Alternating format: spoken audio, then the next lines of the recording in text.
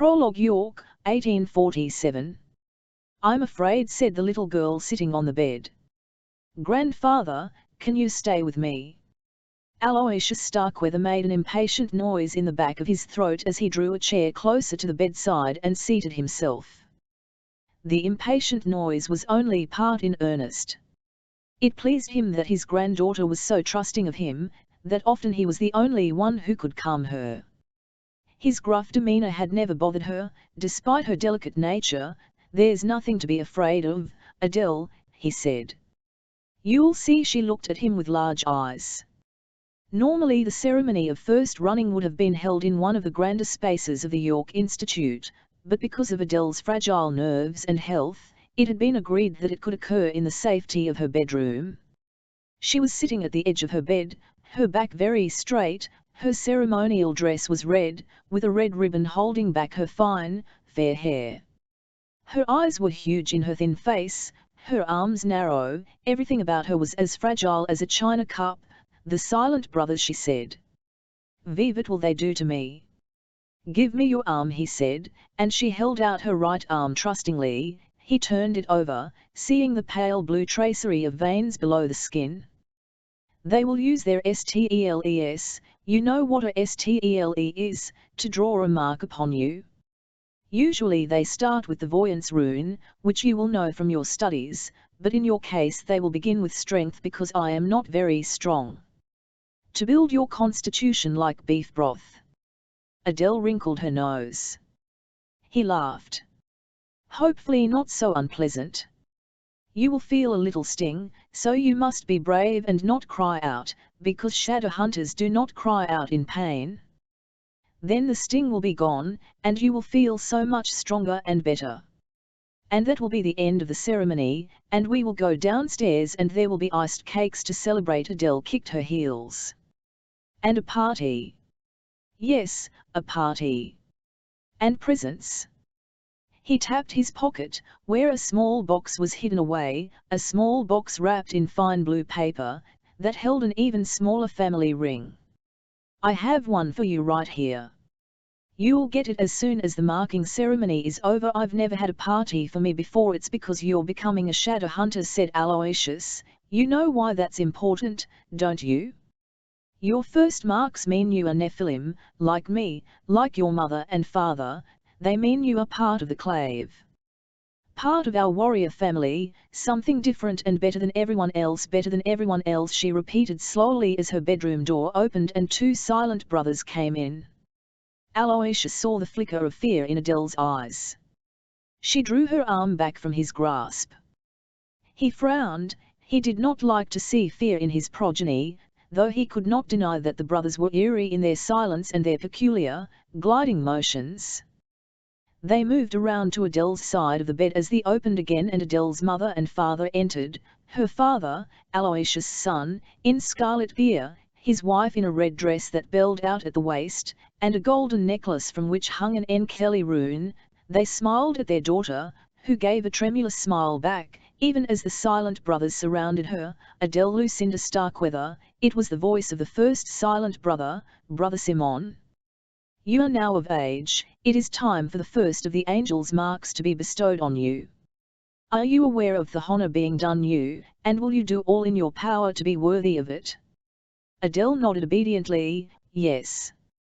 "And do you accept these marks of the angel, which will be upon your body forever, a reminder of all that you owe to the angel, and of your sacred duty to the world?" She nodded again, obediently.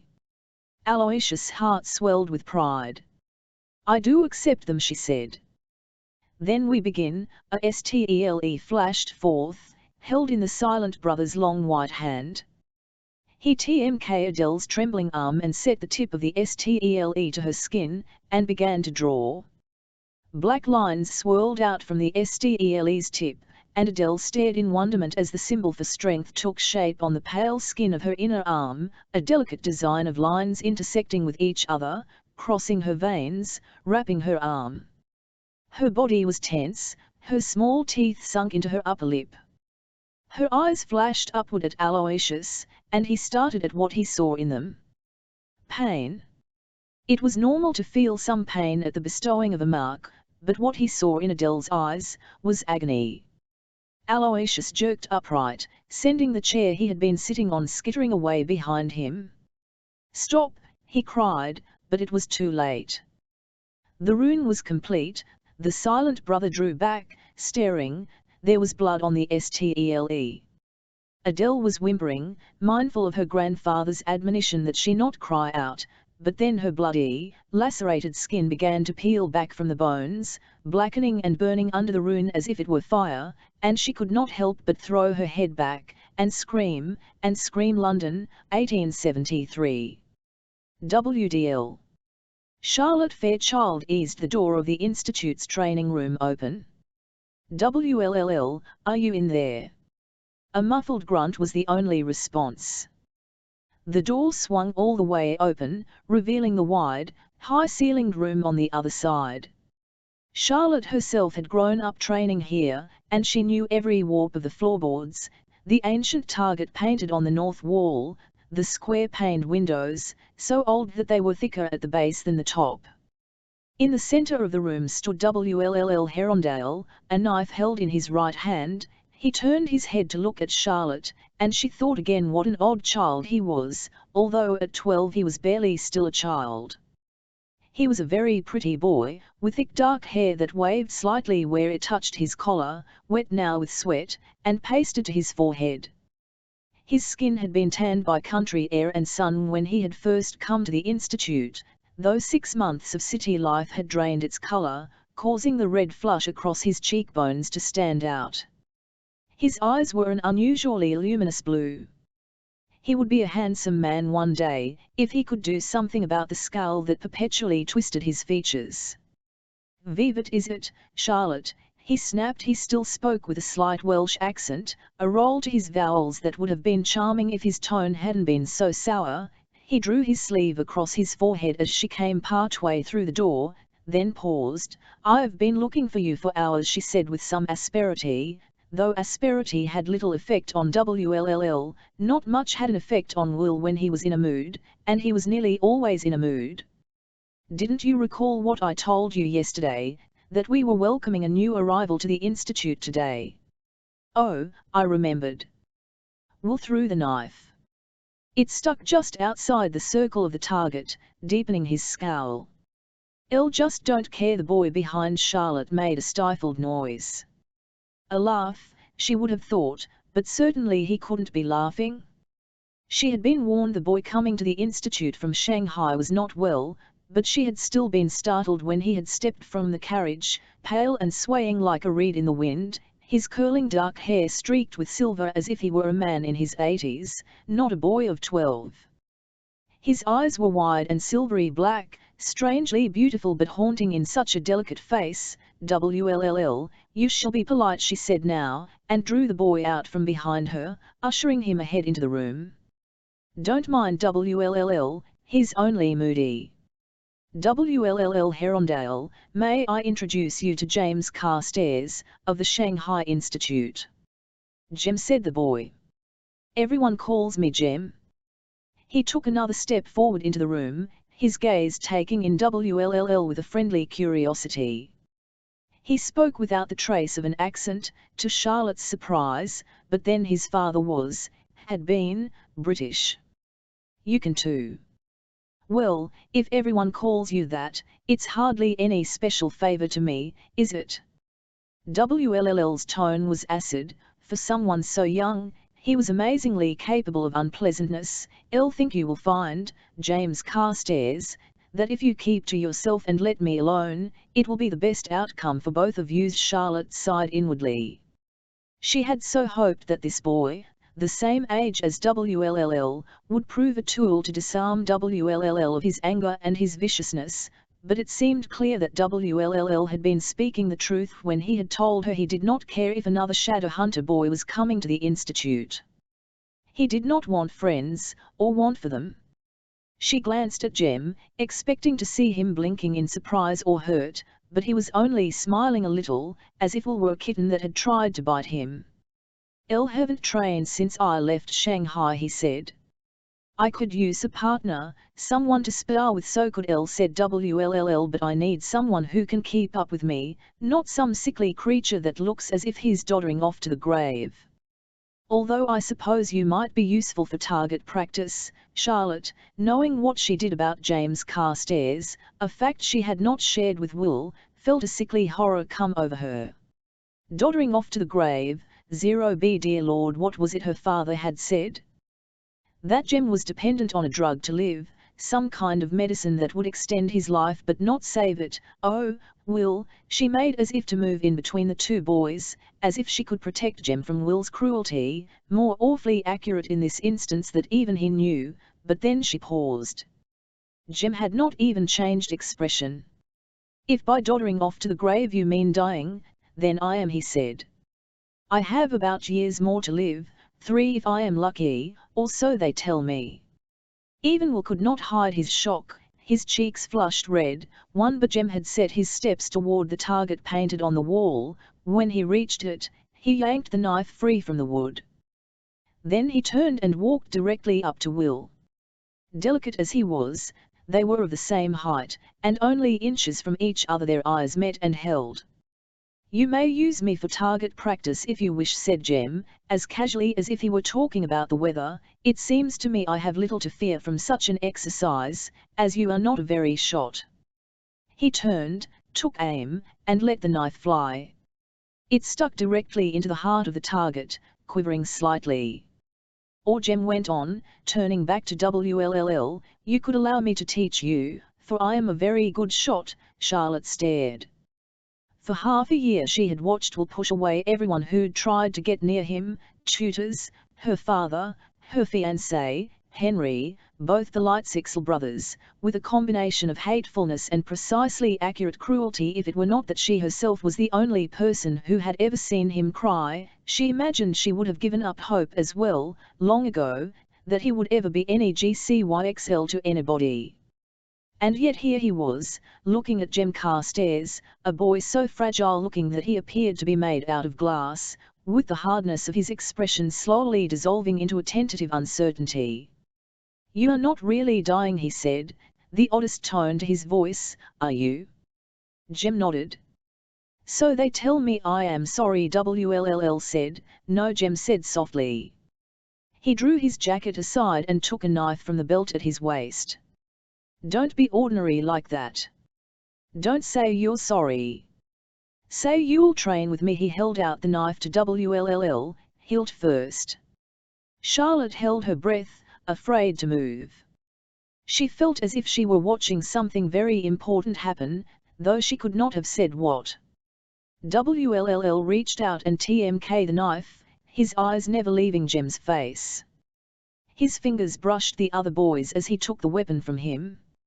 It was the first time, Charlotte thought, that she had ever seen him touch any other person willingly. I'll train with you, he said, a dreadful romary on Monday for health, Tuesday for wealth, Wednesday the best day of all, Thursday for crosses, Friday for losses, and Saturday for no luck at all. Folk rhyme December is a fortuitous time for a marriage, said the seamstress, speaking around her mouth full of pins with the ease of years of practice. As they say, when December snows fall fast, marry, and true love will last. She placed a final pin in the gown and TMK a step back. There. M7 hat, do you think? It is modelled after one of Worth's own designs. Tessa looked at her reflection in the pier glass in her bedroom. The dress was a deep gold silk, as was the custom for shadow hunters, who believed white to be the colour of mourning, and would not marry in it, despite Queen Victoria herself having set the fashion for doing just that. Duchesse lace edged the tightly fitted bodice and dripped from the sleeves. It's lovely. Charlotte clapped her hands together and leaned forward. Her brown eyes shone with delight. Tessa, the colour looks so fine on you. Tessa turned and twisted in front of the mirror. The gold put some much-needed colour into her cheeks. The hourglass corset shaped and curved her everywhere it was supposed to, and the clockwork angel around her throat comforted her with its ticking. Below it dangled the jade pendant that Jem had given her. She had lengthened the chains so she could wear them both at once, not being willing to part with either. You don't think, perhaps, that the lace is a trifle too much adornment? Not at all. Charlotte sat back, one hand resting protectively, unconsciously, over her belly. She had always been too slim, skinny, in truth, to really need a corset, and now that she was going to have a child, she had taken to wearing tea gowns, in which she lmked like a little bird. It is your wedding day, Tessa. If there is ever an excuse for excessive adornment, it is that. Just imagine it. Tessa had spent many nights doing just that.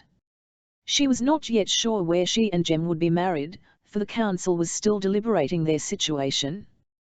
But when she imagined the wedding, it was always in a church, with her being marched down the aisle, perhaps on Henry's arm, looking neither to the left or right but straight ahead at her betrothed, as a proper bride should. Jem would be wearing gear, not the sort one fought in, but specially designed, in the manner of a military uniform, for the black with bands of gold at the wrists, and gold runes picked out along the collar and placket. He would look so young.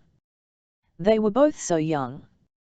Tessa knew it was unusual to marry at 17 and 18, but they were racing a clock, the clock of Jem's life. Before it wound down, she put her hand to her throat, and felt the familiar vibration of her clockwork angel, its wings scratching her palm.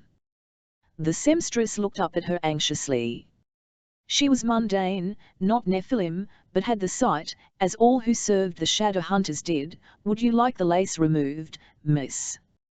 Before Tessa could answer, there was a knock at the door, and a familiar voice. It's Jem. Tessa, are you there? Charlotte sat bolt upright. Oh. He mustn't see you in your dress. Tessa stood dumbfounded. Vive ever not. It's a shadow hunter custom, bad luck. Charlotte rose to her feet. Quickly. Hide behind the wardrobe. The wardrobe? But, Tessa broke off with a yelp as Charlotte seized her about the waist and frog-marched her behind the wardrobe like a policeman with a particularly resistant criminal. Released, Tessa dusted off her dress and made a face at Charlotte, and they both peeked around the side of the furniture as the seamstress, after a bewildered look, opened the door. Jem's silvery head appeared in the gap. He looked a bit dishevelled, his jacket askew. He glanced around in puzzlement before his gaze lighted on Charlotte and Tessa, half concealed behind the wardrobe. Thank goodness, he said. I'd no idea where any of you had gone. Gabriel Lightwood's downstairs, and he's making the most dreadful row right to them, WLLL, said Cecily Herondale. Please. Just one letter. WLLL tossed his sweat-soaked dark hair back and glared at her. Get your feet into position, was all he said. He pointed, with the tip of his dagger, there, and there. Cecily sighed, and moved her feet. She had known she was out of position. She'd been doing it intentionally, to needle Will. It was easy to needle her brother. That much she remembered about him from when he was 12 years old. Even then, daring him to do something, like climb the steeply pitched roof of their manor house, had resulted in the same thing, an angry blue flame in his eyes, a set jaw, and sometimes Will with a broken leg or arm at the end of it. Of course this brother, the nearly adult Will, was not the brother she remembered from her childhood. He had grown both more explosive and more withdrawn. He had all their mother's beauty, and all their father's stubbornness, and, she feared, their father's propensity for vices, though she had guessed that only from whispers among the occupants of the institute. Raise your blade, WLLL said. His voice was as CML and professional as her governess's. Cecily raised it. It had taken her some time to get used to the feel of gear against her skin, the loose tunic and trousers, the belt around her waist. Now she moved in it as comfortably as she had ever moved in the loosest nightgown. Don't understand why you won't consider writing a letter.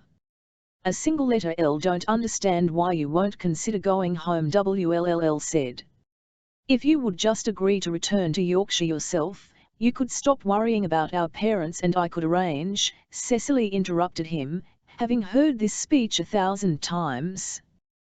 Would you consider a wager, WLLL? Cecily was both pleased and a little disappointed to see WLL's eyes spark, just the way her father's always did when a gentleman's bet was suggested. Men were so easy to predict, vivat sort of a wager. Will took a step forward. He was wearing gear. Cecily could see the marks that twined his wrists, the mnemosyne rune on his throat. It had taken her some time to see the marks as something other than disfiguring, but she was used to them now, as she had grown used to the gear, to the great echoing halls of the Institute, and to its peculiar denizens. She pointed at the wall in front of them.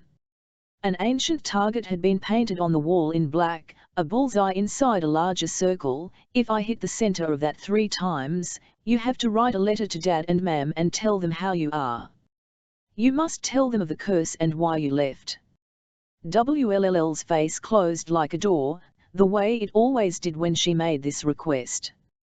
But, you'll never hit it 3 times without missing, CC. Well, then it should be no great concern to you to make the bet. William. She used his full name purposefully. She knew it bothered him, coming from her, though when his best friend, no, his parabatai, she had learned since coming to the Institute that these were quite different things. Jem did it, Will seemed to take it as a term of affection.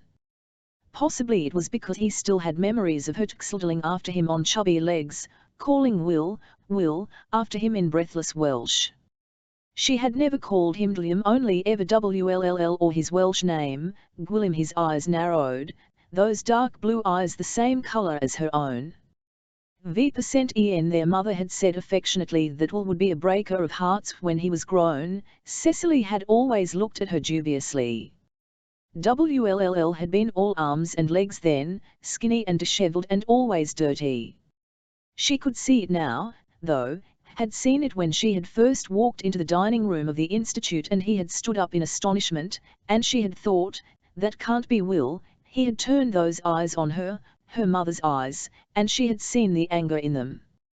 He had not been pleased to see her, not at all.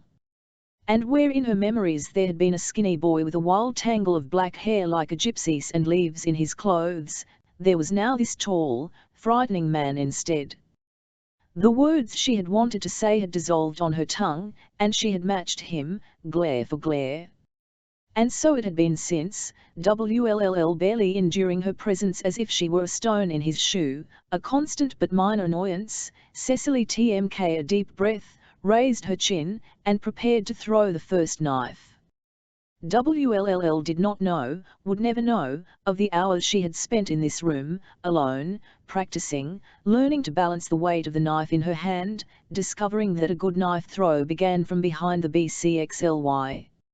She held both arms straight down and drew her right arm back, behind her head, before bringing it, and the weight of her body, forward. The tip of the knife was in line with the target. She released it and snapped her hand back, sucking in a gasp. The knife stuck, point down in the wall, exactly in the center of the target, one. Cecily said, giving WLLL a superior smile. He looked at her stonily, yanked the knife from the wall, and handed it to her again. Cecily threw it. The second throw, like the first, flew directly to its target and stuck there, vibrating like a mocking finger. 2. Cecily said in a sepulchral tone.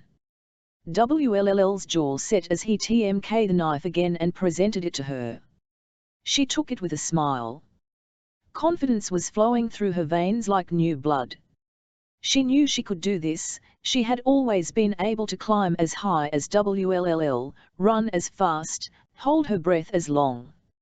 She threw the knife.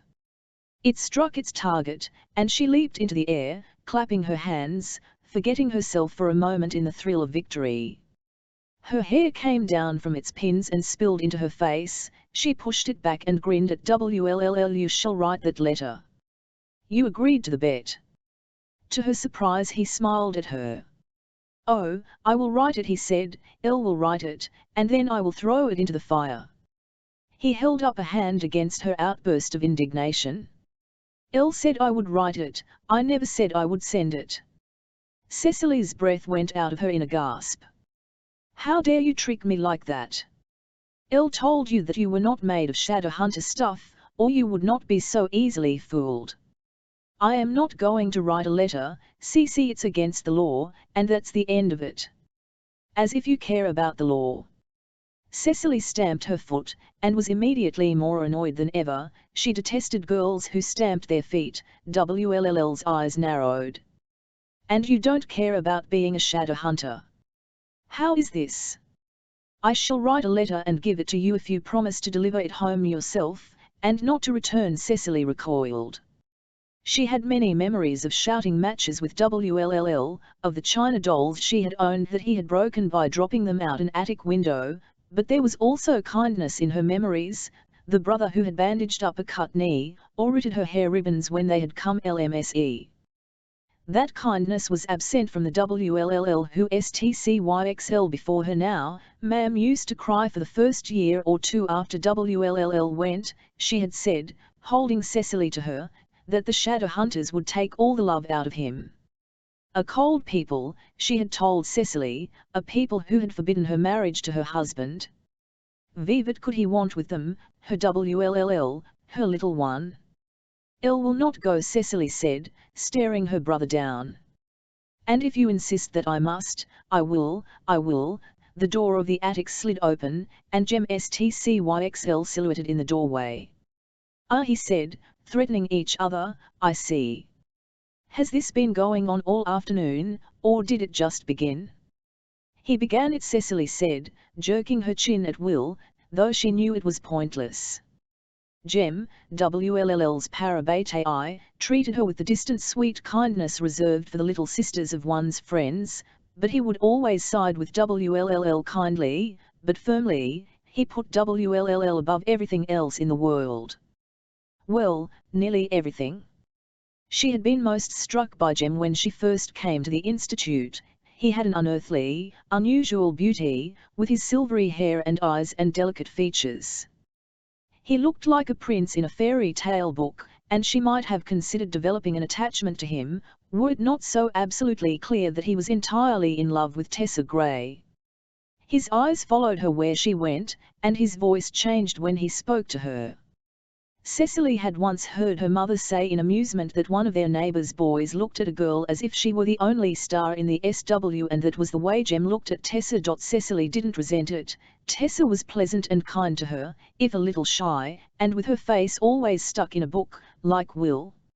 If that was the sort of girl Jem wanted, she and he never would have suited, and the longer she remained at the Institute, the more she realised how awkward it would have made things with WLLL.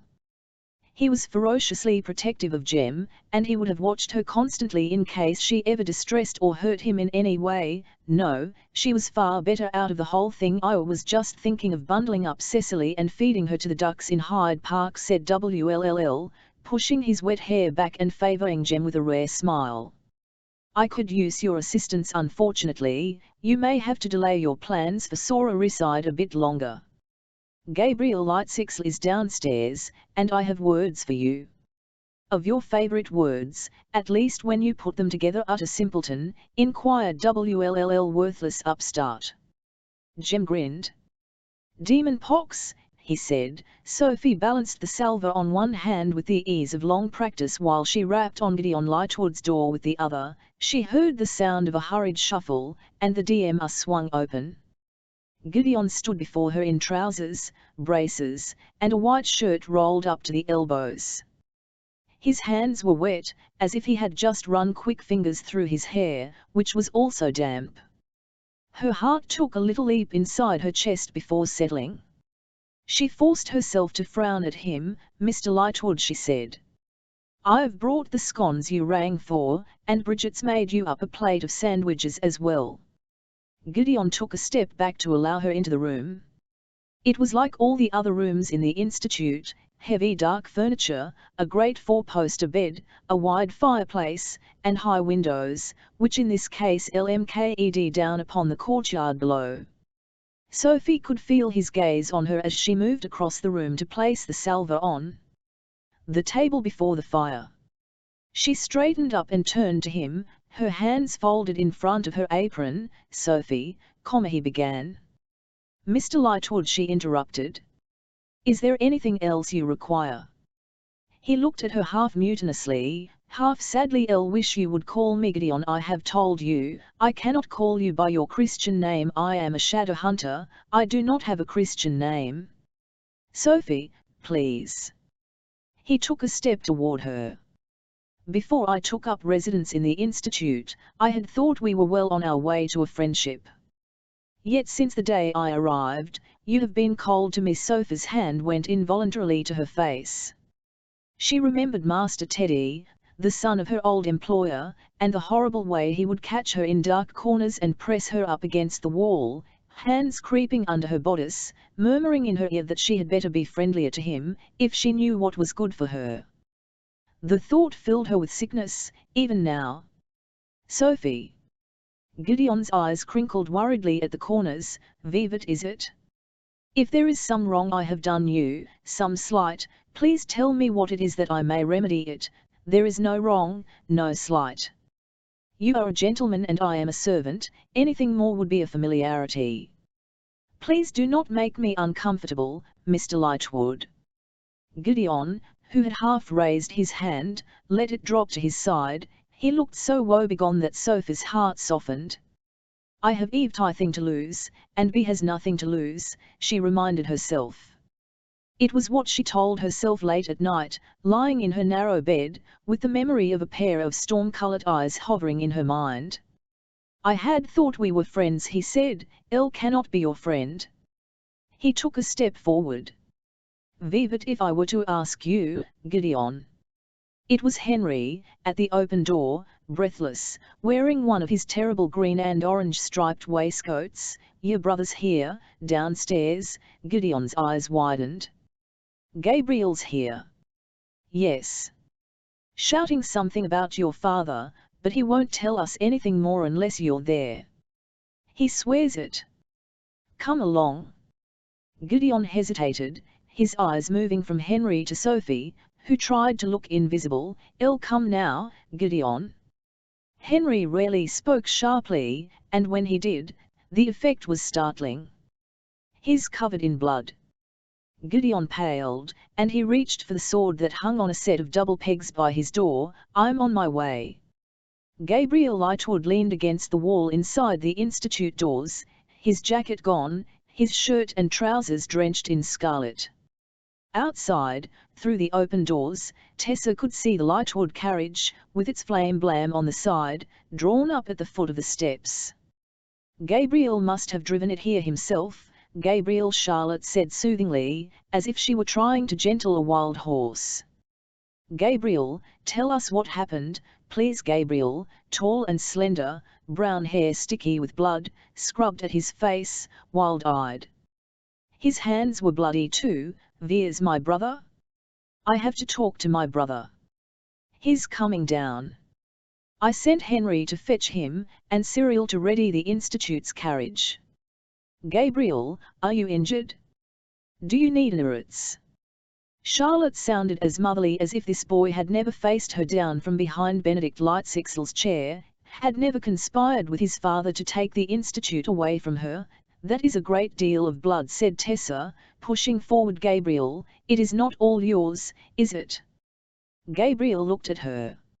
It was the first time, Tessa thought, that she had seen him behave with no posturing at all. There was only stunned fear in his eyes, fear and confusion. No. It's theirs. Who are they? It was Gideon, hurrying down the stairs, a sword in his right hand. Along with him came Henry, and Jem, and behind him, Will and Cecily. Jem paused on the steps in startlement, and Tessa really seven-eyed that he had caught sight of her in her wedding dress. His eyes widened, but the others were already pushing by, and he was carried down the steps like a leaf in a current. Is father hurt?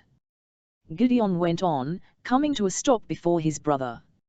Are you? He put his hand up and took his brother's face, his hand cupping Gabriel's chin and turning it toward him. Though Gabriel was taller, the LMK of a younger sibling was clear in his face, relief that his brother was there, and a flicker of resentment at his peremptory tone. father, Gabriel began. Father is a worm. Wll gave a short laugh. He was in gear as if he had just come from the practice room, and his hair curled damply against his temples. He was not looking at Tessa, but she had grown used to that. Wll hardly ever lmked at her unless he had to. It's good to see you've come round to our view of things, Gabriel, but this is an unusual way of announcing it.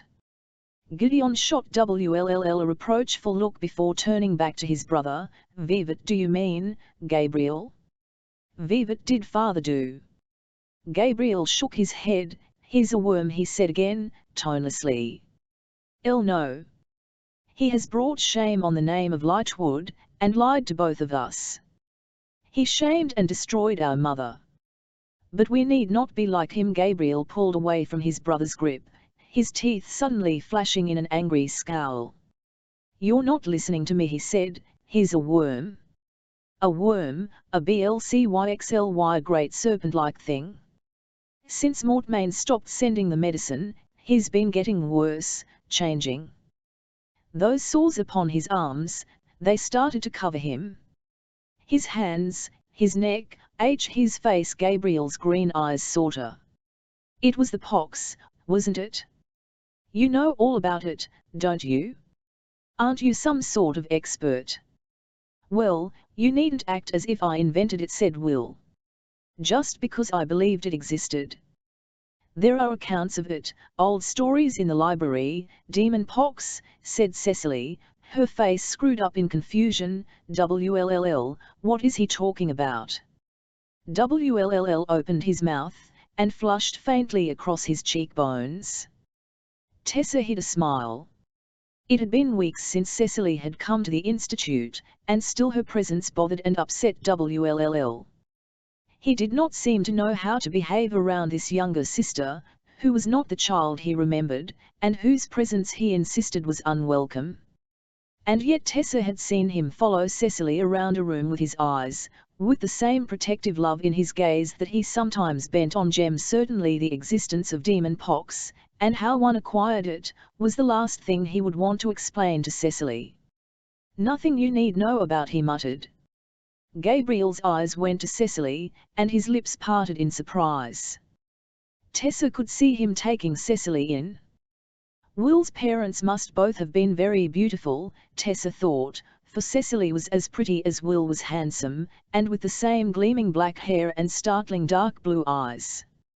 Cecily gazed boldly back at him, her expression curious. She must have been wondering who this boy was, who seemed to so dislike her brother.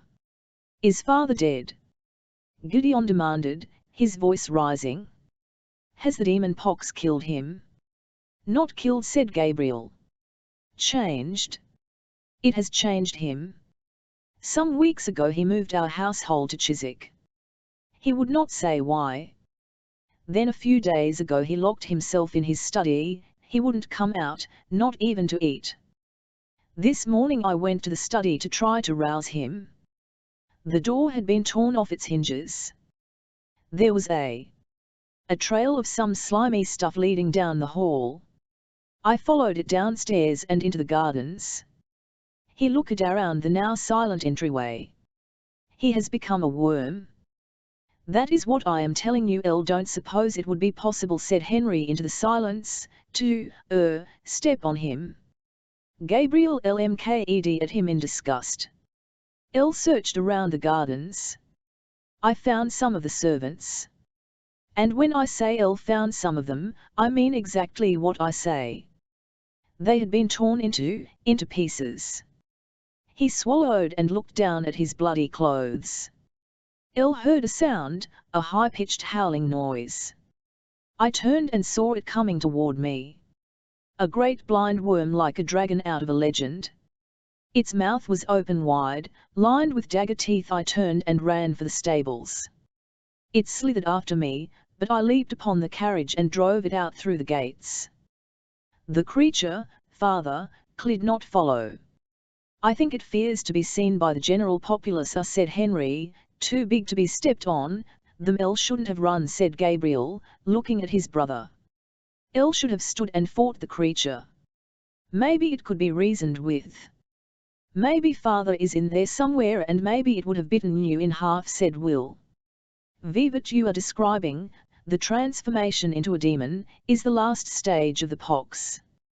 WDL. Charlotte threw up her hands. VVH, why didn't you say so? You know, the BMKs on demon pox are in the library, WLLL said with an injured tone. L wasn't preventing anyone from reading them, yes, but if Benedict was going to turn into an enormous serpent, you'd think you could at least have mentioned it, said Charlotte.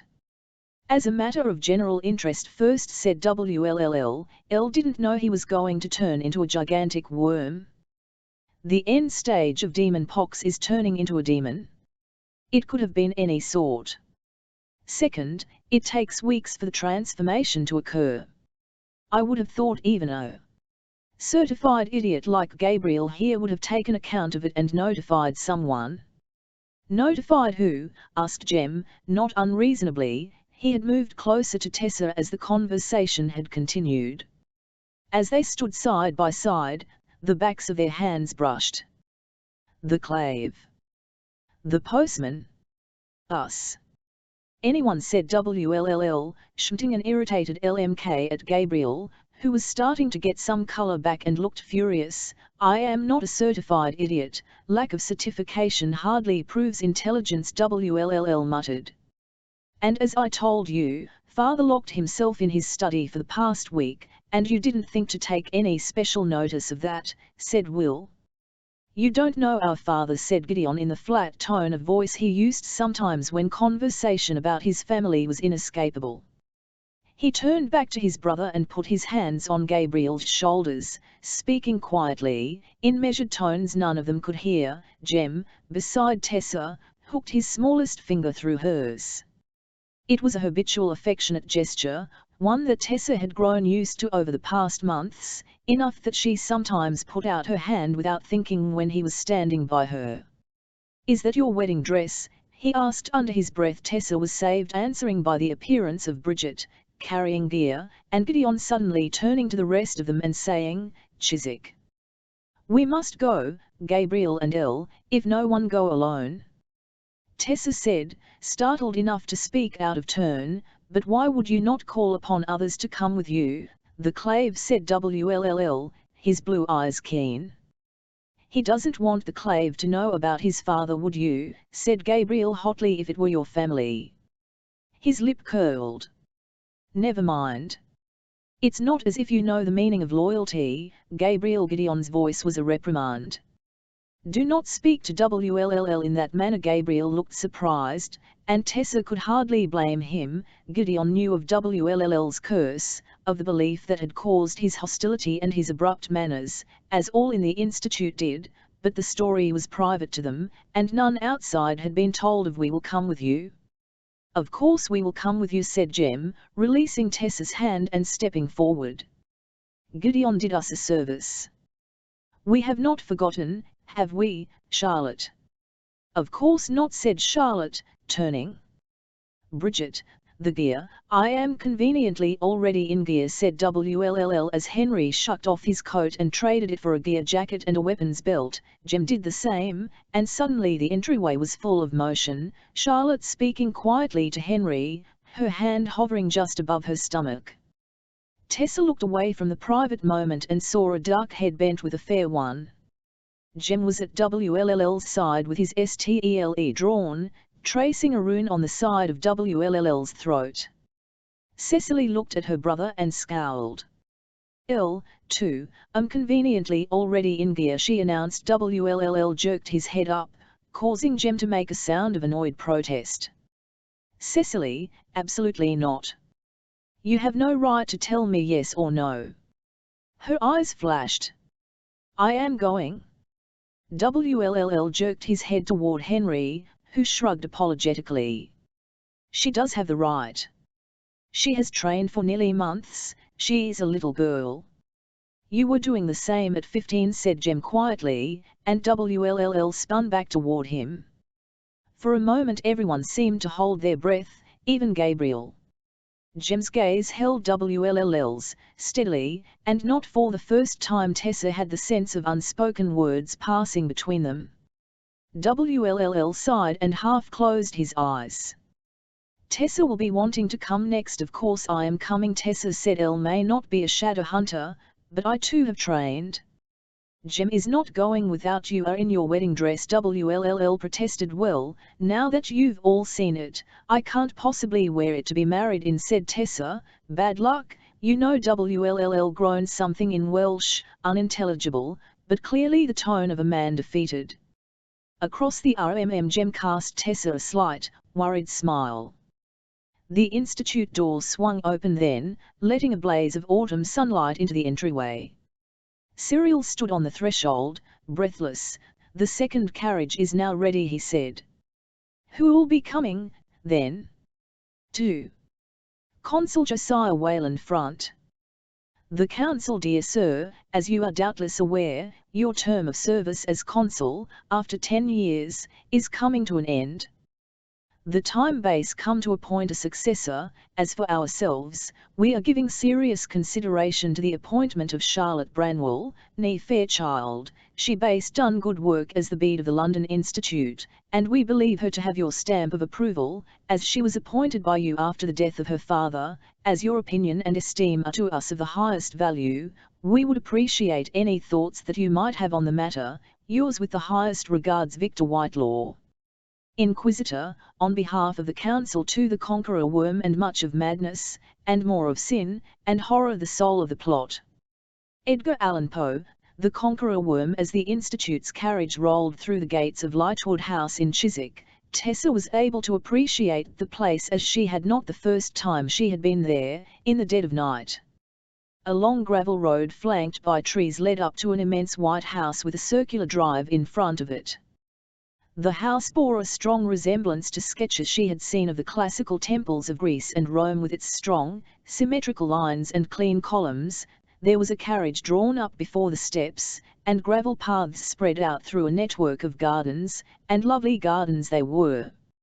Even in October they were a riot of blooms, late flowering red roses and chrysanthemums in bronze orange, yellow, and dark gold bordered neat paths that wandered through the trees. As Henry drew their carriage to a stop, Tessa stepped out of the carriage, helped by Jem, and heard the sound of water, a stream, she suspected, diverted to run through the gardens.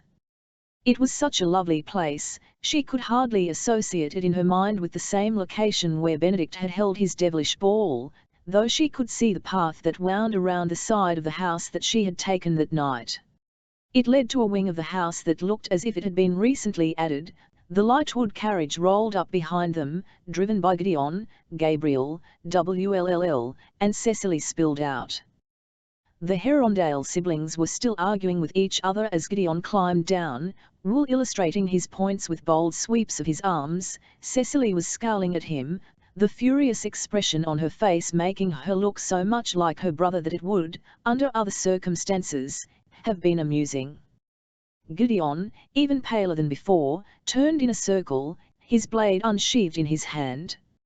Tatiana's carriage, he said shortly as Jem and Tessa reached him. He pointed toward the vehicle drawn up by the steps. Its doors were both open. She must have decided to pay a call. Of all the times Gabriel sounded furious, but his green eyes were sick with fear. Tatiana was their sister, recently married. The coat of arms on the carriage, a wreath of thorns, must have been the symbol of her husband's family, Tessa thought. The group stood frozen, watching, as Gabriel moved to the carriage, slipping a long sabre from his belt. He leaned in the door, and cursed aloud. He pulled back, his eyes meeting Gideon's. "There's blood on the seats," he said. "And this stuff." He prodded at a wheel with the tip of the sabre. When he drew it away, a long thread of stinking slime trailed from it. WLL whipped a serif blade from his coat and called aloud, "Iramail." As it began to blaze, a pale white star in the autumn light, he pointed first north, then south. "The gardens run all round the house, down to the river," he said. Elle ought to know, I chased the demon Marbus all up through here one night, vive Benedict is, I doubt he'll leave these grounds. Too much of a chance of being seen. We'll take the west side of the house. You take the east, said Gabriel. Shout if you see anything and we'll converge. Gabriel cleaned his blade on the gravel of the drive, STCYXL, and followed his brother around the side of the house. WLLL headed the other way, followed by Jem, with Cecily and Tessa just behind them. Will paused at the corner of the house, scanning the gardens with his gaze, alert for any unusual sight or sound. A moment later, he beckoned for the others to follow. As they moved forward, the heel of Tessa's shoe caught on one of the loose bits of gravel beneath the hedges. She stumbled, and immediately righted herself, but WLLL glanced back, and scowled. Tessa, he said. There had been a time when he had called her Tess, but no longer. You shouldn't be with us. You're not prepared. At least wait in the carriage. Elle shan't, said Tessa mutinously. WLLL turned back to Jem, who appeared to be hiding a smile. Tessa's your fiancé. You make her see sense. Jem, holding his sword cane in one hand, moved across the gravel to her. Tessa, do it as a favor to me, could you? You don't think I can fight, Tessa said, drawing back and matching his silvery gaze with her own. Because I'm a girl. Elle don't think you can fight because you're wearing a wedding dress, said Jem. For what it's worth, I don't think Will could fight in that dress either. Perhaps not, said Will, who had ears like a bat's. But I would make a radiant bride. Cecily raised her hand to point into the distance. What's that? All four of them whirled to see a figure racing toward them. The sunlight was directly ahead, and for a moment, as Tessa's eyes adjusted, all she saw was a blur. The blur quickly resolved itself into the figure of a running girl.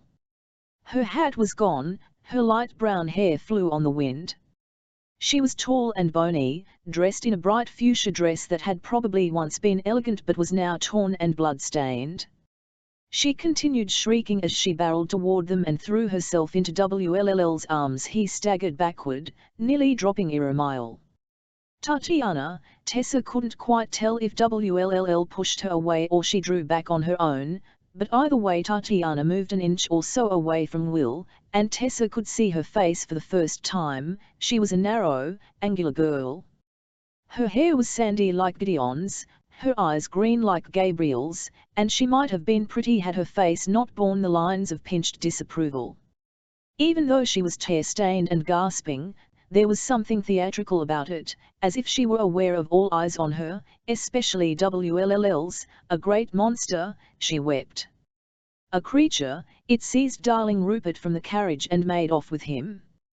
WLLL pushed her a bit farther away. What do you mean made off with him? She pointed. There, she sobbed. It dragged him to the Italian gardens.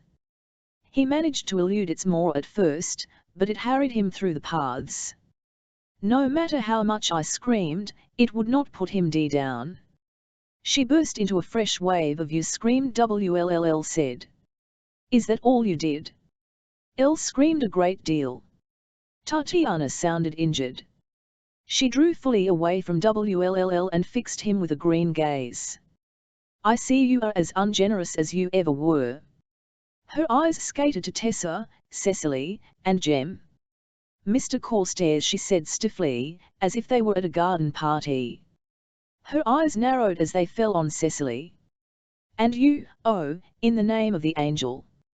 WLLL pushed past her. Jem, with a smile at Tessa, followed. You cannot be other than WLLL's sister, said Tatiana to Cecily as the boys vanished into the distance. Tessa, she pointedly ignored. Cecily looked at her incredulously.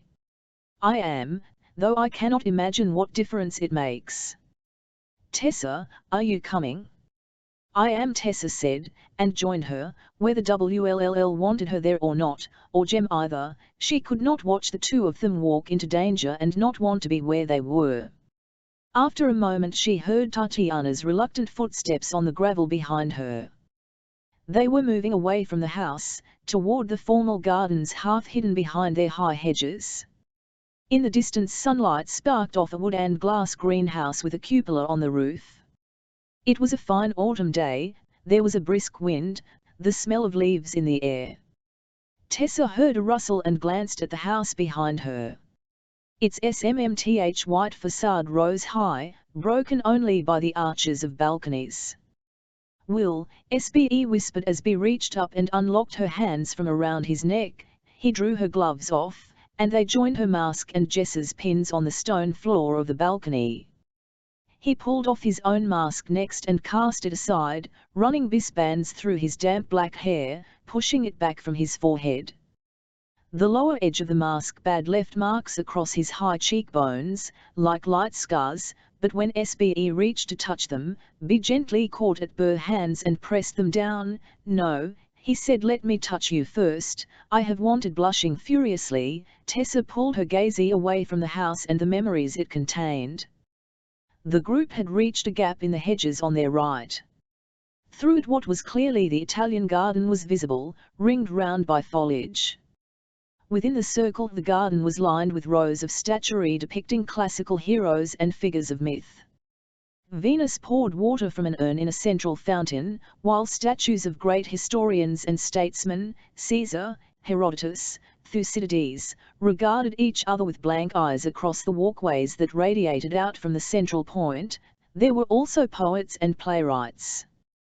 Tessa, hurrying along, past Aristotle, Ovid, Homer, his eyes bound with a stone mask to indicate his blindness, Virgil and Sophocles, before an ear-splitting scream rent the air, she whirled around. Several feet behind her Tatiana was standing stock still, her eyes bulging out of her head. Tessa dashed back toward her, the others on her heels. She reached the girl first, and Tatiana caught at her blindly, as if forgetting for the moment who Tessa was. "Rupert," Tatiana moaned, staring ahead of her, and Tessa, following her gaze, saw a man's boot protruding from behind a hedge. She thought for a moment that he must have been lying stunned upon the ground, the rest of his body hidden by foliage, but as she leaned forward, she realized that the boot, and the several inches of gnawed-upon, bloody flesh that protruded from the boot's opening, were all there was to see, a 40-foot worm. Will muttered to Jem as they moved through the Italian garden, their BMTS, thanks to a pair of soundless runes, making no noise on the gravel. "Think of the size 7A of the fish we could catch." Jem's lips twitched. "It's not funny, you know it is a bit. You cannot reduce the situation to worm jokes, WLLL. This is Gabriel and Gideon's father we're discussing. We're not just discussing him, we're chasing him through an ornamental sculpture garden because he's turned into a worm." "A demonic worm," said Jem, pausing to peer cautiously around a hedgerow. "A great serpent. Would that help your inappropriate humor?" "There was a time when my inappropriate humor brought you a certain amusement," sighed Will. "How the worm has turned." "Will," Jem was interrupted by an ear-splitting scream. Both boys spun, in time to see Tatiana Blackthorne reel backward into Tessa's arms.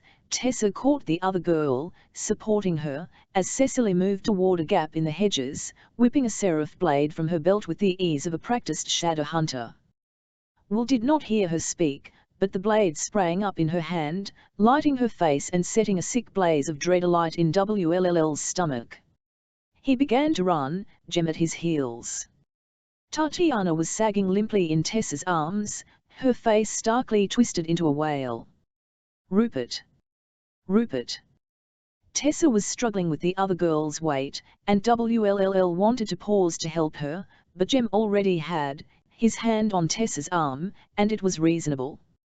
It was his place, as her fiancé. WLLL savagely yanked his attention away, back to his sister, who was moving between the gap in the hedges, her blade held high as she edged around the grisly remains of Rupert Blackthorne. "Cecily!" WLLL called in exasperation. She began to turn, and the world exploded. A fountain of dirt and mud sprayed up before them, geysering into the sky. CLCXLS of earth and mud clattered down on them like hail. In the center of the geyser, an enormous, blind serpent, a pale greyish-white color. The color of dead flesh, WLLL thought. A stench came off it like the stench of a grave. Tatiana gave a wail and went limp, pulling Tessa to the ground with her. The worm began to fling itself to and fro, trying to pull free of the earth. Its mouth opened. It was less of a mouth and more of an enormous slash bisecting its head, lined with shark-like teeth. A great keening hiss came from its throat. "Halt!" Cecily cried. She held her blazing seraph blade out in front of her. She LMKED, absolutely fearless. "Get back, damned creature!" The worm lashed down toward her. She STCYXL fast, her blade in hand, as its great jaws descended, and leaped at her, knocking her out of the way. They both rolled into a hedge as the worm's head struck the ground where she had been standing, leaving a sizable dent. WLII. Cecily pulled herself away from him, but not quite in time. Her seraph blade slashed across his forearm, leaving a red burn behind. Her eyes were blue fire. "That was unnecessary. You're not trained." Will shouted, half out of his mind with fury and terror. "You'll get yourself killed. Stay where you are." He reached for her blade, but she twisted away from him and into her feet. A moment later the worm was surging down again, its mouth open. Will had dropped his own blade diving for his sister. It was several feet away. He leaped to the side, avoiding the creature's jaws by inches, and then Jem was there, sword cane in hand. He drove the blade up, hard, into the side of the worm's body. A hellish scream burst from its throat, and it whipped backward, spraying black blood. WLTH, a hiss, it disappeared behind a hedgerow. WLLL spun around. He could barely see Cecily. Jem had thrown himself between her and Benedict, and he was spattered in black blood and mud. Behind Jem, Tessa had dragged Tatiana into her lap, their skirts spelled out together, Tatiana's gaudy pink mixing with the ruined gold of Tessa's wedding dress. Tessa had bent over her as if to protect her from the sight of her father, and much of the demon blood had splashed upon Tessa's hair and clothes. She looked up, her face pale, and her eyes met WLLL's. For a moment the garden, the noise, the stench of blood and demon, vanished away, and he was alone in a soundless place with only Tessa. He wanted to run to her, wrap her in his arms, protect her, but it was Jem's place to do those things, not his. Not his. The moment passed, and Tessa was on her feet, pulling Tatiana up by main force, looping the other girl's arm about her own shoulders even as Tatiana lolled against her, half conscious. "You must move her from here. She'll be killed," Will said, sweeping his gaze over the garden. "She has no training." Tessa's mouth began to set in its familiar, stubborn line. "Don't wish to leave you." Cecily looked horrified. "You don't think wouldn't the creature hold off? She's his daughter. If he has any family feeling left, he consumed his son-in-law." CCWLLL snapped. "Tessa, go with Tatiana if you want to save her life. And stay with her by the house.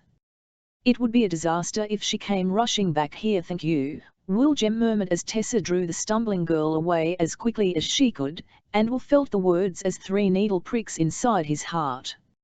Always when WLLL did something to protect Tessa, Jem thought it was for his sake, not for WLLL's. Always Will wished Jem could be entirely right. Each needle prick had its own name. "Guilt, shame, love," Cecily screamed.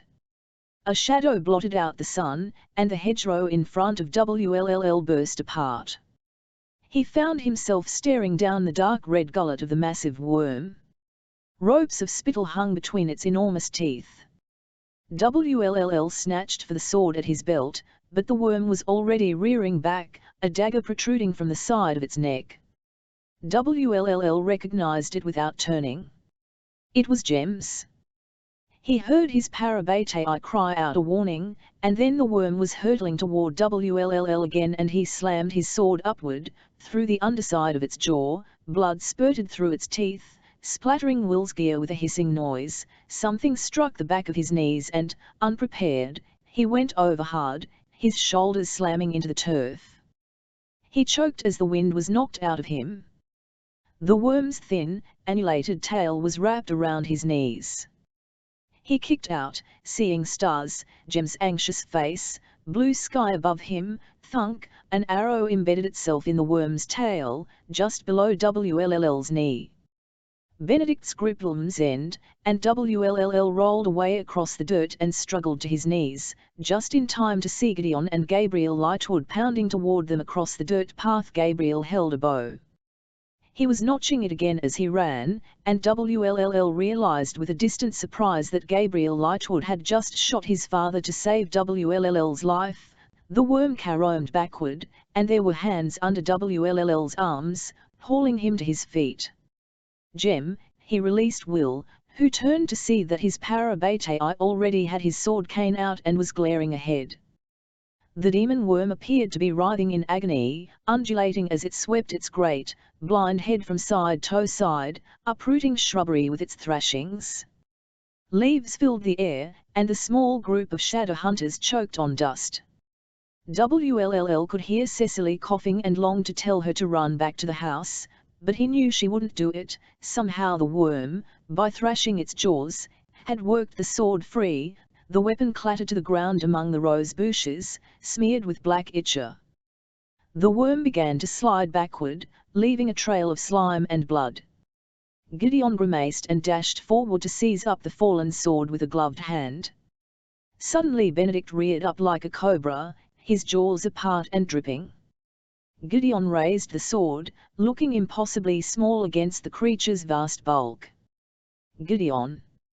It was Gabriel, white-faced, raising his bow. WLL spun aside as an arrow flew past him and buried itself in the worm's body. The worm yelped and spun, humping its body away from them with incredible speed. As it slithered away, a flick of its tail caught the edge of a statue, and squeezed it tightly. The statue exploded into dust, showering into the dry ornamental pool. By the angel, it just crushed Sophocles, noted WLL as the worm vanished behind a large structure shaped like a Greek temple. Has no one respect for the classics these days? Gabriel, breathing hard, lowered his bow. You fool, he said savagely to his brother. Vivat were you thinking, rushing up to him like that? Gideon whirled, pointing his bloody sword at Gabriel. Not him. That is not our father any longer, Gabriel. If you cannot countenance that fact, I'll shot him with an arrow. Gabriel shouted.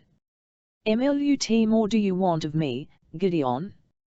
Gideon shook his head as if disgusted with his brother. Even WLL, who did not like Gabriel, felt a twinge of sympathy for him. He had shot the beast. We must pursue it, said Gideon. It has gone behind the folly. The what? Said WL. Folly, Will, said Jem. It is a decorative structure.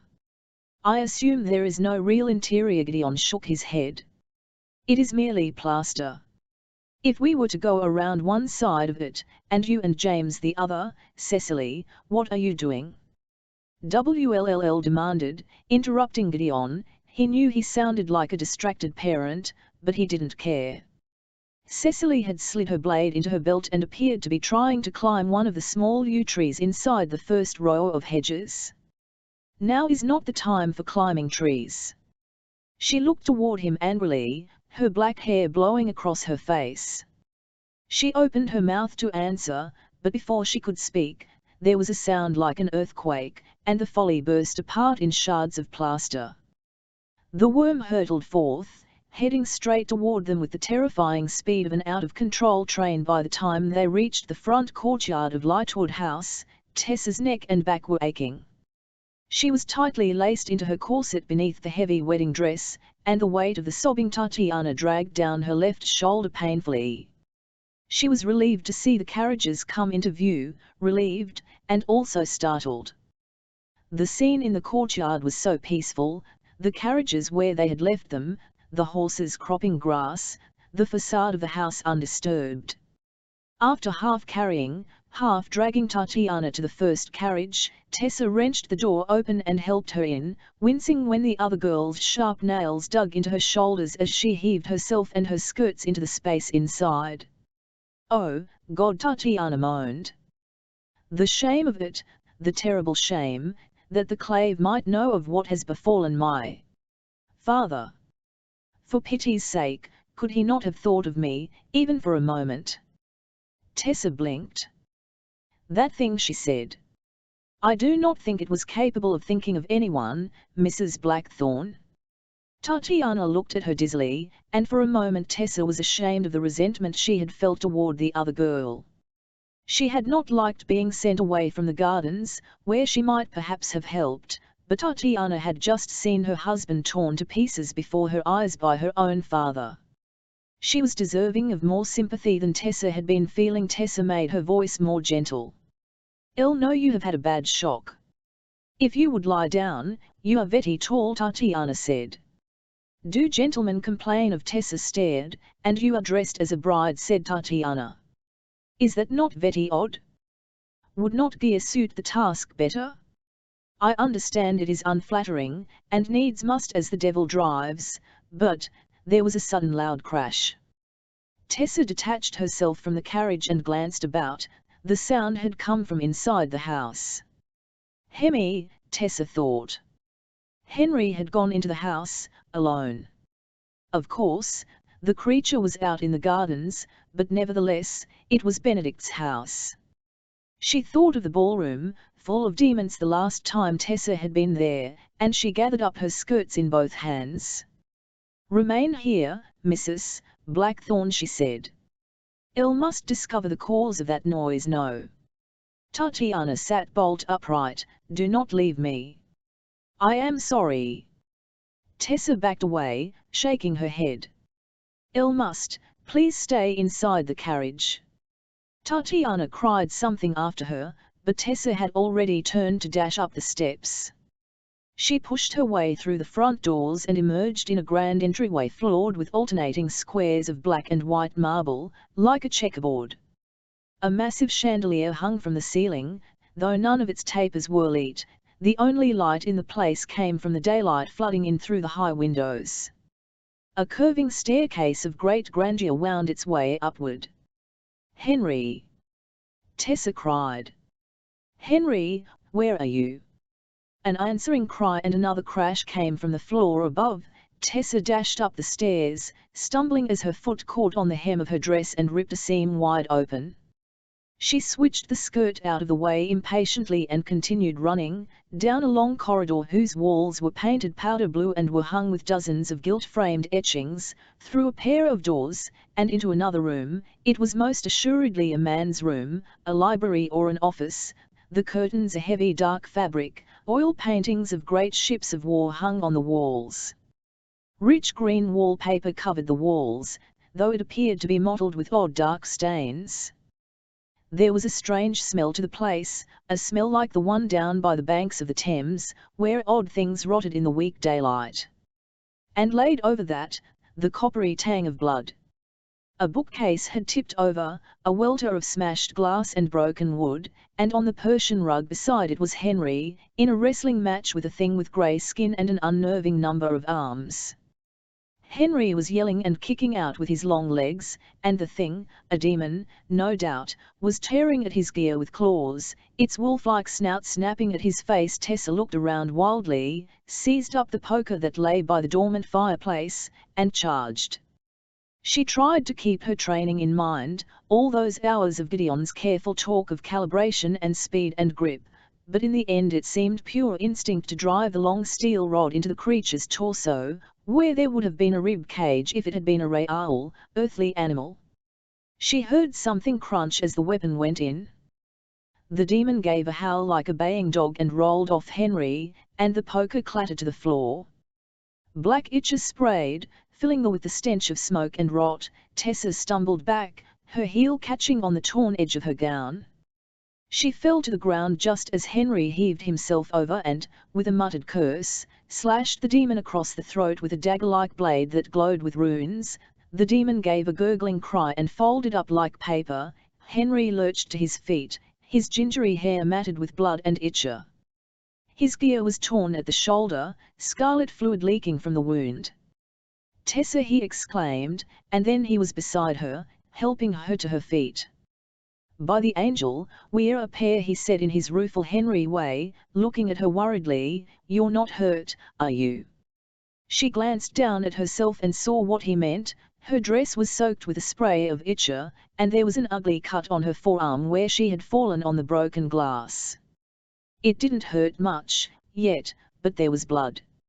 "I am quite all right," she said. "Vivat happened, Henry?" "Vivat was that thing, and why was it in here?" "A guardian demon. I was searching Benedict's desk, and I must have moved or touched something that awoke it. A black smoke poured from the drawer, and became that. It lunged at me and clawed you," Tessa said in concern. "You're bleeding." "No, I did that myself." "Fell on my dagger," Henry said sheepishly, drawing a stele from his belt. "Don't tell Charlotte," Tessa almost smiled. Then, remembering, she dashed across the room and tugged open the curtains across one of the tall windows. She could see out across the gardens, but not, frustratingly, the Italian garden. They were on the wrong side of the house for that. Green box hedges and flat grass, beginning to brown with winter, stretched out before her. "Elle must go," she said. "Wll and Jem and Cecily, they were battling the creature. It has killed Tatiana Blackthorn's husband." I had to convey her back to the carriage as she was near fainting. There was a silence. "Then, Tessa," Henry said in an odd voice, and she turned to see him, arrested in the act of applying an irritants to his inner arm. He was staring at the wall across from him, the wall Tessa had thought earlier was oddly mottled and splotched with stains. She saw now that they were no accidental mess. Letters a foot tall each stretched across the wallpaper, written in what looked like dried black blood: "The infernal devices are W.M. Lauer pity. The infernal devices are without regret. The infernal devices are W.M. Lauer number. The infernal devices will never stop coming." And there, beneath the scrawls, a last sentence, barely readable, as if whoever had written it had been losing the use of his hands. She pictured Benedict in this room, going slowly mad as he transformed, smearing the words on the wall with his own ichor-ridden blood: "May God have mercy on our souls." The worm lunged, and Will dived forward into a roll, narrowly missing its snapping jaws. He came up into a crouch, then to his feet, and raced along the length of the creature until he reached its thrashing tail. He whirled around and saw the demon looming like a cobra over Gideon and Gabriel, though, to his surprise, it seemed to have frozen, hissing but not attacking. Did it recognize its children? Feel anything for them? It was impossible to tell. Cecily was halfway up the yew tree, clinging to a branch. Hoping that she would see sense and stay there, Will spun toward Jem and held up a hand so his parabatai could see him. They had long ago worked out a series of gestures they used to communicate what they needed in the midst of battle, in case they could not hear each other's voices. Jem's eyes lit with understanding, and he tossed his cane toward Wll. In a perfect throw it sailed end over end till Wll caught it in one hand and clicked the handle. The blade shot out, and Wll brought it down swift and hard, cleaving straight through the creature's thick skin. The worm jerked back and howled as Wll struck again, parting its tail from its body. Benedict thrashed at both ends, and ichor gushed forth in a sticky blast, coating Wll. He ducked away with a shout, his skin burning. "Will!" Jem darted toward him. Gideon and Gabriel were slashing at the worm's head, doing their best to keep its attention focused on them. As Wll wiped burning ichor from his eyes with his free hand, Cecily dropped from the yew tree and landed squarely on the worm's back. Wll dropped the sword cane in shock. He had never done that before, never dropped a weapon in the middle of a battle, but there was his little sister, clinging with grim determination to the back of a massive demon worm, like a tiny flea clinging to the fur of a dog. As he stared in horror, Cecily yanked a dagger from her belt and drove it viciously into the demon's flesh. "What does she think she's doing?" As if that tiny dagger could kill a thing that size. WLLL, WLLL, Jem was saying in his ear, his voice urgent, and WLLL realized he had spoken aloud, and, name of the angel, the worm's head was swinging around toward Cecily, its mouth open and vast and lined with teeth. Cecily let go of the dagger's handle and rolled sideways, off the body of the worm. Its jaws missed her by a hair's breadth and snapped viciously shut on its own BCXLY. Black ichor gushed and the worm jerked its head back, a howl like the wail of a banshee erupting from its throat. A massive wound gaped in its side, and gobbets of its own flesh hung from its jaws. As WLLL stared, Gabriel raised his bow and let an arrow fly. It sang home to its target and buried itself in one of the worm's lidless black eyes. The creature reared back, and then its head sagged forward and it crumpled in on itself, folding up, disappearing as demons did when the life left them.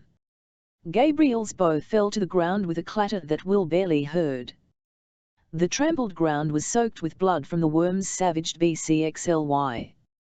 In the midst of it all, Cece was rising slowly to her feet, wincing, her right wrist twisted at an odd angle. WLLL did not even feel himself begin to run toward her. He realized it only when he was brought up short by Jem's restraining hand. He turned on his parabatai wildly. "My sister, your face," replied Jem, with remarkable calm, considering the situation. "You are covered in demon blood, William, and it is burning you. I must give you an irrits before the damage cannot be undone." "Let me go," Will insisted, and tried to pull away, but Jem's cool hand was cupping the back of his neck, and then there was the burn of a stle on his wrist, and the pain he had not even known he was feeling began to ebb. Jem let go of him with a small hiss of pain of his own. He had gotten some of the ichor on his fingers. WLLL paused, irresolute, but Jem waved him away, already applying his own stle to his hand. It was only a moment's delay, but by the time Will reached his sister's side, Gabriel had gotten there first. Gabriel had his hand under her chin, his green eyes flicking over her face. She was looking up at him with astonishment, when Will arrived and caught her by the shoulder. "Get away from my sister," he barked, and Gabriel stepped back, his mouth thinning into a hard line.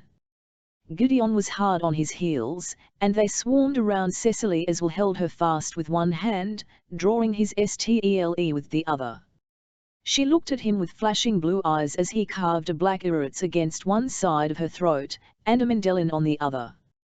Her black hair had escaped from its braid, and she looked like the wild girl he remembered, fierce and unafraid of anything. "Are you hurt, Cariad?" The word slipped out before he could stop it, a childhood endearment he had almost forgotten. "Cariad," she echoed, her eyes flashing disbelief. "I am quite unhurt." "Not quite," WLLL said, indicating her injured wrist and gashes on her face and hands, which had begun to close up as the irrits did its work. Anger swirled up inside him, so much that he did not hear Jem, behind him, begin to cough, usually a sound that would have lit him to action like a spark thrown into dry tinder. "Cecily, what could you possibly have been? That was one of the bravest things I've seen a shadow hunter do," interrupted Gabriel. He was not looking at WLLL but at Cecily, with a mixture of surprise and something else in his expression. There was mud and blood in his hair, as there was on all of them, but his green eyes were very bright. Cecily flushed. "I was only," she broke off, her eyes widening as she looked past WLLL. Jem coughed again, and this time WLLL heard it. He turned just in time to see his parabatai slump to his knees on the ground. "3 to the last hour not, I'll not, carry and comfort, despair, not feast on thee, not untwist, slack they may be, these last strands of man in me or, most ween, cry I can no more. I can something, hope, wish day come, not choose not to." Gerard Manley Hopkins, carry and comfort. Jem was leaning against the side of the Institute's carriage, his eyes closed, his face as pale as paper. Will Stcyxl beside him, his hand tightly gripping Jem's shoulder. Tessa knew as she hurried toward them that it was not just a brotherly gesture. His grip would be much of what was keeping Jem upright. She and Henry had heard the dying scream of the worm.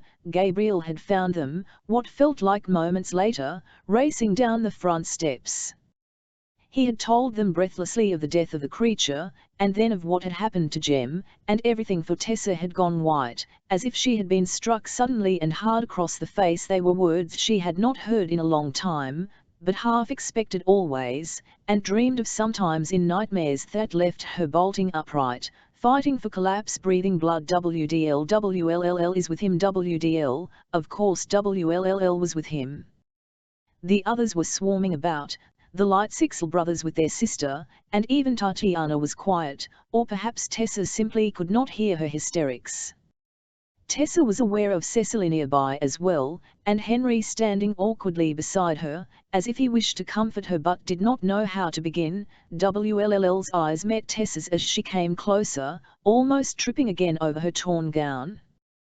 For a moment they were in perfect understanding. Jem was what they could still look each other straight in the eye about. On the topic of Jem they were both fierce and unyielding. Tessa saw WLL's hand tighten on Jem's sleeve. "She's here," he said. Jem's eyes opened slowly. Tessa fought to keep the look of shock from her face. His pupils were blown out, his irises a thin ring of silver around the black. "Nisho Shang Lama, Queen Arida," he whispered. Jem had been teaching Tessa Mandarin, at her insistence. She understood Queen Arida at least, if not the rest. "My dear, my darling," she reached for his hand, squeezed it. "Jem, are you hurt, my love?" WLLL said. His voice was as level as his eyes, and for a moment the blood came up in Tessa's cheeks and she glanced down at her hand where it held Jem's. His fingers were paler than hers, like a doll's hands, made of porcelain. How had she not seen he was so ill? "Thank you for the translation, WLLL, she answered, not looking away from her fiancé. Jem and Will were both splattered with black ichor, but Jem's chin and throat were also stained with flecks of red blood. His own blood. "I am not hurt," Tessa whispered, and then she thought, "No, this will not do, not at all. Be strong for him." She straightened her shoulders, keeping her grip on Jem's hand. "Vivir is his medicine," she demanded of WLLL. "Did he not take it before we left the institute?" "Do not talk about me as if I am not here," Jem said, but there was no anger in it. He turned his head to the side and said something, softly, under his breath to WLLL, who nodded and let go of his shoulder. Tessa could sense the tension in WLL's posture. He was poised, cat-like, to seize Jem again if the other boy should slip or fall, but Jem remained standing. "I am stronger when Tessa is here, you see." "I told it to you," said Jem, still in the same soft voice. At that, WLLL did duck his head so that Tessa could not see his eyes. "I see it," he said. "Tessa, there is none of his medicine here. I believe he left the institute without taking enough of it, though he will not admit it. Ride back to the institute with him in the carriage, and watch over him. Someone must." Jem took a rough breath. "The others, Elle will drive for you. It will be little trouble. Barlios and Xanthos know the way. Henry can drive the Lightwoods." WLLL was brisk and efficient, too brisk and efficient to even be thanked. He did not seem as if he wanted it. He helped Tessa get Jem into the carriage, very careful not to brush her shoulder or touch her hand as he did. He moved to tell the others what was happening. She caught a bit of Henry explaining that he needed to remove Benedict's record books from the house, before she reached to swing the carriage door closed, shutting herself and Jem into a welcome silence. Vivet was inside the house. Jem asked as they rattled through the open gate bordering the Lightwoods property. He still looked ghastly, his head back against the cushions of the carriage, his eyes at half-mast, his cheekbones shining with fever. Elle heard Henry speaking of Benedict's study. "He had gone mad in there," she said, chafing his cold hands between hers. "In the days before he transformed, when Gabriel said he would not leave the room, his mind must have gone. He had scrawled on the wall in what looked like blood, sentences about the infernal devices. That they had no pity, that they would never stop coming, he must have meant the automaton army he must have. Tessa shivered slightly, and moved closer to Jem. "I'll suppose it was foolish of me, but it has been so peaceful for these past 2 months, you had forgotten about Mortmain?" "No. Never forgotten." She glanced toward the window. Though she could not see out, she had drawn the curtains when the light had seemed to be hurting Jem's eyes. "Hoped, perhaps, that he might have turned his mind elsewhere. We do not know that he hasn't." Jem's fingers wrapped around hers. "Benedict's death is a tragedy perhaps, but those wheels were set in motion long ago. This has nothing to do with you." There were other items in the library. Notes and books of Benedict's. Journals. "Henry is bringing them back to the Institute to study. My name was in them." Tessa stopped herself. How could she trouble Jem with these things when he was so unwell? As if Jem were reading her mind, his finger moved over her wrist, resting lightly on her pulse point. "Tessa, it is only a passing attack, it will not last. I would rather you told me the truth, all the truth, whether it is bitter or frightening, that I might share it with you. I would never let harm come to you, nor would any in the Institute." He smiled. "Your pulse is quickening. The truth, all the truth, whether it is bitter or frightening. I love you," she said. He looked at her with a light in his thin face that made it more beautiful. "Woe 11 Wang Iti Ming Chuan Kei Yi Dear Woe." She drew her brows together. "You want to get you married? But we are already engaged." "I do not think one can get engaged twice." He laughed, which turned into a cough. Tessa's whole body tightened, but the cough was slight, and there was no blcyxl. "Il said I would marry you tomorrow if I could." Tessa pretended to toss her head. "Tomorrow is not convenient for me, sir, but you are already appropriately attired," he said with a smile. Tessa looked down at the ruined gold of her wedding dress. "If I were getting married in a slaughterhouse," she allowed. "Ah, well. I did not like this one very much as it was. Much too gaudy. Elle thought you looked beautiful." His voice was soft.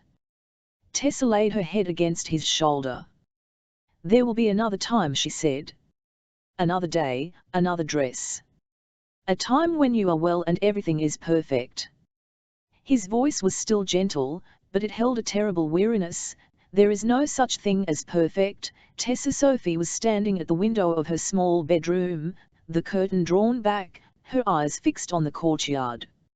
It had been hours since the carriages had gone rattling away, and she was meant to be sweeping out the grates, but the brush and bucket were motionless at her feet. She could hear Bridget's voice drifting softly up from the kitchen below. Earl Richard bade a daughter, a comely maid was she, and she laid her love on sweet William, t'bowed not of bis degree.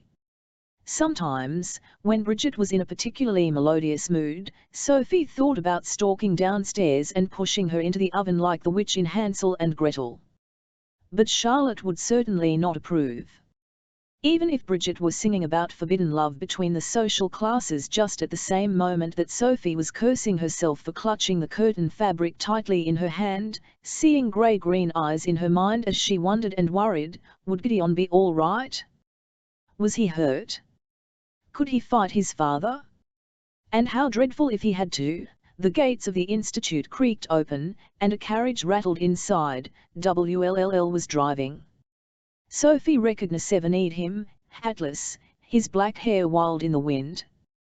He leaped down from the driver's seat and came around to help Tessa out of the carriage. Even at this distance Sophie could see that a bleak wreck had been made of her golden gown, and then Jem, leaning heavily on his parabateized shoulder. Sophie sucked in her breath.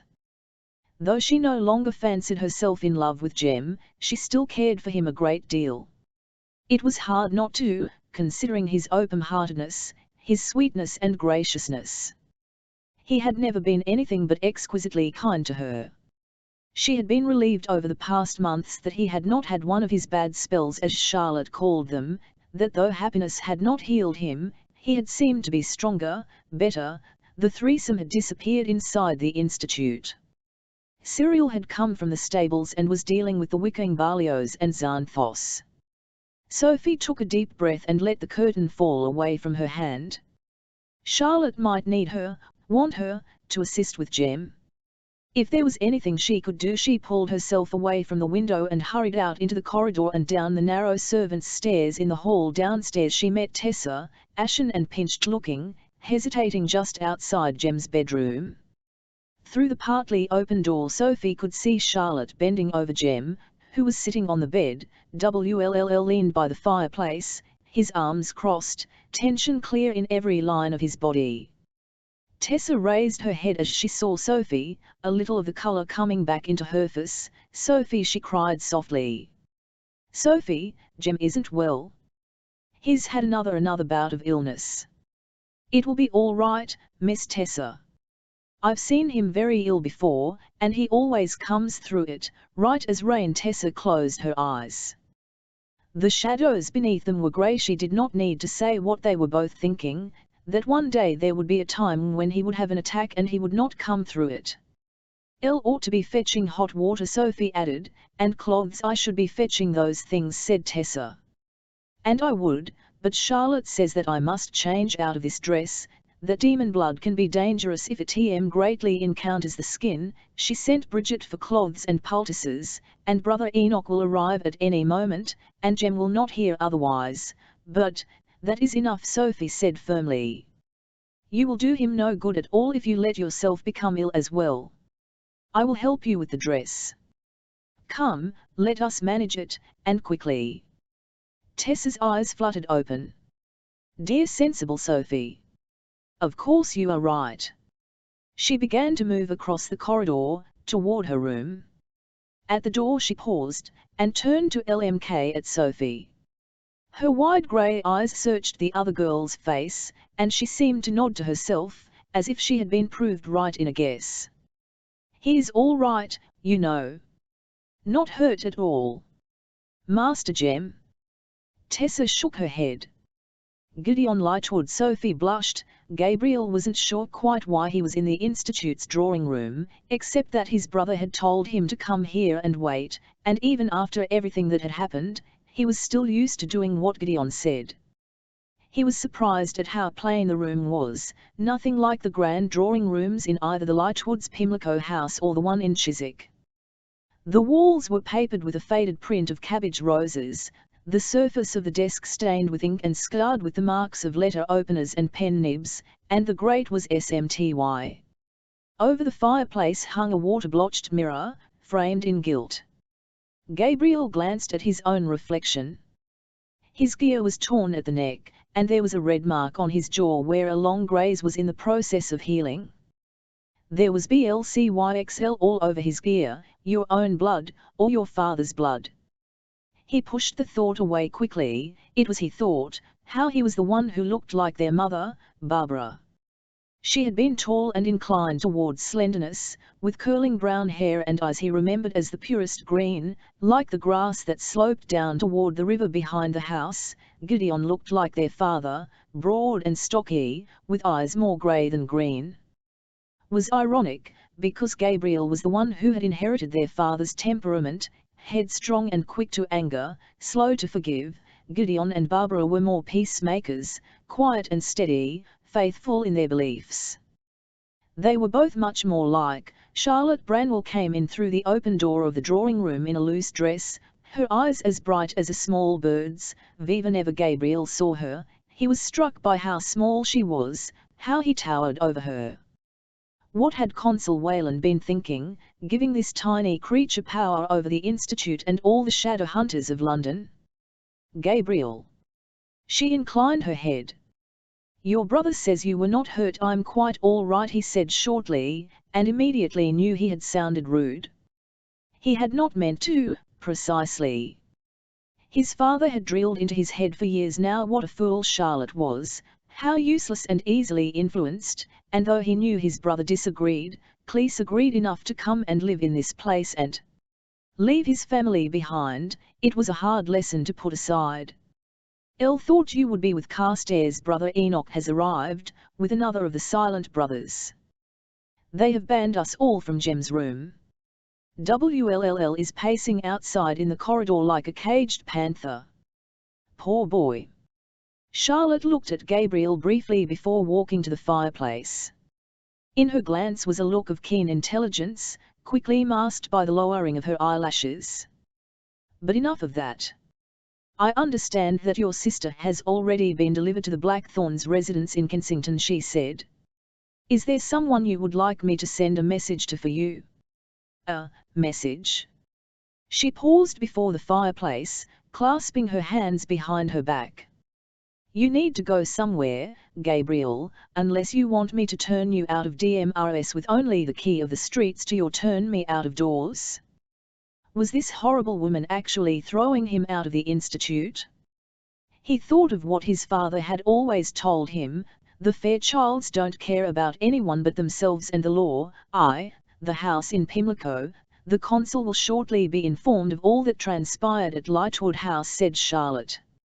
Both of your family's London residences will be confiscated in the name of the Clave, at least until they can be searched and it can be determined that your father left nothing behind that could provide the council with clues. Clues to what?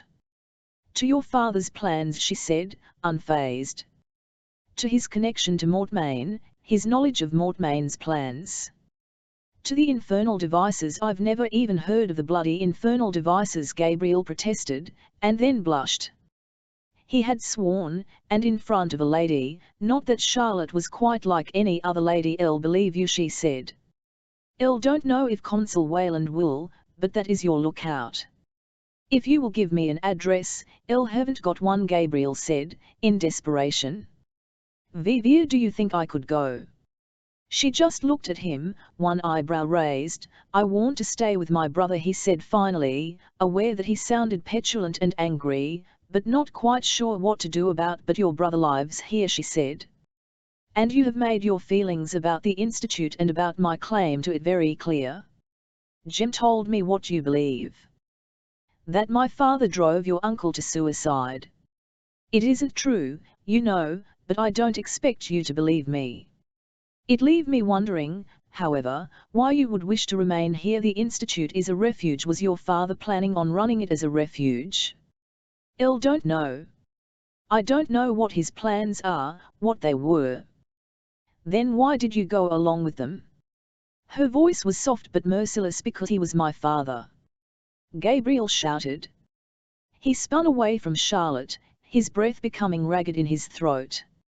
Only barely aware of what he was doing, he wrapped his arms around himself, hugging his own BCXLY tight, as if he could keep himself from coming undone. Memories of the past few weeks, memories that Gabriel had been doing his best to press back into the very recesses of his mind, threatened to burst out into the light. Weeks in the house after the servants had been sent away, hearing the noises coming from the upstairs rooms, screams in the night, blood on the stairs in the morning, father shouting gibberish from behind the locked library door, as if he could no longer form words in English. If you are going to throw me out on the street, Gabriel said, with a sort of terrible desperation, then do it now. I do not want to think I have got a home when I have not. I do not want to think I am going to see my brother again if I am not going to. You think he would not go after you? Find you wherever you were. I think he has proved who he cares for most, said Gabriel, and it is not me. He slowly straightened, loosing his grip on himself. Send me away or let me stay. I will not beg you. Charlotte sighed. You will not have to, she said. Never before have I sent away anyone who told me they had nowhere else to go, and I will not start now. I will ask of you only one thing, to allow someone to live in the institute, in the very heart of the enclave, is to place my trust in their GCYXL intentions. Do not make me regret that I have trusted you, Gabriel Lightwood. The shadows had lengthened in the library. Tessa sat in a pool of light by one of the windows, beside a shaded blue lamp. A book had been open on her lap for several hours, but she had not been able to concentrate on it. Her eyes skidded over the words on the pages without absorbing them, and she would often find that she was pausing to try to remember who a character was, or why they were doing what they were doing. She was in the middle of beginning chapter 5 yet again when the creak of a floorboard alerted her, and she looked up to find WLLL standing before her, damp-haired, his gloves in his hands. WLLL, Tessa set the book down on the windowsill beside her. You startled me. Elle didn't mean to interrupt, he said in a low voice. If you are reading he began to turn away. I am not, she said, and he stopped, looking back at her over his shoulder. Elle cannot lose myself in words now. I cannot calm the distraction of my mind. Nor Elle, he said, turning fully now. He was no longer spattered in blood. His clothes were clean, and his skin mostly unmarked, though she could see the pinkish-white lines of grey Z's on his neck, disappearing down into the collar of his shirt, healing as the iritzes did their work. Is there news of is there news of Jem? There is no change, he said, though she had guessed as much. If there had been a change, Will would not have been here. The brothers will still not let anyone into the room, not even Charlotte. And why are you here? He went on. Sitting in the dark. Benedict wrote on the wall of his study, she said in a low voice, before he turned into that creature, I imagine, or while it was happening. I don't know. The infernal devices are without pity. The infernal devices are without regret. The infernal devices are without number. The infernal devices will never stop coming. The infernal devices?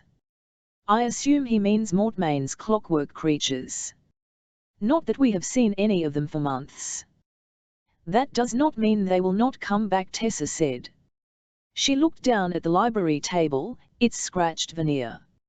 How often WLLL and Jem must have sat here together, studying, carving their initials, as bored schoolboys did, into the table's surface.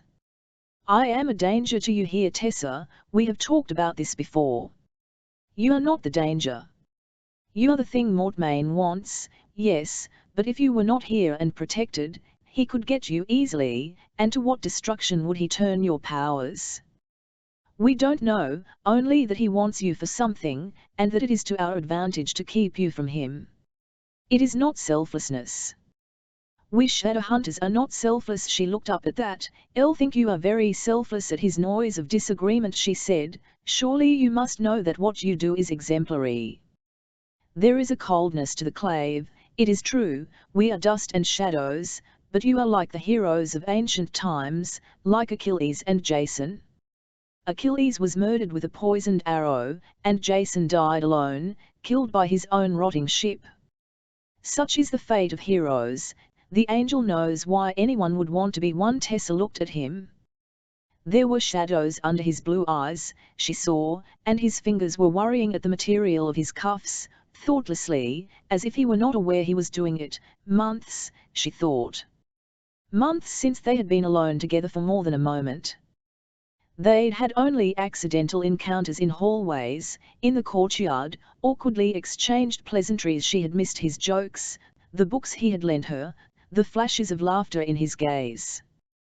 Caught in the memory of the easier WLLL of an earlier time, she spoke without thinking. Elle cannot stop recollecting something you told me once, she said. He looked at her in surprise. Yes? And what is that? That sometimes when you cannot decide what to do, you pretend you are a character in a book, because it is easier to decide what they would do. I am, WLLL said, perhaps, not someone to take advice from if you are seeking happiness, not happiness. Not exactly. I want to help, to do good, she broke off and sighed. And I have turned to many books, but if there is guidance in them, I have not found it. You said you were Sydney Carton. WLLL made a sound, and sank down onto a chair on the opposite side of the table from her. His lashes were lowered, veiling his eyes. And I suppose I know what that makes the rest of us, she said. But I do not want to be Lucy Maynard, for she did nothing to save Charles, she let Sydney do it all. And she was cruel to him, to Charles.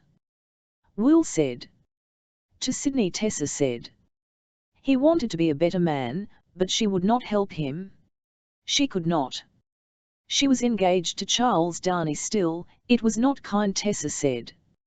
Wll threw himself out of his chair as quickly as he had thrown himself into it. He leaned forward, his hands on the table. His eyes were very blue in the blue light of the lamp. Sometimes one must whether to be kind or honourable, he said, sometimes one cannot be both. Vivek is better. Tessa whispered, Wll's mouth twisted with bitter humour. Or suppose it depends on the book. Tessa craned her head back to look at him. You know that feeling, she said, when you are reading a BMK, and you know that it is going to be a tragedy. You can feel the cold and darkness coming, see the net drawing close around the characters who live and breathe on the pages. But you are tied to the story as if being dragged behind a carriage, and you cannot let go or turn the course aside. His blue eyes were dark with understanding. Of course Will would understand, and she hurried on. I'll feel now as if the same is happening, only not to characters on a page but to my own beloved friends and companions. I do not want to sit by while tragedy comes for us. I would turn it aside, only I struggle to discover how that might be done. You fear for Jem, Wll said. Yes, she said. And I fear for you, too. No, Wll said hoarsely. Don't waste that on me, Tess. Before she could reply, the library DMR opened. It was Charlotte, looking drained and exhausted. Wll turned toward her quickly. How is Jem? He said. He is awake and talking, said Charlotte. He has had some of the Yin-Fen, and the Silent Brothers have been able to make his condition stable, and to stop the internal bleeding. At the mention of internal bleeding, Will lmked as if he were going to throw up. Tessa imagined she looked much the same. He can have a visitor, Charlotte went on. In fact, he has requested it. Wll and Tessa exchanged a quick glance. Tessa knew what both were thinking. Vivek of them should the visitor be? Tessa was Jem's fiancé, but Will was his parabatai, which was sacred in and of itself.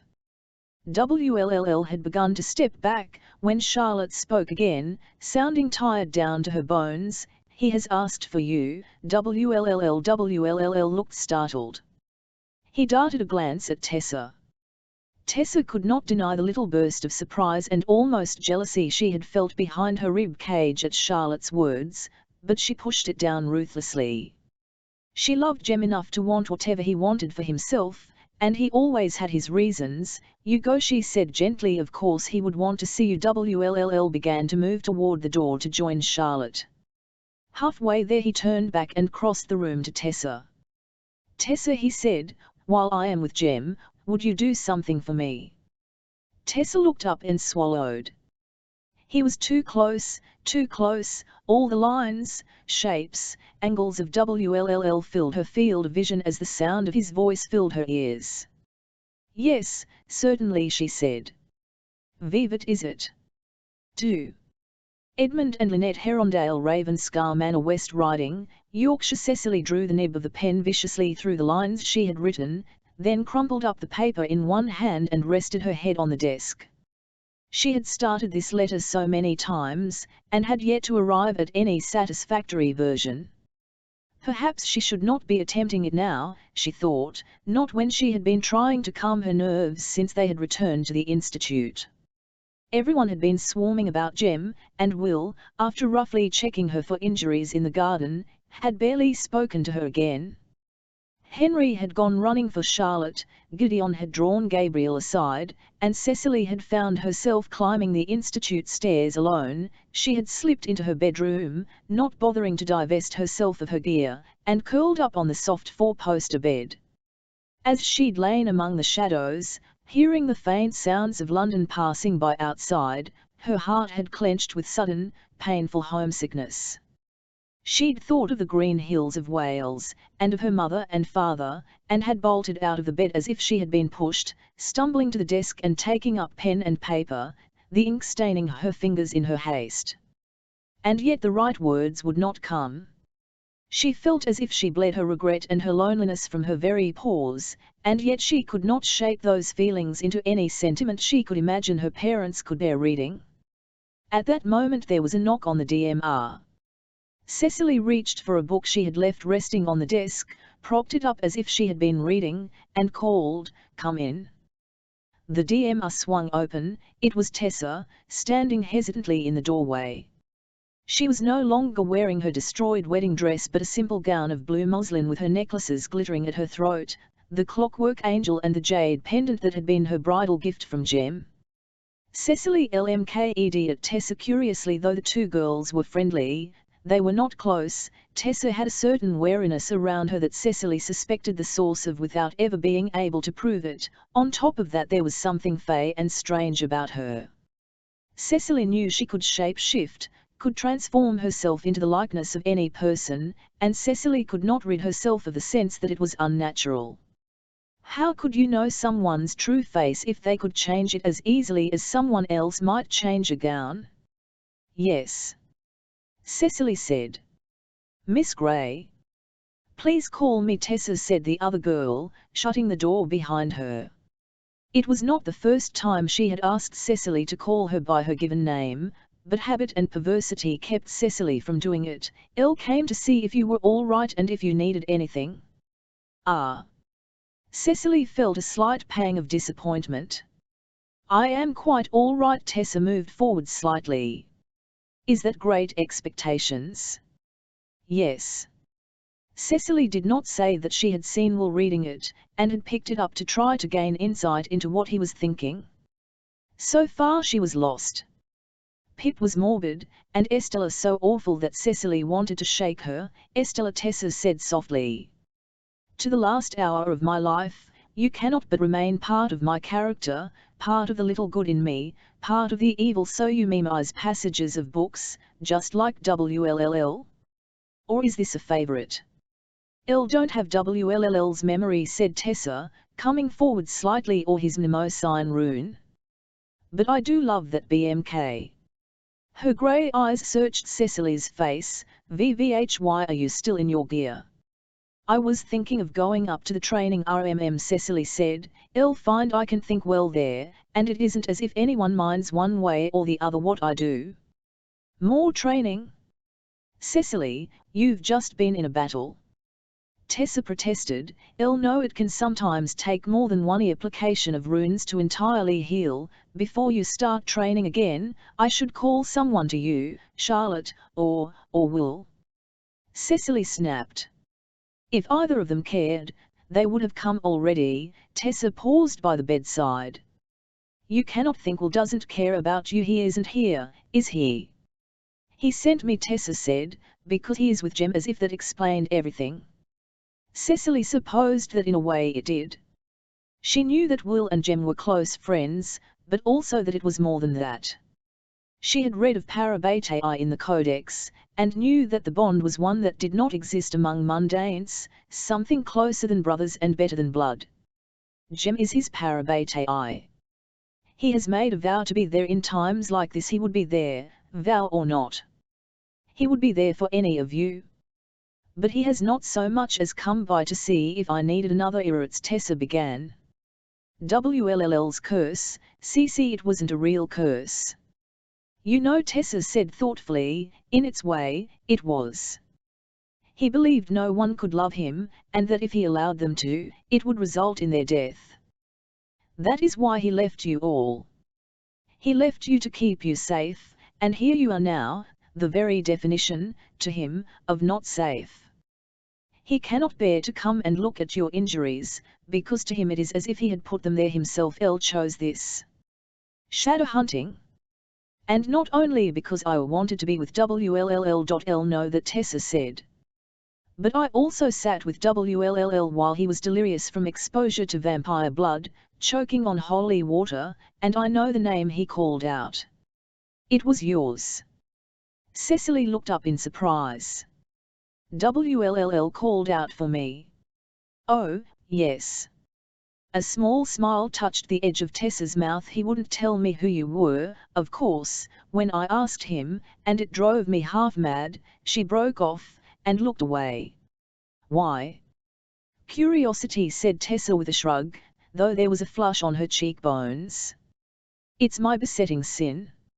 In any event, he loves you. I know that with WLLL everything is backward and upside down, but the fact that he isn't here is only further proof to me of how precious you are to him. He is used to pushing away everyone he loves, and the more he loves you, the more he will violently try not to show it. But there is no curse, the habits of years are not unlearned so quickly, Tessa said, and her eyes were sad. Do not make the mistake of believing that he does not love you because he plays at not caring, Cecily. Confront him if you must and demand the truth, but do not make the mistake of turning away because you believe that he is a lost cause. Do not cast him from your heart. For if you do, you will regret it too. Members of the Council Front. Consul Josiah Wayland, forgive the delay in my reply, gentlemen. I wish to be sure that I was not giving you my opinions in any spirit of precipitate haste, but rather that my words were the sound and well-reasoned results of patient thought. I am afraid I cannot second your recommendation of Charlotte Branwell as my successor. Though possessed of a good heart, she is altogether too flighty, emotional, passionate, and disobedient to bear the making of a consul. As we know, the fair sex base its weaknesses that men are not heir to, and sadly she is prey to. All of them. No, I cannot recommend her. I urge you to consider another, my own nephew, George Penhallow, who will be 25 this November and is a fine shadow hunter and an upstanding young man. I believe he has moral certainty and strength of character to lead the shadow hunters into a new decade. Lit Raziel's name, Consul Josiah Wayland. For to be wise and love, for to be wise and love exceeds man's might. Shakespeare. Troilus and Cressida. Thought you'd at least make a song out of it, said Jem. WLLL looked at his parabatai curiously. Jem, though he had asked for WLLL, did not seem in a forthcoming mood. He was sitting quietly on the edge of his bed in a clean shirt and trousers. Though the shirt was and made him LMK thinner than ever, there were still flecks of dried blood around his collarbones, a sort of brutal necklace. Make a song out of what? Jem's mouth quirked.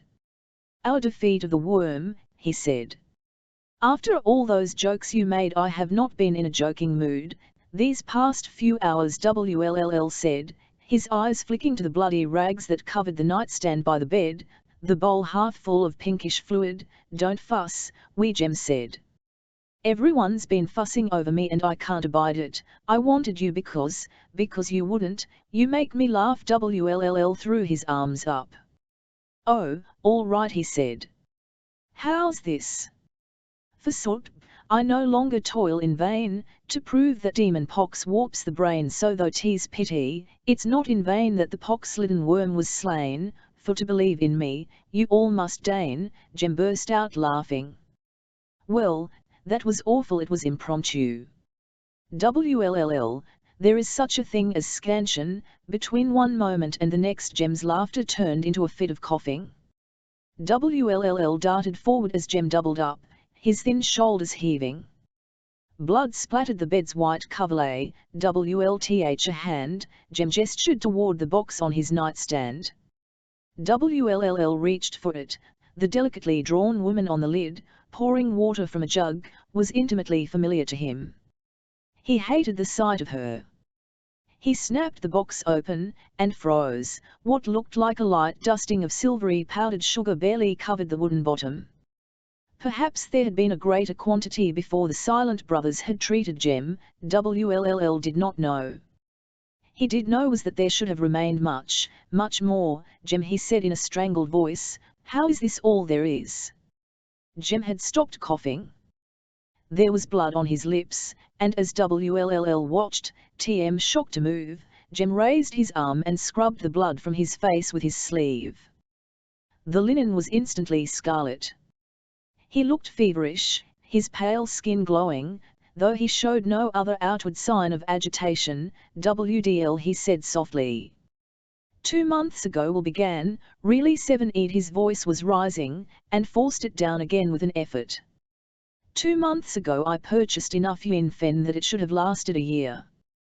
There was a mixture of challenge and sadness in Jem's glance. I have accelerated the process of taking it. Accelerated it? By how much? Now Jem did not meet his gaze.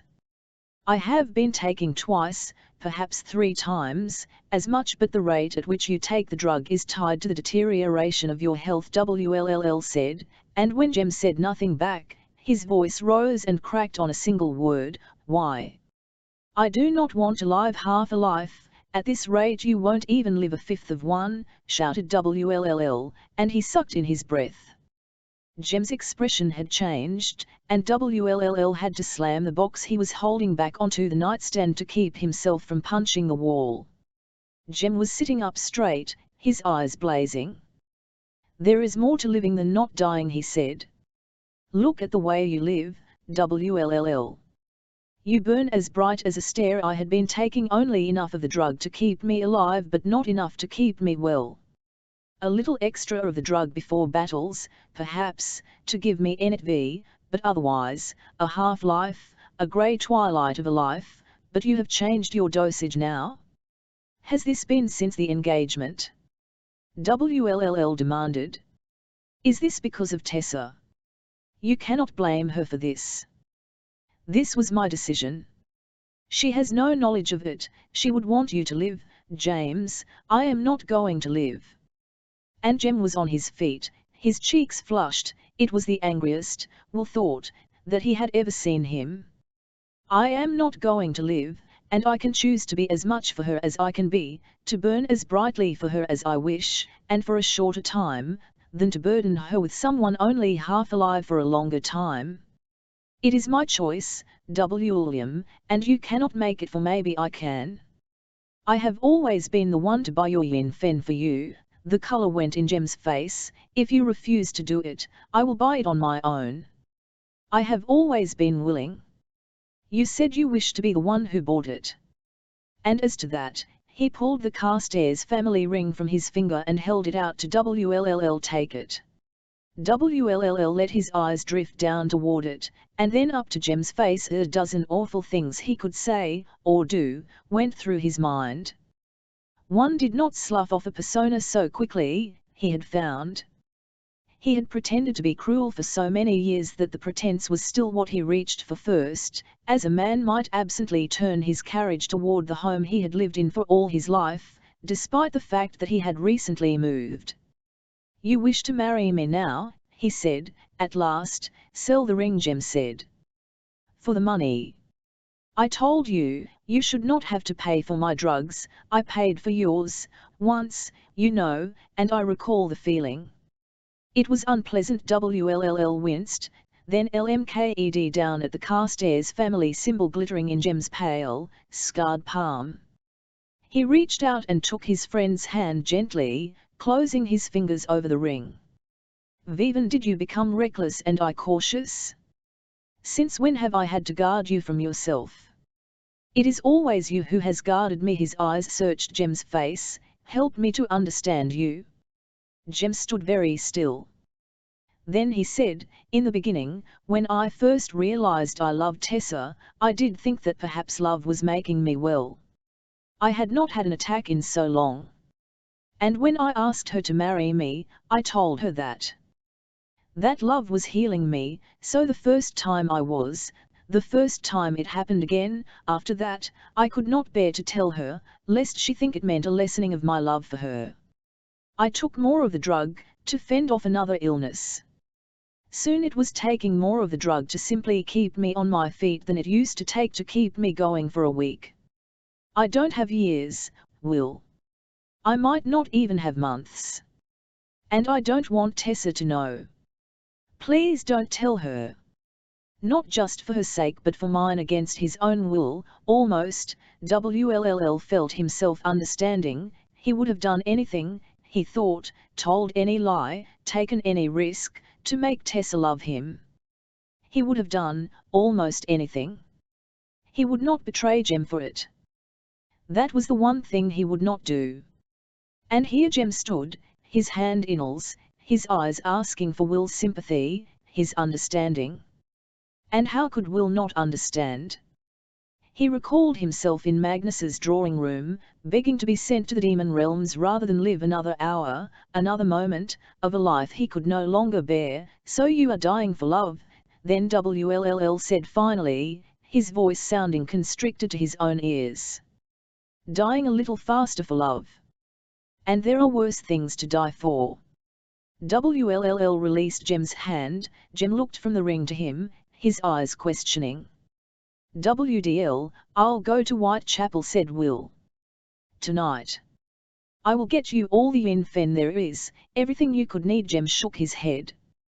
L cannot ask you to do something that goes against your conscience. My conscience, Will whispered. You are my conscience. You have ever been, James Carstairs. I will do this for you, but I will extract one promise first. Vivat sort of promise. You asked me years ago to cease looking for a cure for you, WLLL said. I want you to release me from that promise. Free me to look, at least. Free me to search. Jem looked at him with some wonder. Just when I think I know you perfectly, you surprise me again. Yes, I will free you, search. Do what you must. I cannot fetter your best intentions, it would only be cruel, and I would do the same for you, were I in your place. You know that, don't you?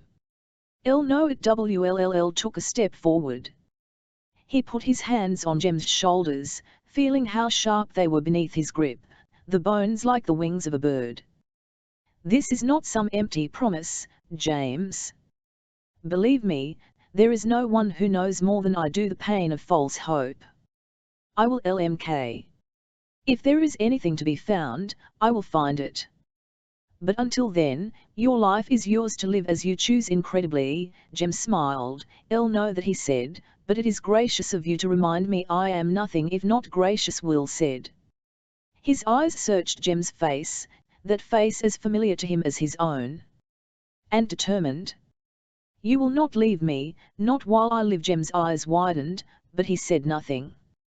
There was no more to be said.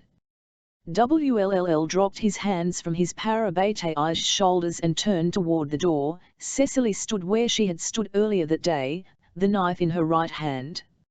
She sighted along her eye line, then drew the knife back and let it fly. It stuck in the wall, just outside the drawn circle. Her conversation with Tessa had not relieved her nerves, it had only made them worse. There had been an air of trapped, resigned sadness about Tessa that had made Cecily feel prickly and anxious.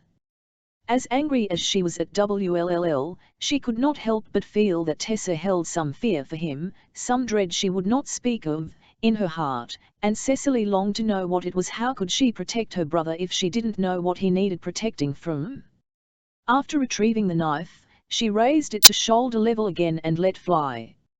It stuck even farther outside the circle this time, prompting an angry exhale of breath. Uffant neff, she muttered in Welsh. Her mother would have been horrified, but then, her mother was not there, Five said a drawling voice from the corridor outside. Cecily started and turned. There was a shadow in the doorway, a shadow that as it moved forward became Gabriel Lightwood, all tousled brown hair and green eyes as sharp as glass. He was as tall as Will, perhaps taller, and more lanky than his brother. Don't take your meaning, Mr. Lightwood. Your throw, he said with an elegantly outflung arm. Rated at 5 points.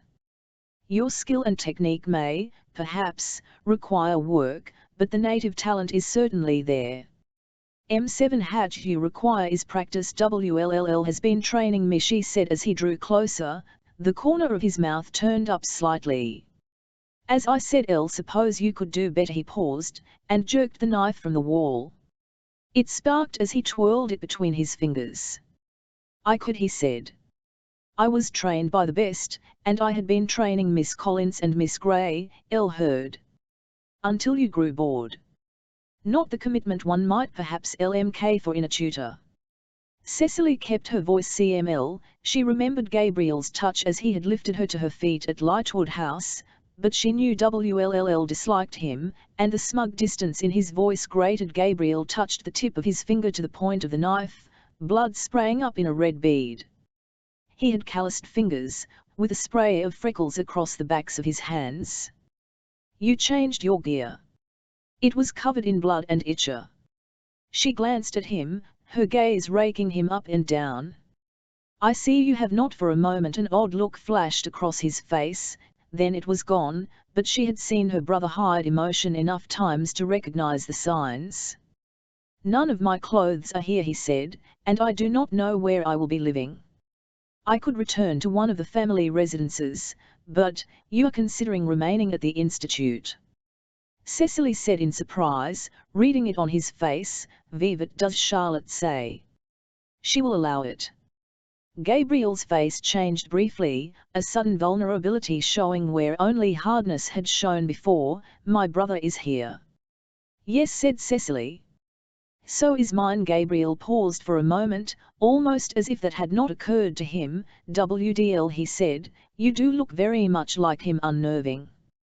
He shook his head then, as if clearing it of his cobwebs. Elle just saw your brother, he said, pounding down the front steps of the institute as if the four horsemen were chasing him. I don't suppose you'd know what that's about. Purpose, Cecil's heart leaped. She seized the knife out of Gabriel's hand, ignoring his startled exclamation. Not at all, she said, but I intend to find out. Just as the city of London seemed to shutter itself as the workday ended, the East End was bursting into life.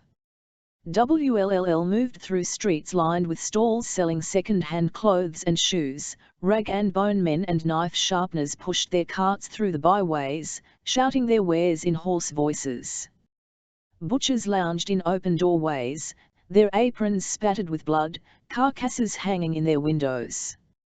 Women putting out washing called to each other across the streets in voices so tinged with the accent of everyone born within the sound of bow bells that they might as well have been speaking Russian, for all that WLLL could understand them.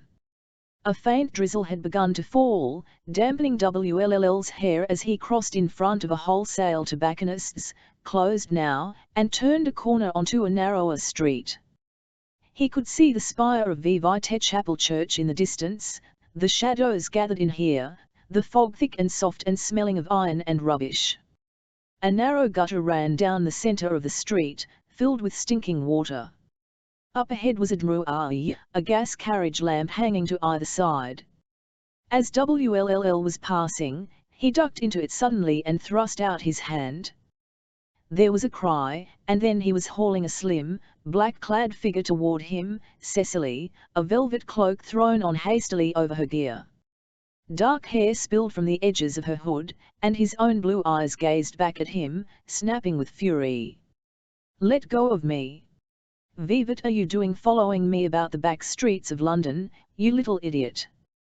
WLLL gave her arm a light shake. Her eyes narrowed. This morning it was carried, now it's idiot. These streets are dangerous, WLLL said. And you know nothing of them. You are not even using a glamouroon. It is one thing to declare you are not afraid of anything when you live in the country, but this is London. I am not afraid of London, Cecily said defiantly. WLLL leaned close, almost hissing into her ear. For dien nude unida yndroy wrtbychifynd adrief. She laughed. No, it would not do you any good to tell me to go home. RWYTTFY mraud ACRWY shall MYND efo kai, WLLL blinked at her words. You are my brother and I want to go with you. It was the sort of thing he was used to hearing Jem say, and though Cecily was unlike Jem in every other conceivable way, she did share one quality with him, an absolute stubbornness. Even Cecily said she wanted something, it did not express an idle desire but an iron determination. Don't you even care where I'm going, he said. M7 hat if I were going to hell. I've always wanted to see hell, Cecily said calmly. Doesn't everyone? Most of us spend our time struggling to stay out of it, said WLLL. I am going to an Ifrit den, if you must know, to purchase drugs from violent, dissolute reprobates. They may clap eyes on you and decide to sell you. Wouldn't you stop them? Suppose it would depend on how much they would give me. She shook her head. Jem is your parabete, she said. He is your brother, given to you by the clave. But I am your sister by blood. Why will you do anything in the world for him, but you only want me to go home? How do you know the drugs are for Jem? I am not a fool, no, more's the pity, Will muttered. Jem is all the better part of myself, I would not expect you to understand. I owe him this. Then what am I? Cecily asked. Will exhaled, too exasperated to check himself. You are my weakness. And Tessa is your heart, she said, not angrily but thoughtfully. Not a FML, as I told you, she added at his startled expression. I'll know that you love her. Will put his hand to his head, as if her words had caused a splitting pain there. Have you told anyone? You mustn't, Cecily, no one knows, and it must remain that way. Elle would hardly tell anyone. No, I suppose you wouldn't, would you? His voice had gone hard. You must be ashamed of your brother, harboring illicit feelings for his parabate's fiancée. I am not ashamed of you, Will. Whatever you feel, you have not acted on it, and I suppose we all want things we cannot have. Oh. Will said. And what do you want that you cannot have? For you to come home? A strand of black hair was stuck to her cheek by the dampness, making her LMK as if she had been crying, though Will knew she had not. The Institute is my home. Will sighed and leaned his head back against the stone archway. Elle cannot stand out here arguing with you all evening. See if you are determined to follow me into hell, I cannot stop you. Finally, you have seen sense, I knew you would, you are related to me, after all. Will fought the urge to shake her, again. Are you ready? She nodded, and Will raised his hand to knock on the door. The door flew open, and Gideon on the threshold of his bedroom, blinking as if he had been in a dark place and had just come out into the light. His trousers and shirt were wrinkled, and one of his braces had slid halfway down his arm. Mr. Lightwood, Sophie said, hesitating on the threshold. She was carrying a tray in her hands, loaded with scones and tea, just heavy enough to be uncomfortable. Bridget told me you had rung for a tray. Yes. Of course, yes. Do come in. As if snapped into full wakefulness, Gideon straightened and ushered her over the threshold. His BMTs were off, kicked into a corner. The whole room lacked its usual neatness. Gear was strewn over a high-backed chair. Sophie winced inside to think what that would do to the upholstery. A half-eaten apple was on the nightstand, and sprawled in the middle of the bed was Gabriel Lightwood. Fast asleep, he was clearly wearing his brother's clothes, for they were far too short at his wrists and ankles. Asleep, he looked younger, the usual tension smoothed from his face. One of his hands clutched a pillow as if for reassurance. I couldn't wake him, Gideon said, unconsciously hugging his elbows. Elle ought to have brought him back to his own room, but he sighed. I couldn't bring myself. Is he staying? Sophie asked, setting the tray down on the nightstand. At the Institute, I don't know. I think so. Charlotte told him he was welcome. I think she terrified him. Gideon's mouth quirked slightly. Mrs. Branwell. Sophie bristled, as she always did when she thought her mistress was being criticized. But she is the gentlest of people. Yes, that is why I think she terrified him. She embraced him and told him that if he remained here, the incident with my father would be put into the past. I am not sure which incident with my father she was referring to, Gideon added dryly. Most likely the one where Gabriel supported his bid to take over the Institute. You don't think she meant the most recent? Sophie pushed a lock of hair that had come free back under her cap. WLTH, the enormous worm? No, oddly, I don't. It is not in my brother's nature, though, to expect to be forgiven. For anything. He understands only the strictest discipline. He may think Charlotte is trying to play a trick on him, or that she is mad. She showed him to a he could have, but I think the entire business frightened him. He came to speak to me about it, and fell asleep. Gideon sighed, looking at his brother with a mixture of fondness, exasperation, and sorrow that made Sophie's heart beat in sympathy. Your sister, she began. Oh, Tatiana wouldn't even consider staying here for a moment, Gideon said. She has fled to the Blackthorns, her in-laws, and GCYXL riddance. She is not a stupid girl, in fact, she considers her intelligence to be quite superior, but she is a self-important and vain one, and there is no love lost between her and my brother. And he had been awake for days, mind you. Waiting in that great blasted house, locked out of the library, pounding on the door when no answer came from my father. You feel protective of him, Sophie observed. Of course I do, he is my little brother. He moved toward the bed and brushed a hand over Gabriel's tousled brown hair. The other boy moved and made a restless sound but did not wake. Elle thought he would not forgive you for going against your father, Sophie said. You had said that you were frightened of it. That he would consider your actions a betrayal of the Lightwood name. Elle think he has begun to question the Lightwood name. Just as I did, in Madrid. Gideon stepped away from the bed.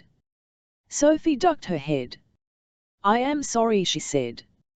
Sorry about your father. Whatever anyone said about him, or whatever he might have done, he was your father.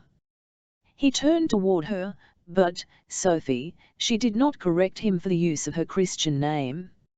I'll know that he did deplorable things, she said. But you should be allowed to mourn him nonetheless. No one can take your grief from you, it belongs to you, and you alone. He touched her cheek lightly with the tips of his fingers. Did you know your name means wisdom? It was very well given. Sophie swallowed. Mr. Lightwood, but his fingers had spread out to cup her cheek, and he was bending to kiss her.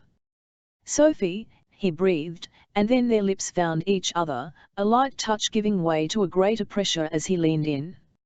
Lightly and delicately she curved her hands, so tough, worn down with washing and carrying, white, scraping the grates and dusting and polishing. She fretted, but he didn't seem to be bothered or notice, around his shoulders. Then she moved closer to him, and the heel of her caught on the carpet, and she was slipping to the floor, Gideon catching at her.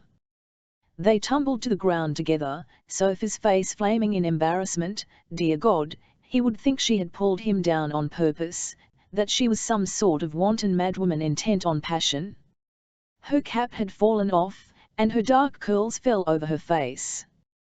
The rug was soft beneath her, and Gideon, above her, was whispering her name with concern. She turned her head aside, her cheeks still burning, and found herself gazing beneath his four-poster bed. Mr. Lightwood, she said, raising herself up on her elbows, are those scones under your bed? Gideon froze, blinking, a rabbit cornered by hounds. What? There, she pointed to the mound, dark shapes piled beneath the four-poster. There is a veritable mountain of scones beneath your bed.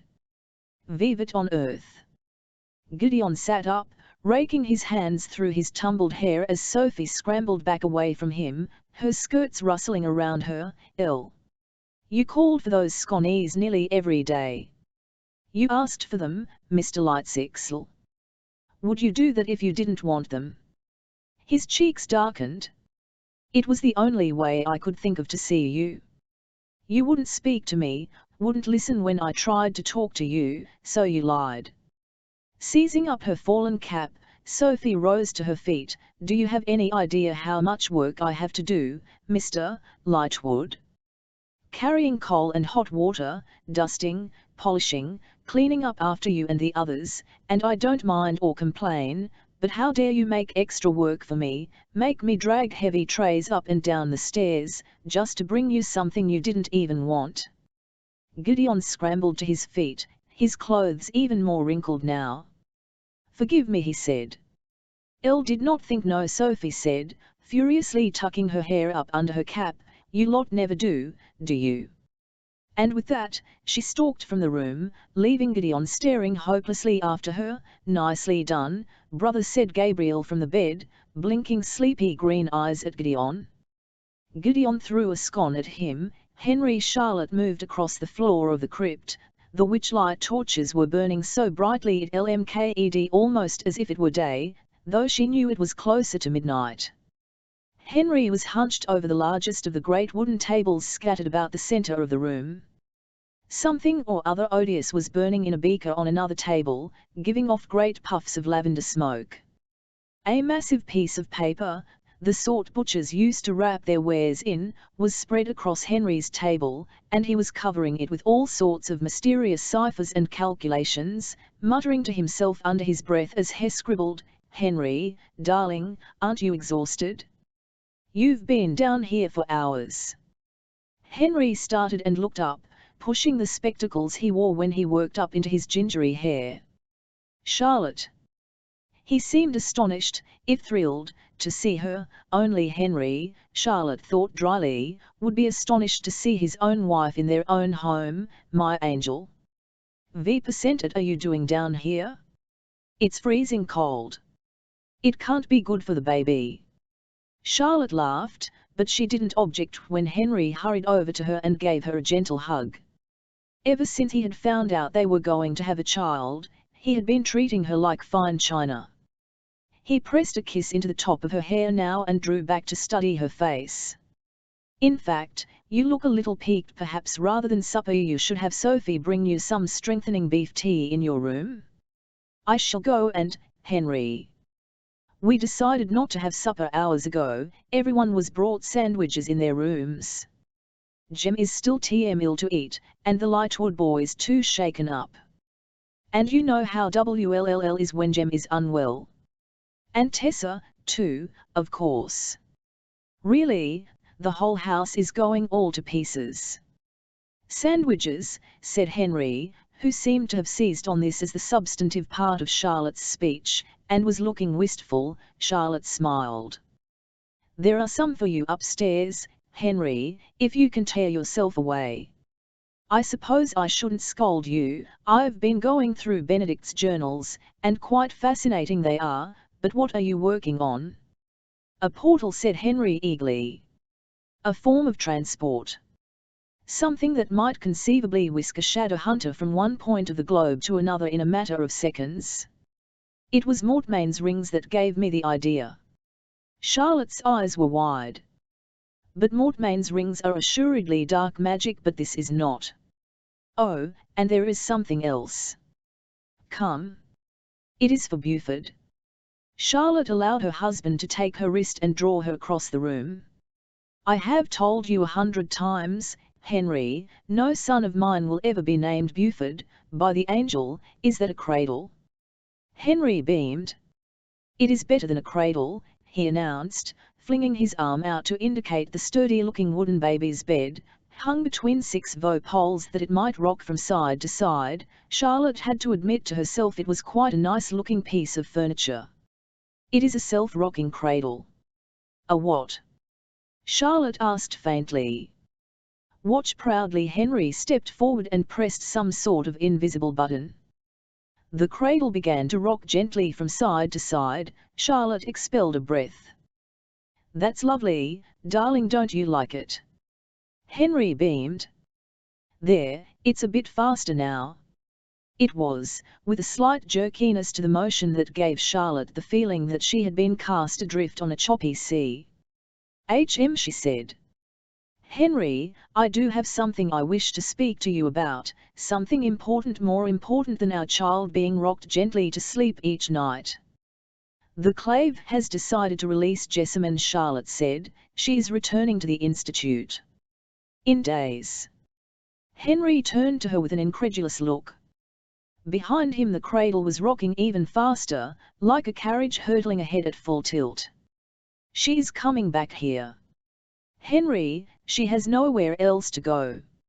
Henry opened his mouth to reply, but before a word could emerge, there was a terrible ripping sound, and the cradle tore free of its mooring and flew across the room to crash against the farthest wall, where it exploded into splinters. Charlotte gave a little gasp, her hand rising to cover her mouth. Henry's brow furrowed, perhaps with some refinements to the design. "No, Henry," Charlotte said firmly, but, under no circumstances. There were daggers in Charlotte's voice. Henry sighed.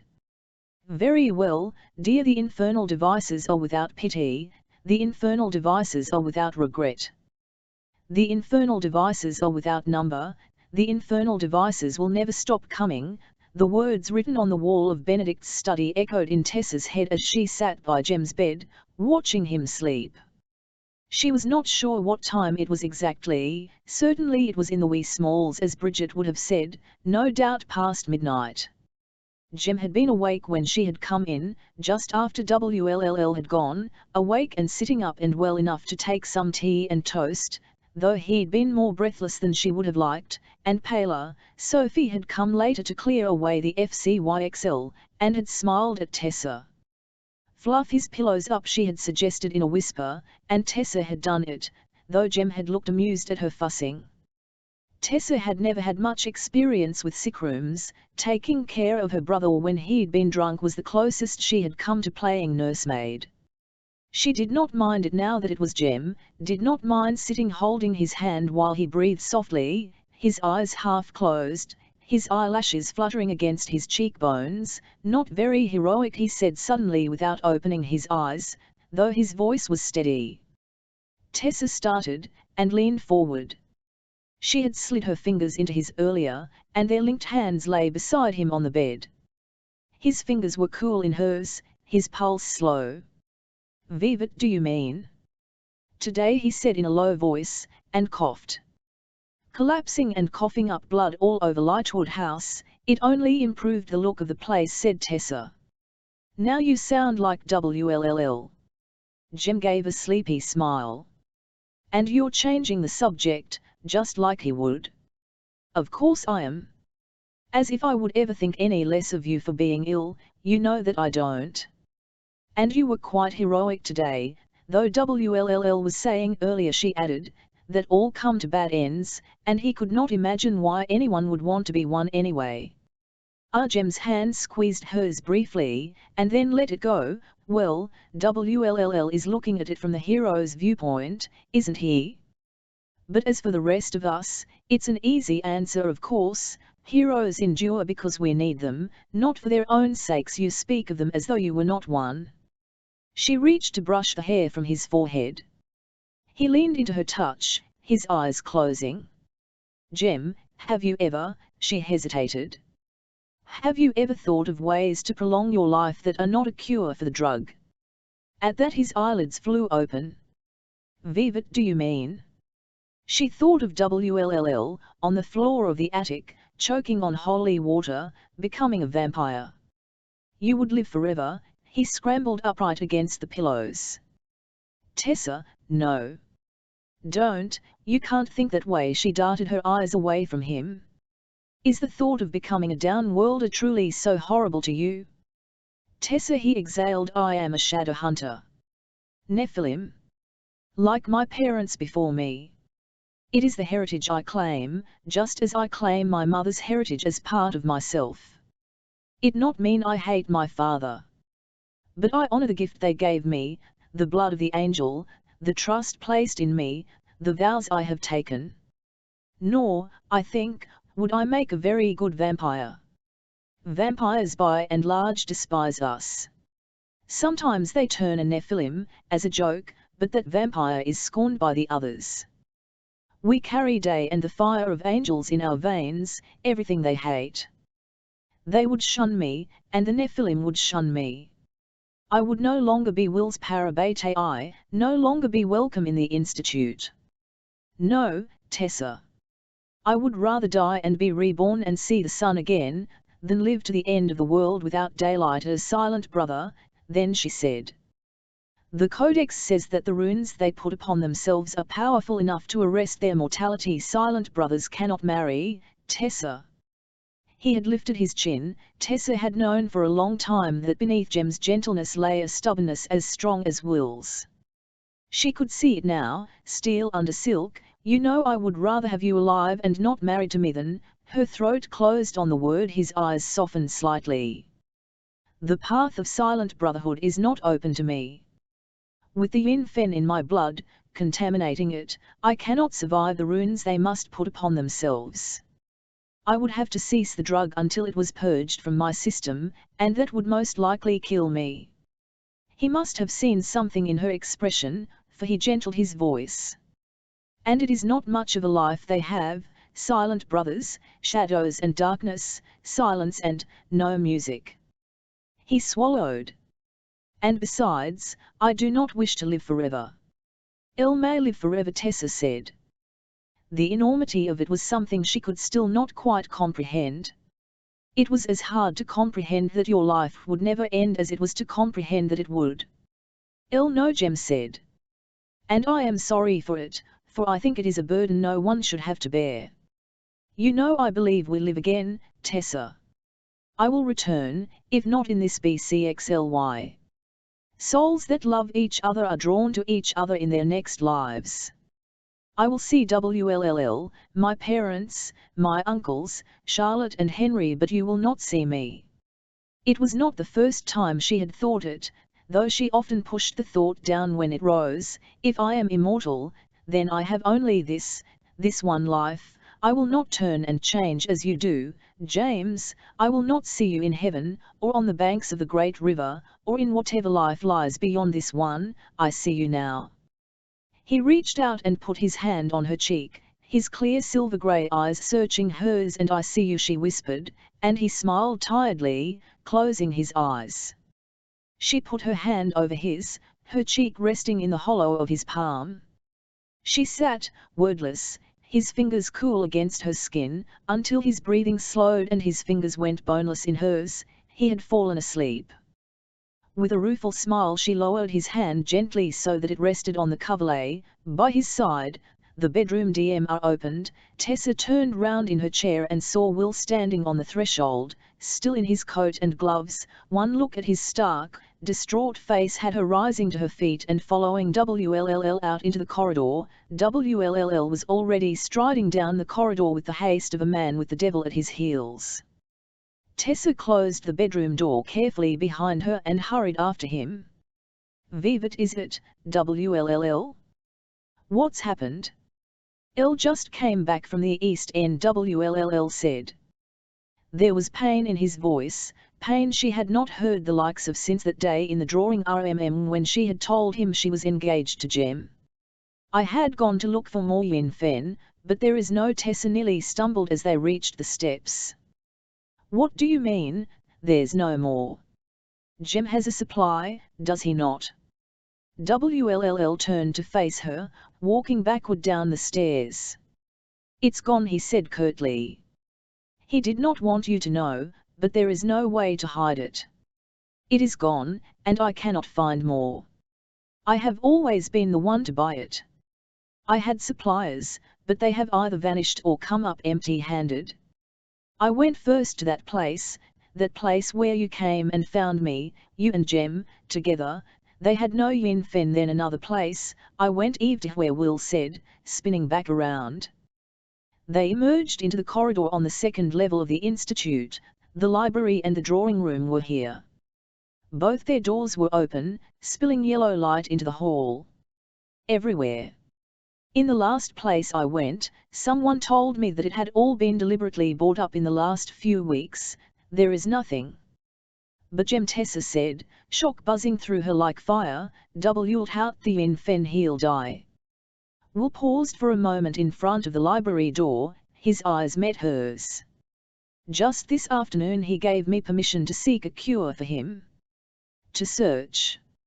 And now he will die because I cannot keep him alive long enough to find it. No, Tessa said. He will not die, we will not let him. WLLL moved into the library, Tessa beside him, his gaze roaming over the familiar the lamplit tables, the shelves of old volumes. There were books, he said, as if she hadn't spoken. Books I was consulting, volumes about rare poisons. He moved away from her, toward a nearby shelf, his gloved hands running feverishly over the tomes that rested there. It was years ago, before Jem forbade any more research. I have forgotten. Tessa moved to join him, her skirts swishing about her ankles. WLLL, stop. But I have to remember. He moved to another shelf, and then another. his long, slender body casting an angled shadow across the floor. I have to find, WLLL, you can't read every BMK in the library in time.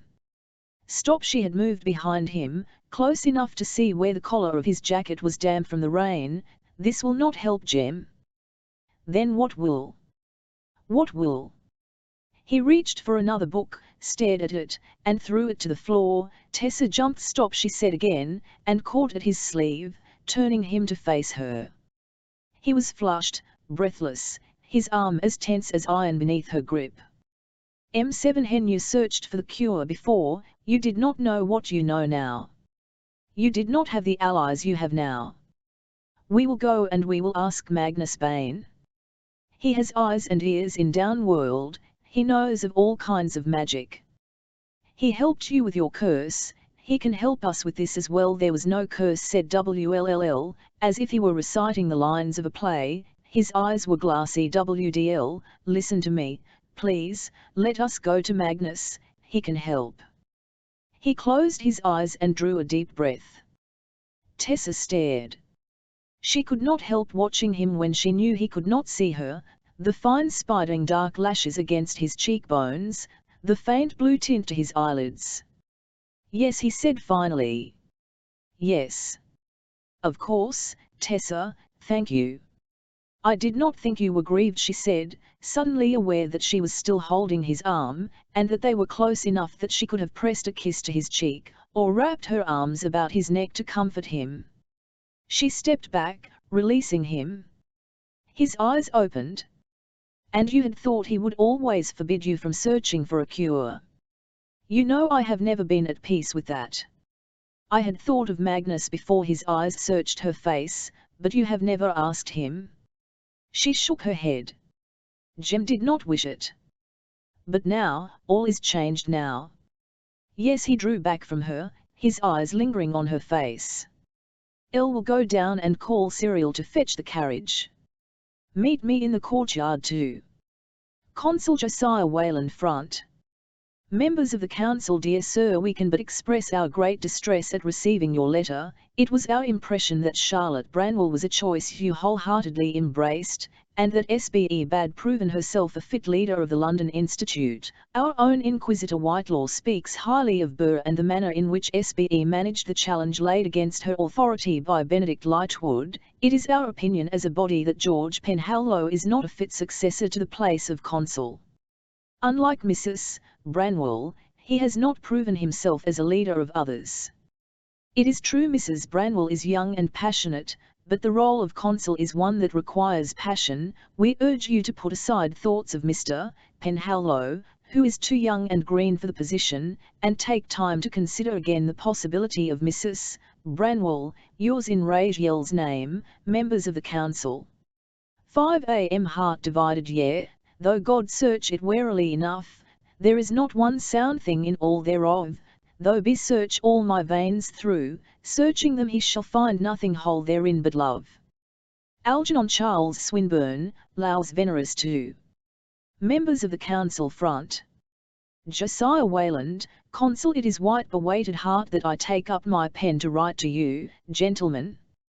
Many of you have known me for a good number of years, and for many of those I have led you in the position of consul. I believe I have led you well, and have sowed the angel as best I could. It is, however, human to err, and I believe I have done such in appointing Charlotte Branwell Bede of the London Institute. When I granted her the position, I believed that SBE would follow in the footsteps of Burr Fatber and prove a faithful leader, obedient to the rule of the clave. I also believed that her husband would stem her natural feminine tendencies toward impulsivity and thoughtlessness. Unfortunately, this has not proved to be the case. Henty Branwell lacks the strength of character to restrain his wife, and, unfettered by womanly duty, she has left the virtues of obedience far behind. Only the other day I discovered that Charlotte had given orders to have the spy Jessamine Lovelace recalled to the Institute upon her release from the Silent City, despite my express wishes that she be sent to Idris. I also suspect she lends an ear to those who are not friendly to the cause of the Nephilim and may in fact even be in league with Mortmain, such as the werewolf Wolsey Scott, the council does not serve the consul, it has always been the other way around. I am a symbol of the power of the council and the clave. When my authority is undermined by disobedience, it undermines the ought-0180 of us all. Better a dutiful boy like my nephew, whose worth is untested, than one whose worth has been tested and found wanting. Lit the angel's name, Consul Josiah Whalen WLLL remembered. Another day, months ago, in Jem's bedroom. Rain pounding against the windows of the Institute, streaking the glass with clear lines, and that is all. Jem had asked. That is the whole of it? The truth. He'd been sitting at his desk, one of his legs bent up on the chair beneath him. He'd looked very young. His violin had been propped against the side of the chair. He had been playing it when Will had come in and, without preamble, announced that it was the end of pretense. He had a confession to make, and he meant to make it now. That had ended the bark. Jem had put the violin away, his eyes on WLL's face the whole time, anxiety blooming behind his silver eyes as WLL had paced and spoken, until he had run out of words. That is all of it, WLL had said finally when he was done. And I do not blame you if you hate me.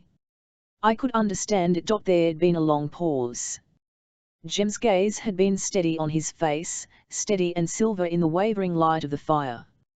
I could never hate you. WLL's guts contracted now as he saw another face, a pair of steady blue-grey eyes looking up at his. Tried to hate you, WLL, but I could never manage it, she had said. In that moment WLL had been painfully aware that what he had told Jem was not the whole of it. There was more truth. There was his love for Tessa, but it was his burden to bear, not Jem's. It was something that must be hidden for Jem to be happy. "I'll deserve your hatred," WLL had said to Jem, his voice cracking. "I'll put you in danger.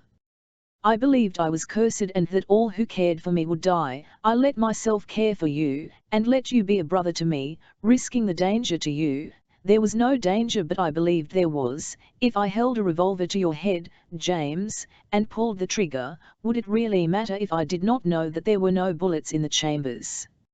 Jem's eyes had widened, and then he'd laughed, a soft laugh. "Did you think I did not know you had a secret?" he'd said. "Did you think I walked into my friendship with you with my eyes shut? I did not know the nature of the burden you carried. But I knew there was a burden." He'd stood up. "I knew you thought yourself poison to all those around you," he'd added. "I knew you thought there to be some corruptive force about you that would break me. I meant to show you that I would not break, that love was not so fragile. Did I do that?" WLL had shrugged once, helplessly. He had almost wished Jem would be angry with him. It would have been easier. He'd never felt so small within himself as he did when he faced Jem's expansive kindness. He thought of Milton's Satan, abashed the devil stood, / and felt bow awful goodness is, you saved my life. Will had said. A smile had spread across Jem's face, as brilliant as the sunrise breaking over the Thames. "That is all I ever wanted, WDL." A soft voice broke him from his reverie. Tessa, sitting across from him inside the carriage, her grey eyes the colour of rain in the dim light. "Vivat, are you thinking?" or WLTH an effort he pulled himself out of memory, his eyes fixing on her face. Tessa's face. She wore no hat, and the hood of her brocade cloak had fallen back. Her face was pale, wider across the cheekbones, slightly pointed at the chin. He thought he had never seen a face that had such a power of expression. Her every smile divided his heart as lightning might split a blackened tree, as did her every look of sorrow. At the moment she was gazing at him with a wistful concern that caught his heart.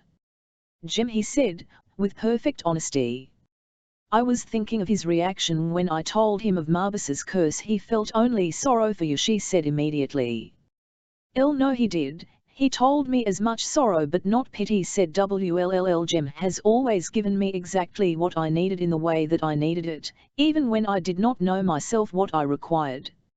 All parabete I are devoted."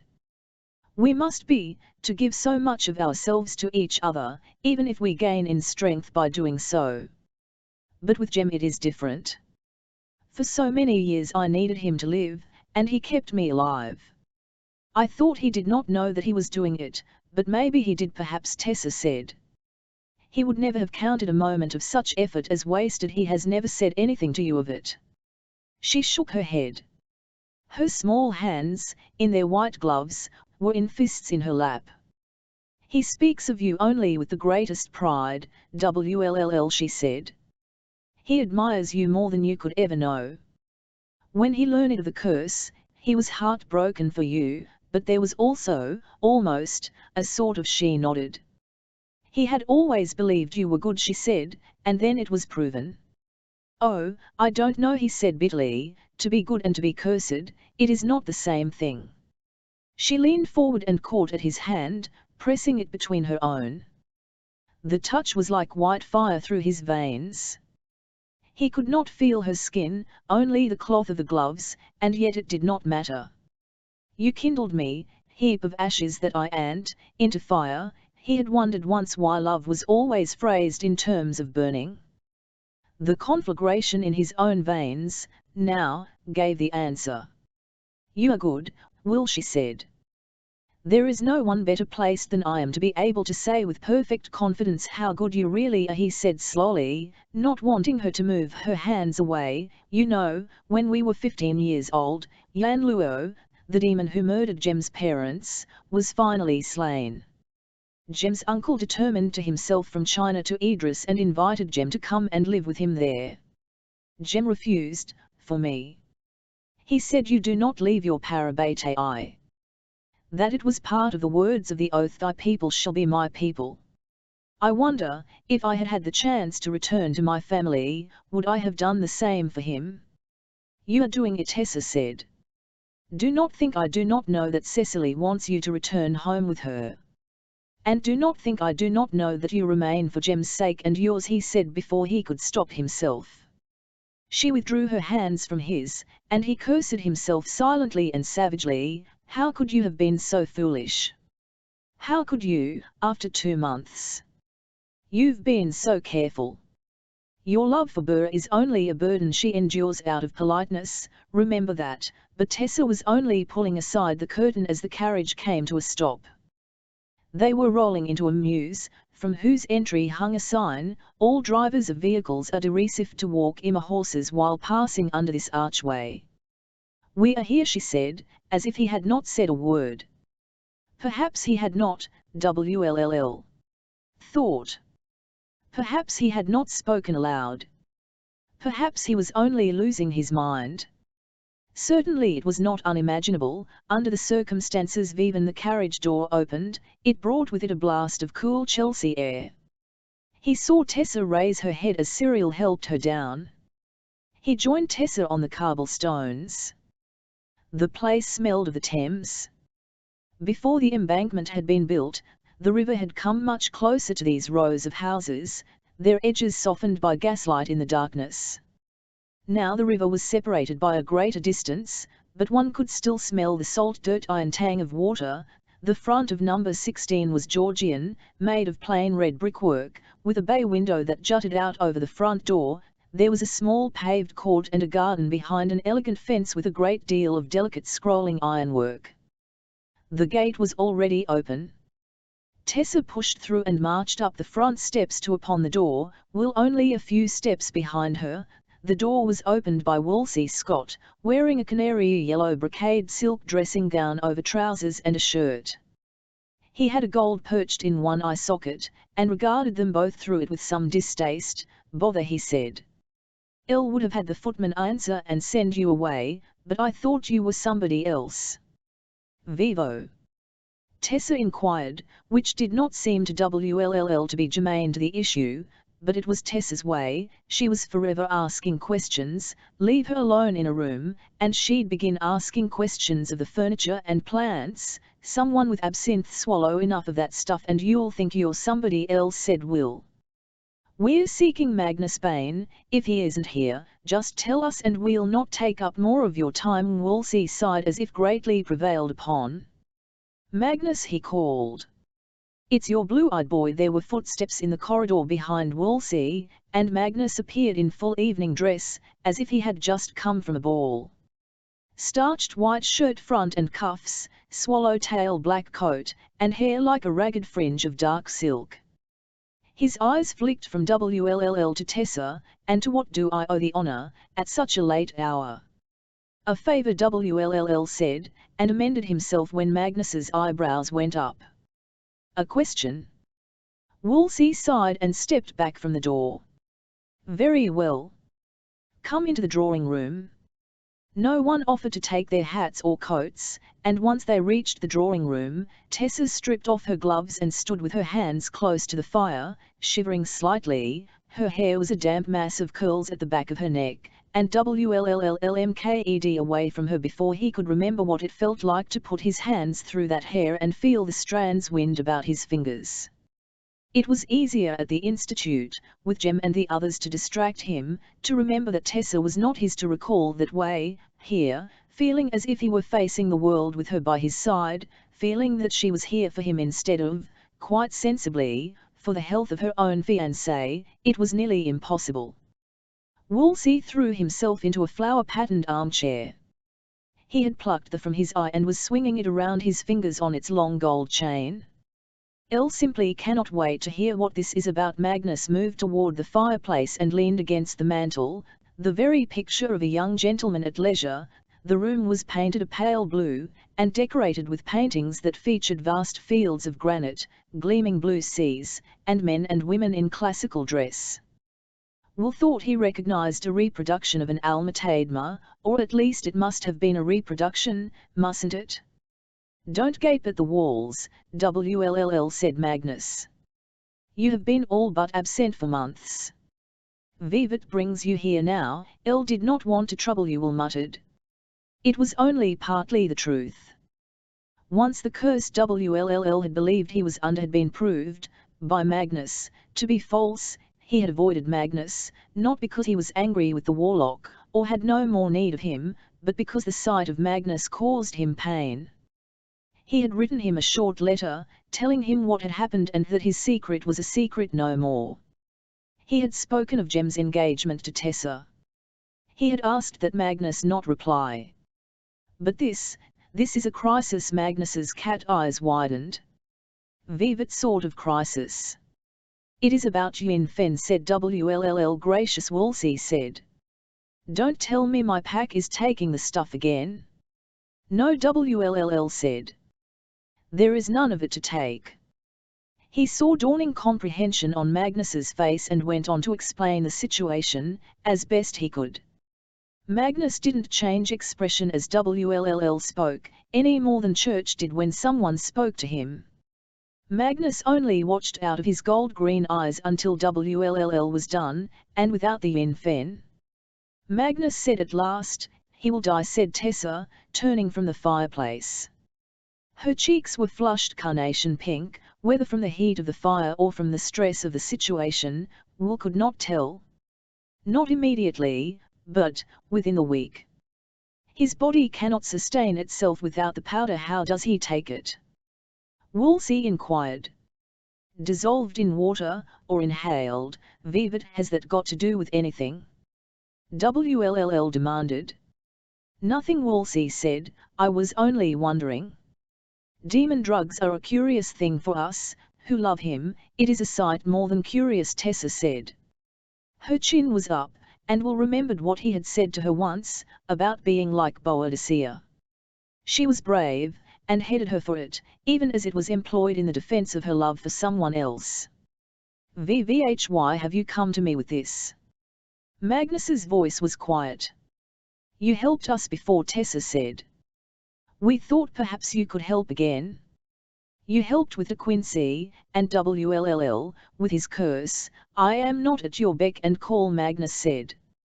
Elle helped with De Quincey because Camille requested it of me, and WLLL, once, because he offered me a favor in return. I am and I do not serve shadow hunters for free, and I am not a shadow hunter, said Tessa. There was a silence. Then, Magnus said, and turned away from the fire. I'll understand, Tessa, that you are to be congratulated. 1 On your engagement to James Carstairs. Oh. She flushed, and her hand went to her throat, where she always wore Jem's mother's necklace, his gift to her. Yes. Thank you. WLLL felt rather than saw Wolsey's eyes on all three of them, Magnus, Tessa, and himself, sliding from one to the other, the mind behind the eyes examining, deducing, enjoying. WLLL's shoulders tightened. Elle would be happy to offer anything, he said. This time? Another favour, or whatever you wanted, for the infant. If it's payment, I could arrange. That is, I could try. Elle may have helped you before, Magnus said. But this, he sighed. Think, the pair of you. If someone is buying up all the infant in the country, then it is someone who has a reason. And who has a reason to do that? Mortmain, Tessa whispered before WLLL could say it. He could still remember his own voice. Mortmain's minions have been buying up the infant supply in the East End. I confirmed it. If you had run out and B was the only one with a supply, we would have been put in his power, said Jem, unless you were willing to let me die, of course, which would be the sensible course of action, but with enough infant to last them 12 months, WLLL had thought there was no danger. Had thought that Mortmain would find some other way to harry and torment them, for surely he would see this plan could not work. WLLL had not expected a year's worth of the drug to be gone in 8 weeks. You do not want to help us, Will said. You do not want to position yourself as an enemy of Mortmain's. Well, can you blame him? Milsey rose in a whirl of yellow silk. What could you possibly have to offer that would make the risk worth it to him? Elle will give you anything, said Tessa in a low voice that WLLL felt in his bones, anything at all, if you can help us help Jem. Magnus gripped a handful of his black hair. God, the two of you, I can make inquiries. Track down some of the more unusual shipping routes. Old Molly, I've been to her, WLLL said. Something's frightened her so badly, she won't even crawl out of her grave. Wolsey snorted. And that doesn't tell you anything, little shadow hunter? Is it really worth all this, just to stretch your friend's life out another few months, another year? He will die anyway. And the sooner he dies, the sooner you can have his fiancée, the one you're in love with. He cut his amused gaze toward Tessa. Really, you ought to be counting with great eagerness the days till he expires. WLLL did not know what happened after that. Everything went suddenly white, and Wolsey's monocle was flying across the room. WLLL's head hit something painfully, and the werewolf was under him, kicking and swearing, and they were rolling across the rug, and there was a sharp pain in his wrist, where Wolsey had clawed him. The pain cleared his head, and he was aware that Wolsey was pinning him to the ground, his eyes gone yellow and his teeth bared and as sharp as daggers, ready to bite. Stop it! Stop it! Tessa, by the fire, had seized up a poker. WLLL choked and put his hand against Wolsey's face, pushing him away. Wolsey yelled, and suddenly the weight was off WLLL's chest. Magnus had lifted the werewolf and shoved him away.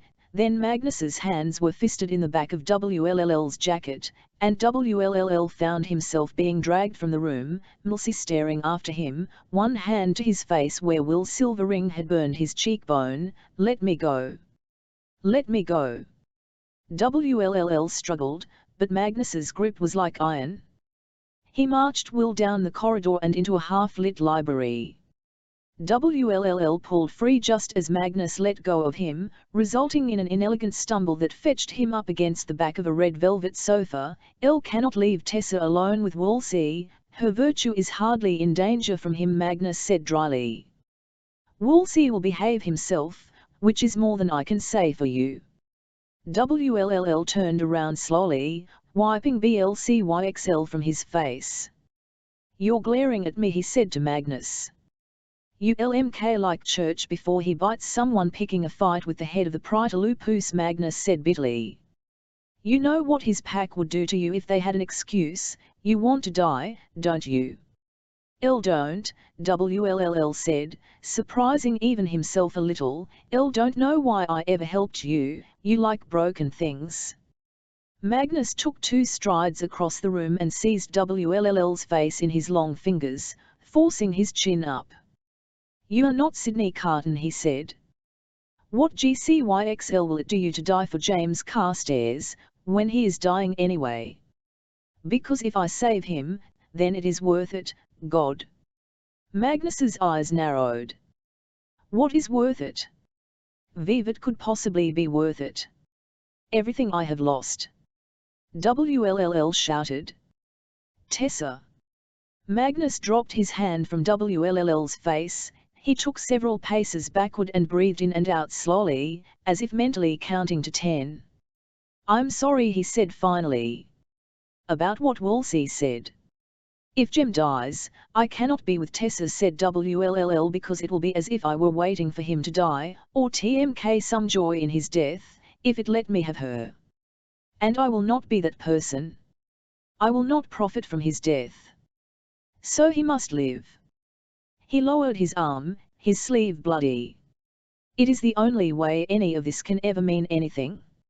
Otherwise it is only pointless, needless suffering and pain. I don't suppose it would help if I told you that is the way life is. The good suffer, the evil flourish, and all that is mortal passes away." "I want more than that," said Will. "You made me want more than that. You showed me I was only ever cursed because I had chosen to believe myself so. You told me there was possibility, meaning. And now you would turn your back on what you created?" Magnus laughed shortly. "You are incorrigible, I've heard that." WLLL pulled himself away from the sofa, wincing. "You'll help me, then?" "I'll help you." Magnus reached down his shirt front and drew out something that dangled on a chain, something that glowed with a soft red light. "A square red stone, take this." He folded it into WLL's hand. WLLL looked at him in confusion. "This was Camille's. Elle gave it to her as a gift," said Magnus, a bitter quirk to the side of his mouth. "She returned all my gifts to me last month. You might as well take it. It warns when demons are close. It might work on those clockwork creations of Mortmain's." "True love cannot die," Will said, translating the inscription on the back in the light from the corridor. "Elle can't wear this, Magnus. It's too pretty for a man, so are you.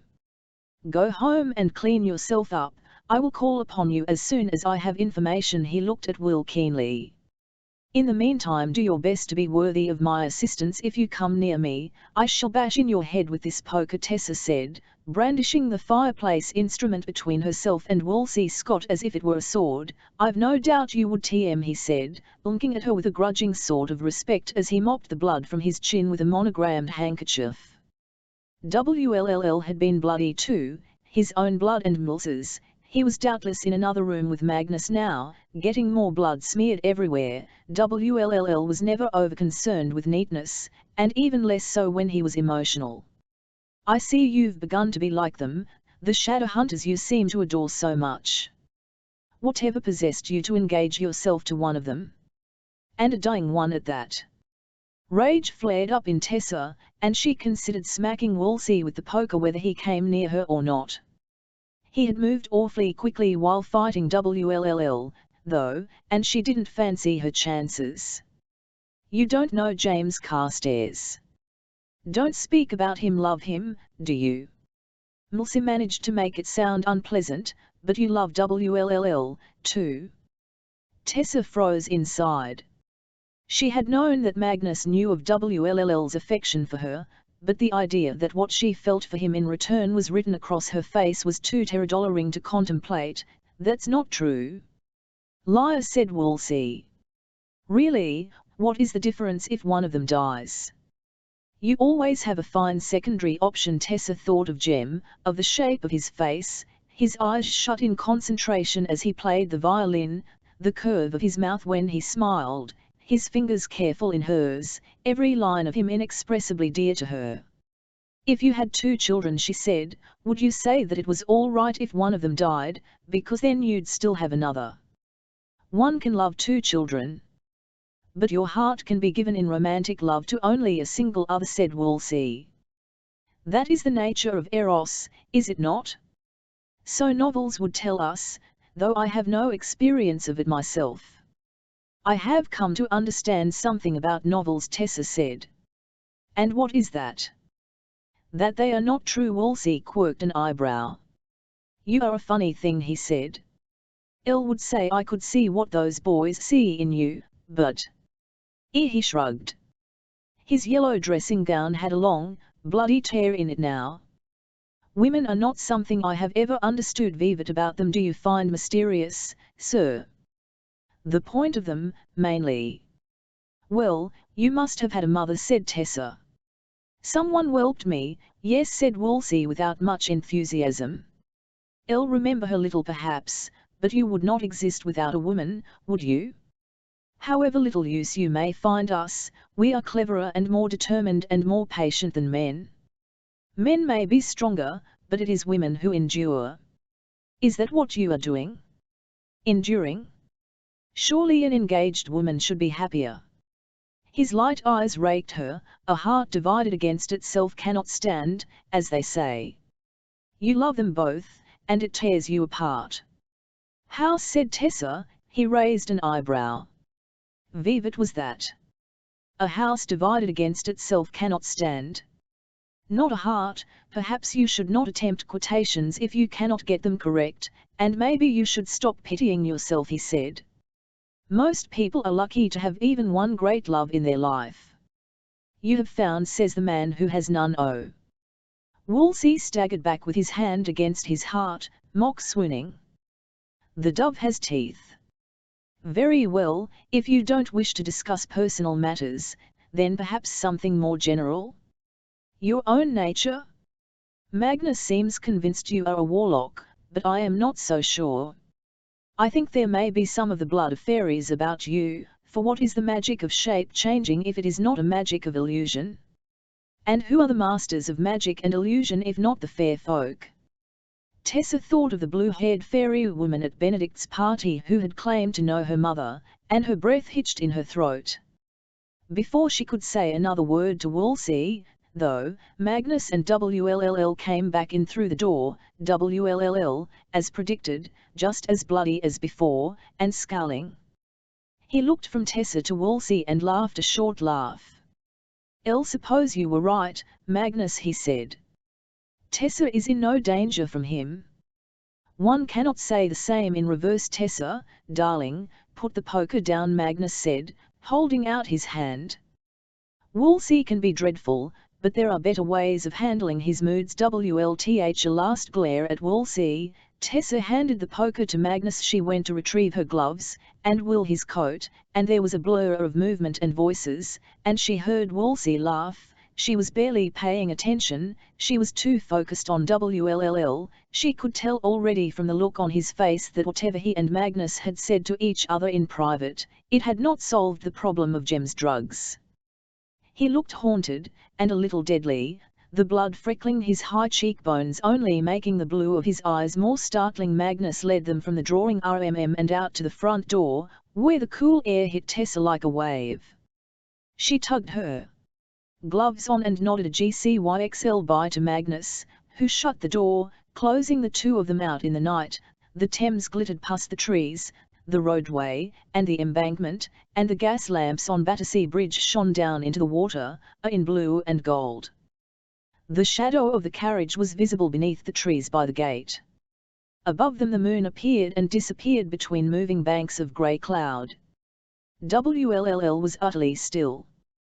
"Tessa," he said, his voice sounded peculiar, and choked.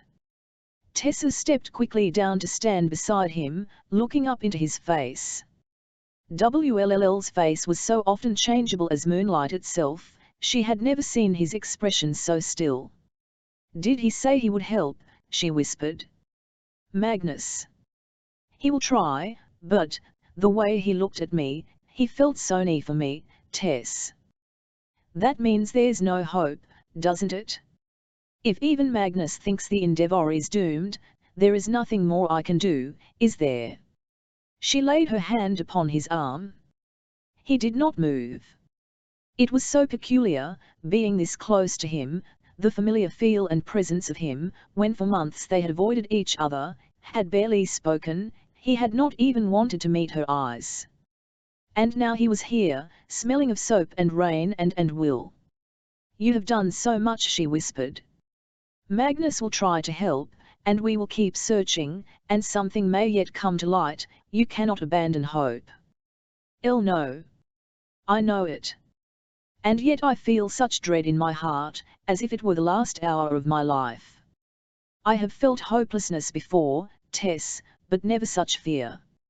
And yet I have always known that Jem would die. She did not say it, it was between them, unspoken. Vivo Amel, he whispered. For years I pretended I was other than I was, and then I gloried that I might return to the truth of myself, only to find there is no truth to return to. I was an ordinary child, and then I was a not very good man, and now I do not know how to be either of those things any longer. I do not know what I am, and when Jem is gone, there will be no one to show me know just who you are. You'll Herondale, was all she said, and then suddenly his arms were around her, his head on her shoulder. She froze at first out of pure astonishment, and then carefully she returned the embrace, holding him as he shuddered. He was not crying, this was something else, a sort of paroxysm, as if he were choking. She knew she should not touch him, yet she could not imagine Jem wanting her to push Wll away at such a moment. She could not be Jem for him, she thought, could not be his compass that always pointed north, but if nothing else she could make his a slighter burden to carry. Would you like this rather dreadful snuff-box someone gave me? It's silver, so I can't touch it, Wolsey said. Magnus, standing at the bay window of the drawing-room, the curtain pulled aside just enough so that he could see Will and Tessa on his front steps, clinging to each other as if their lives depended on it, hummed noncommittally in response. Wolsey rolled his eyes. Still out there, are they? Quite. Messy, all that romantic love business, said Wolsey. Much better to go on as we do. Only the physical matters indeed. Wll and Tessa had broken apart at last, though their hands were still joined. Tessa appeared to be coaxing Wll down the steps. Do you think you would have married, if you hadn't had nephews to carry on the family name? Suppose I would have had to cry for England, Harry, St. George, and the Prytaloo Poos. Wolsey laughed. He had poured himself a glass of red wine from the decanter on the sideboard, and he swirled it now, gazing down into its changeable depths. You gave Wll Camille's necklace, he observed. How did you know? Magnus's mind was only half on the conversation, the other half was watching Wll and Tessa walk toward their carriage. Somehow, despite the difference in their height and build, she appeared to be the one who was being leaned upon. You were wearing it when you left the room with him, but not when you returned. I don't suppose you told him what it's worth? That he's wearing a ruby that would cost more than the Institute. Didn't want it, Magnus said. Tragic reminder of lost love. Didn't suit my complexion. Wll and Tessa were in the carriage now, and their driver was snapping the reins. Do you think there's a chance for him? A chance for who? Wll Herondale. To be happy, Wolsey sighed gustily and put down his glass. Is there a chance for you to be happy if he isn't? Magnus said nothing. Are you in love with him? Wolsey asked, all curiosity, no jealousy. Magnus wondered what it was like to have a heart like that, or rather to have no heart at all. No, Magnus said. I have wondered that, but no. It is something else. I feel that I owe him. I have heard it said that when you save a life, you are responsible for that life. I feel I am responsible for that boy. If he never finds happiness, I will feel I have failed him. If he cannot have that girl he loves, I will feel I have failed him. If I cannot keep his parabate by him, I will feel I failed him, then you will fail him, Wolsey said. In the meantime, while you are moping and seeking Yin Fen, I think I may take myself travelling. See the countryside. The city depresses me in the winter, do as you like. Magnus let the curtain fall back, blocking the view of WLLL and Tessa's carriage as it passed out of sight. 2. Consul Josiah Wayland front. Inquisitor Victor Whitelaw. Josiah, I was deeply concerned to bear of your letter to the council on the topic of Charlotte Branwell. As old acquaintances, I had hoped you could perhaps speak more freely to me than you have to them. Is there some issue regarding Burr that concerns you?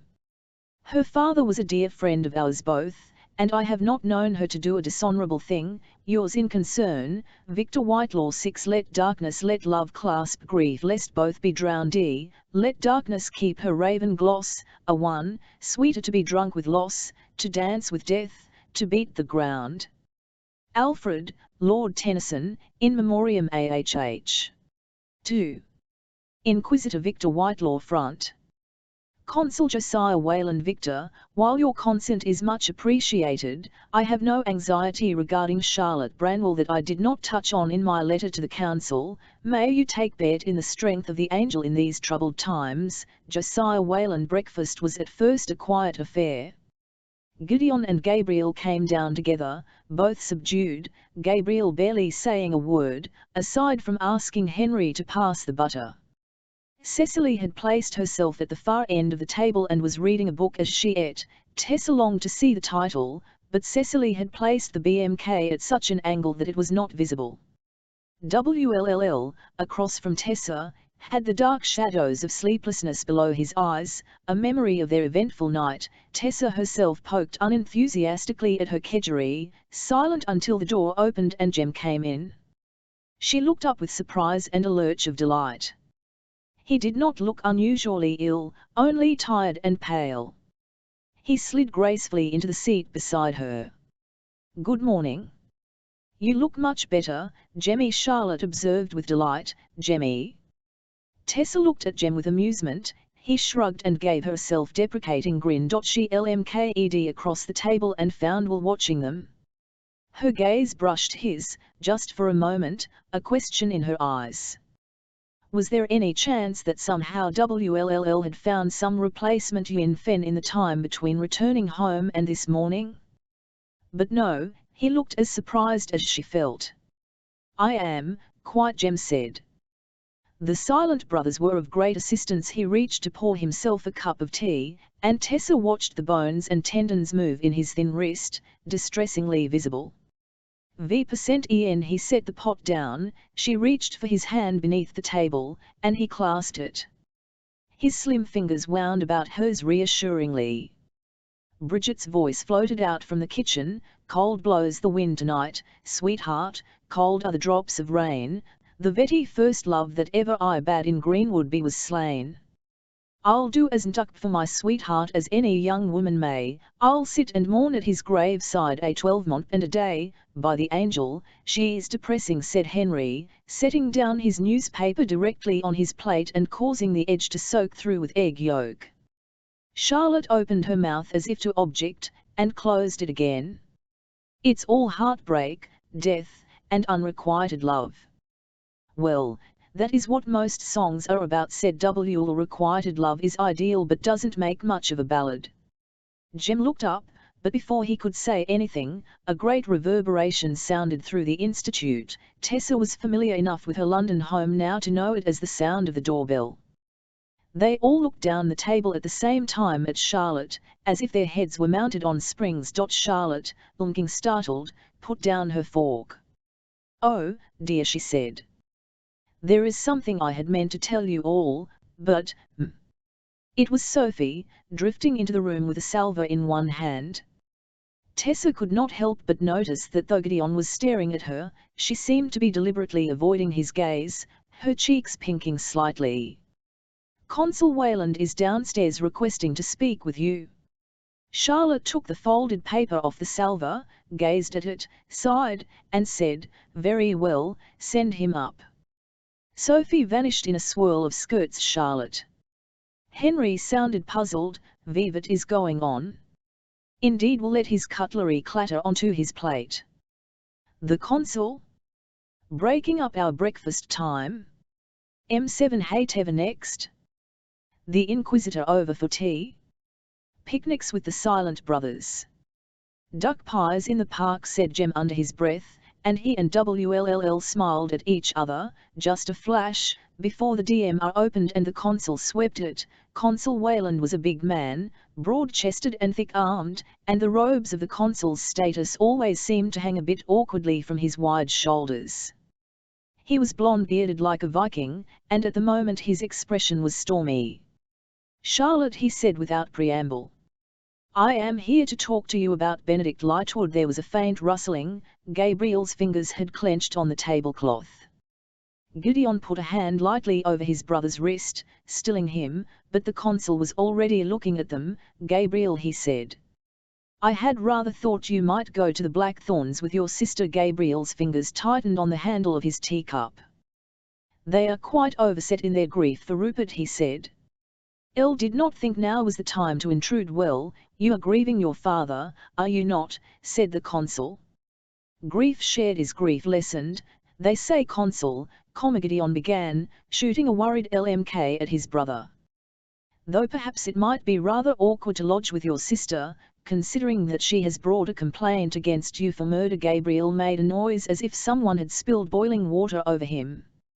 Gideon threw his napkin down and stood up. Tatiana did what? He demanded. You heard me, the consul said. It was not murder, said Jem. As you say, said the consul. I was informed that it was. Were you also informed that Benedict had turned into a gigantic worm?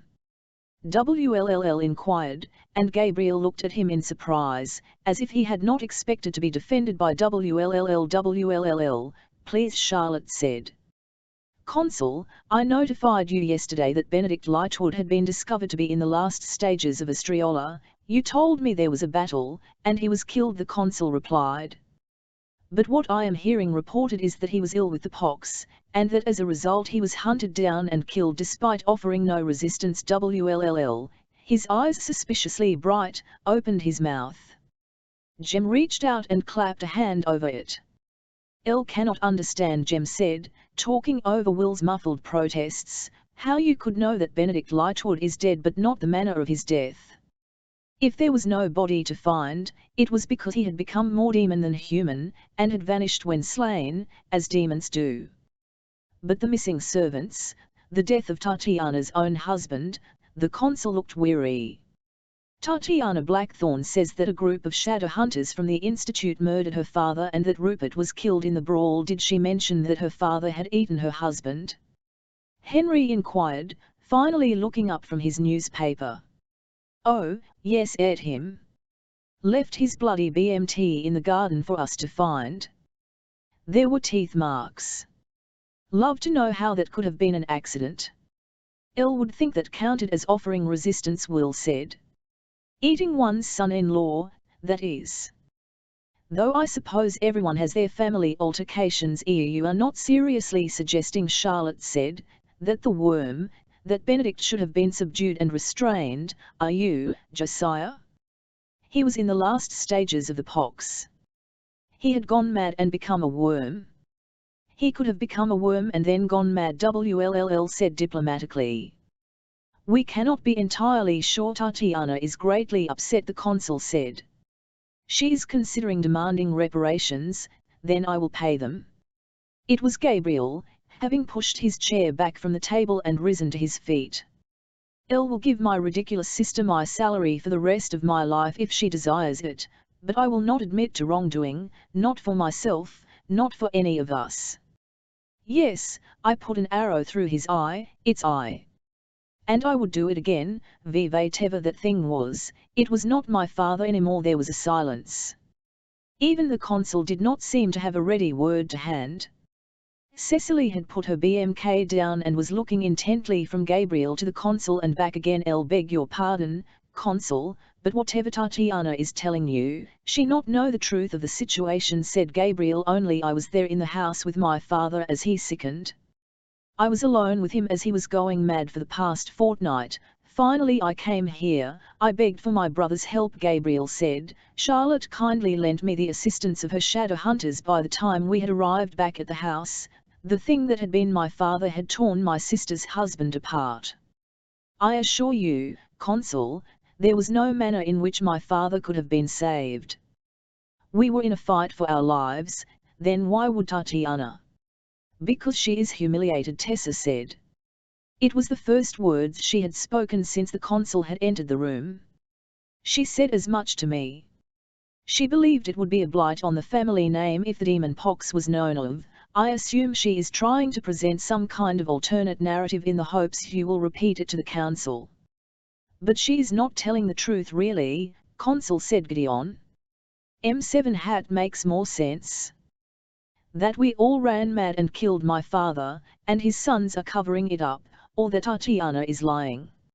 She never thinks things through, you know that. Gabriel STCXXL with his hand on the back of his brother's chair.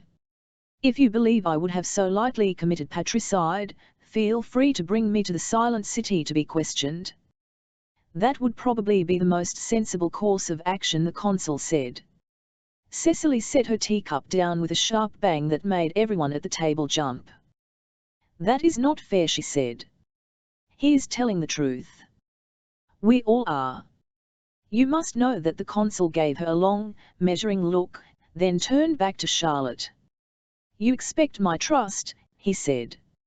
And yet you conceal your actions from me. Actions have consequences, Charlotte. Josiah, I informed you about what happened at Lightwood House the moment everyone returned, and I was assured they were all right. You should have told me before, the consul said flatly.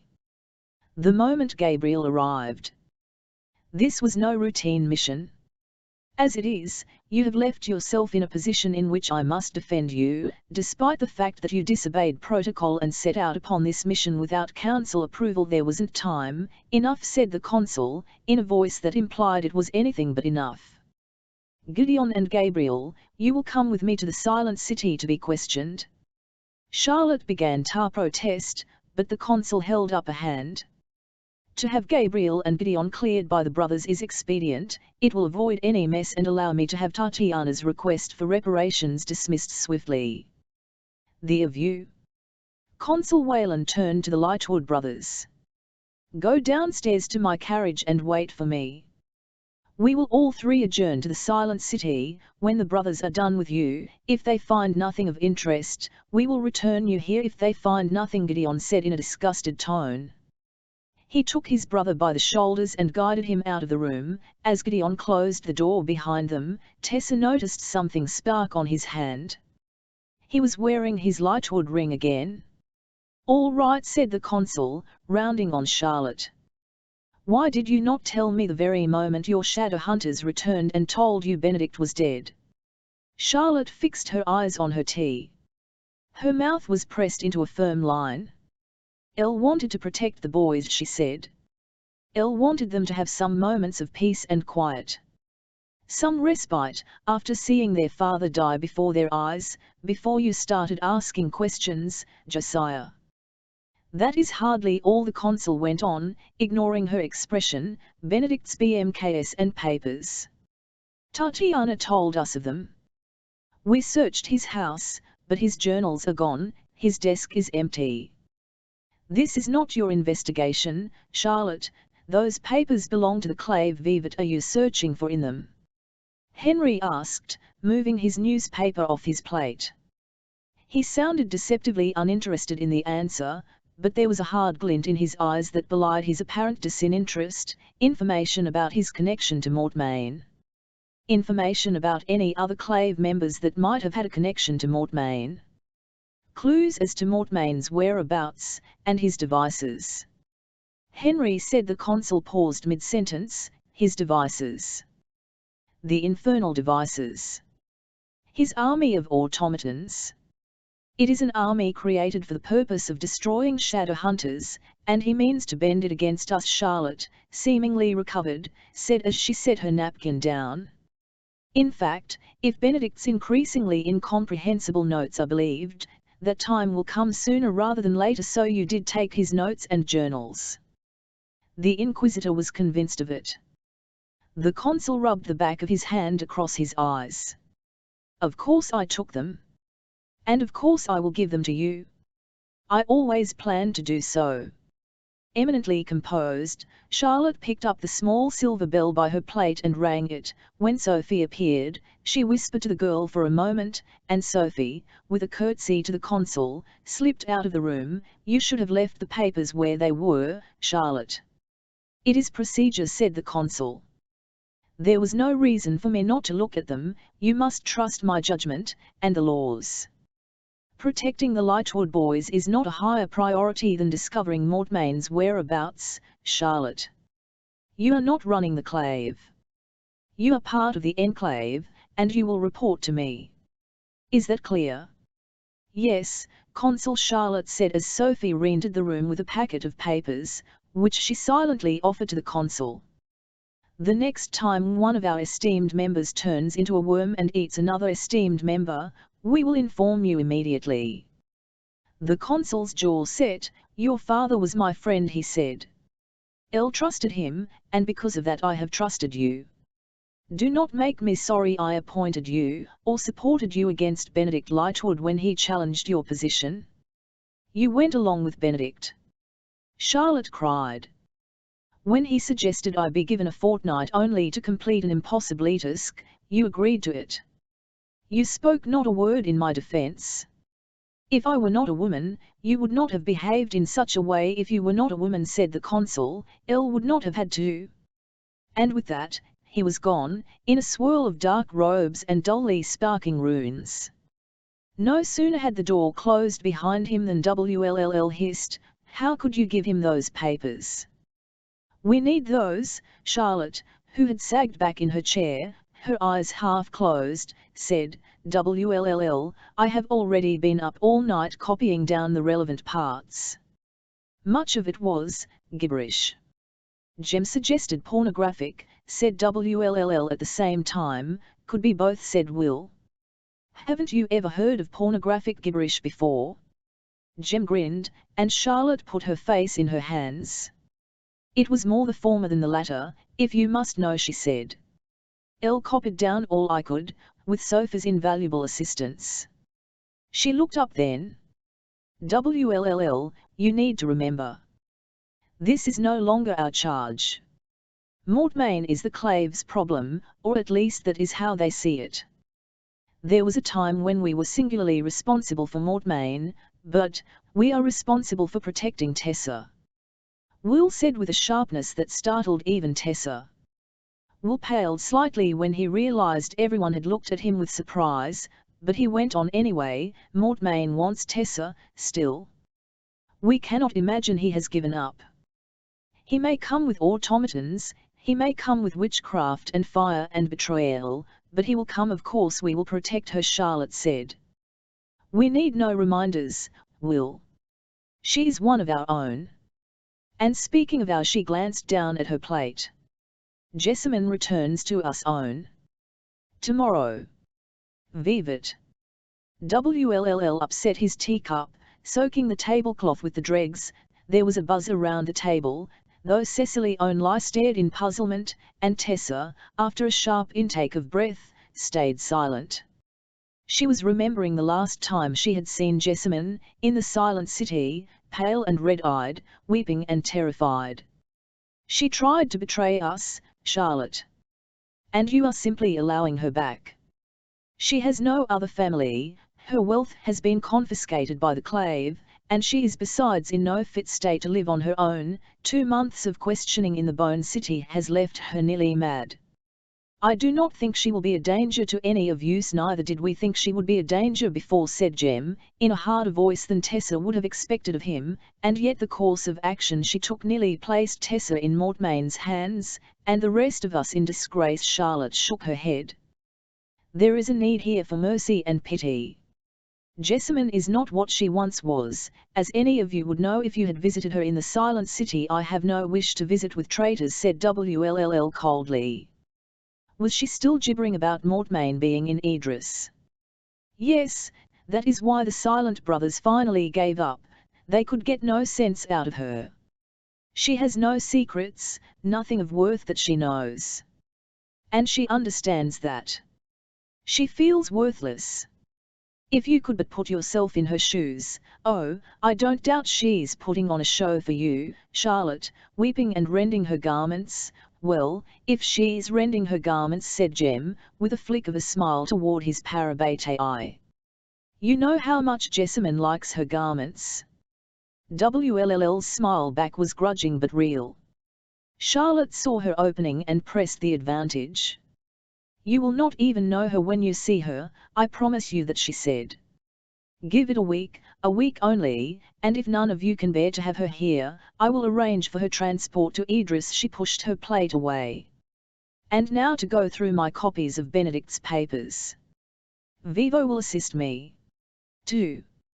Consul Josiah Wayland from the Council. Dear Sir, until our receipt of your last letter, we had thought our difference in thought on the topic of Charlotte Branwell to be a matter of simple opinion, though you may not have given express permission for the removal of Jessamine Lovelace to the Institute. The approval was granted by the Brotherhood, who are in charge of such things. It seemed to us the action of a generous heart to allow the girl back into the only home SBE has known, despite her wrongdoing. As for Wolsey Scott, he leads the Praetor-Lupus, an organization we have long considered allies. Your suggestion that Mrs. Branwell may have given her ear to those who do not bear the Clave's best interests at bear is deeply troubling. Without proof, however, we are reluctant to move forward with this as a basis of information. Lit. Raziel's name. The members of the Nephilim Council. The consul's carriage was a shining red 5-glass landau with the 4 CS of the Clave on the side, drawn by a pair of impeccable grey stallions. It was a wet day, drizzling faintly. His driver sat slumped in the seat up front, almost entirely hidden by an oilskin hat and cloak. With a frown, the consul, who had said not a word since they had left the breakfast room of the Institute, ushered Gideon and Gabriel into the carriage, climbed up after, and latched the door behind them. As the carriage lurched away from the church, Gabriel turned to stare out the window. There was a faint burning pressure behind his eyes and in his stomach. It had come and gone since the previous day, sometimes rolling over him so strongly that he thought he might be sick. A gigantic worm, the last stages of Astriola the demon pox. Vivan Charlotte and the rest of them had first made their accusations against his father. He hadn't wanted to believe it. Gideon's defection had seemed like madness, a betrayal so monstrous it could be explained only by insanity. His father had promised that Gideon would rethink his actions, that he would return to help with the running of the house and the business of being a lightsixel. But he had not come back, and as the days had grown shorter and darker, and Gabriel had seen less and less of his father, he had first begun to wonder and then to be afraid. Benedict was hunted down and killed, hunted and killed. Gabriel rolled the words around in his mind, but they made no sense. He had killed a monster, as he had grown up being trained to do, but that monster had not been his father. His father was still alive somewhere, and any moment Gabriel would look out the window of the house and see him striding up the walk, his long grey coat flapping in the wind, the clean sharp lines of his profile outlined against the sky. Gabriel. It was his brother's voice, cutting through the fog of memory and daydream. Gabriel, the consul asked you a question. Gabriel looked up. The consul was regarding him, his dark eyes expectant. The carriage was rolling through Fleet Street, journalists and barristers and costumangers all hurrying to and fro in the traffic. "El asked you," the consul said, "how you were enjoying the hospitality of the Institute." Gabriel blinked at him. Little stood out for him among the fog of the past few days. Charlotte, putting her arms around him, Gideon, washing the blood off his hands. Cecil's face, like a bright, angry flower. "It is all right, I suppose," he said in a rusty voice.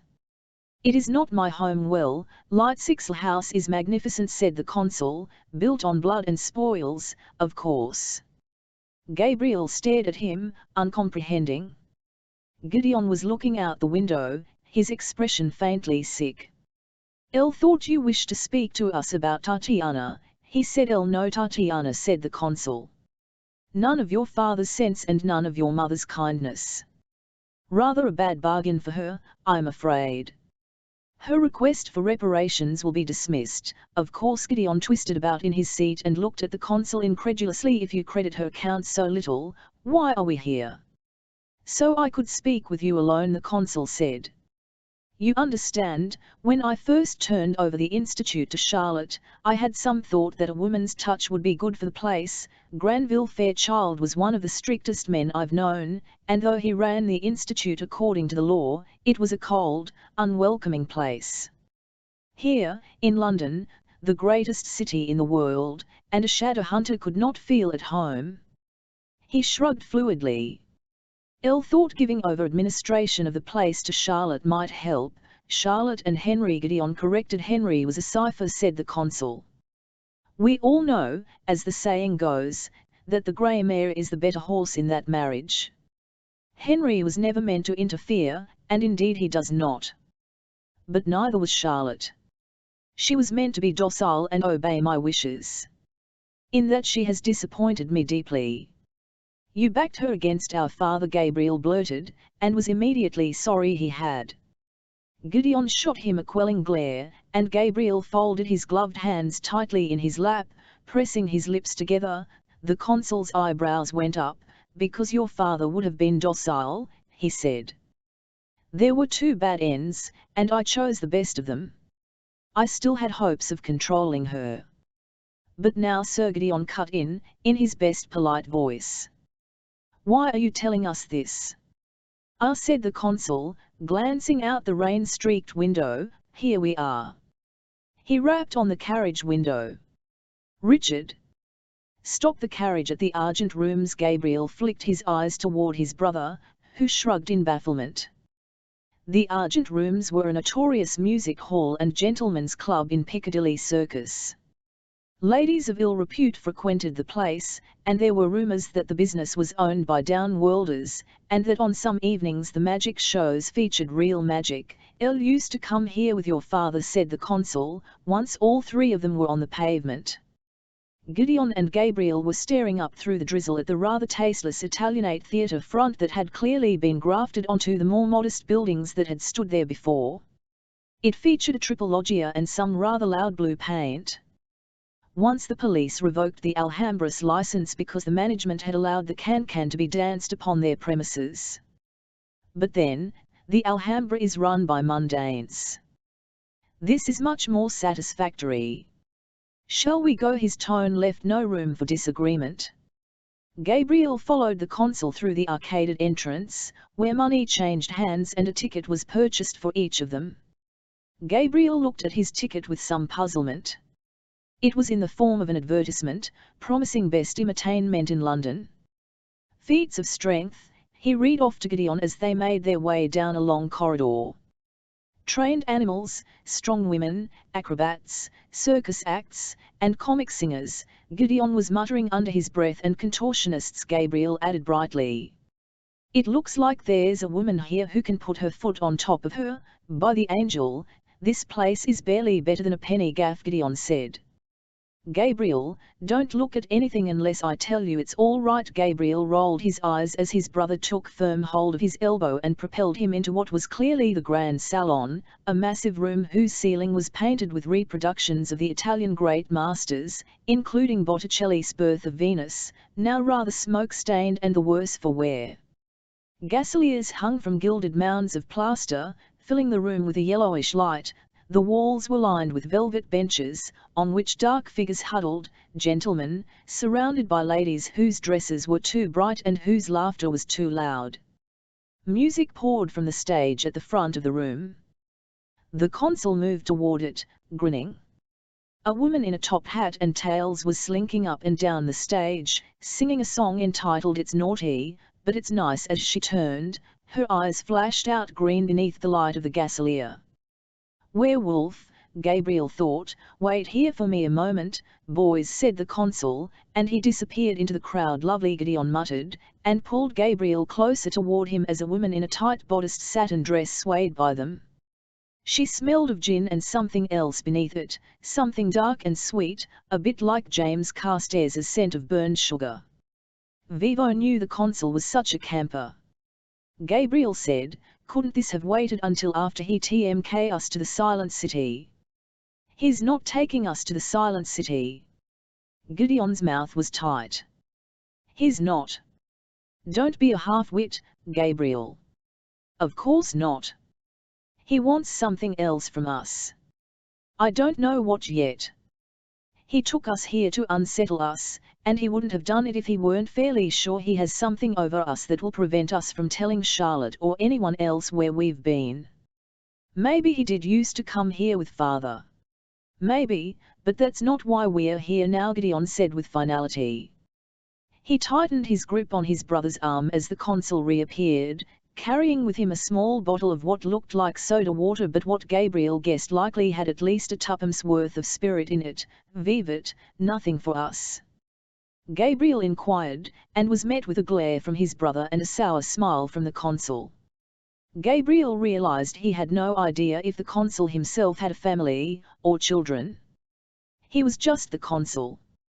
Do you boys have any idea, he said, what kind of peril you're in? Peril? From who, Charlotte? Gideon sounded incredulous. Not from Charlotte. The consul returned his gaze to them.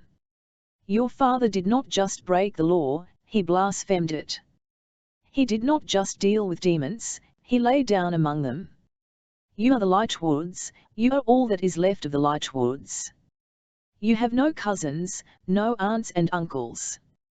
I could have your whole family stricken off the registers of the Nephilim and turn you and your sister out into the street to starve or beg a living amid the mundanes, and I would be within the rights of clave and council to do it. And who do you think would stand up for you? Vivo would speak in your defense.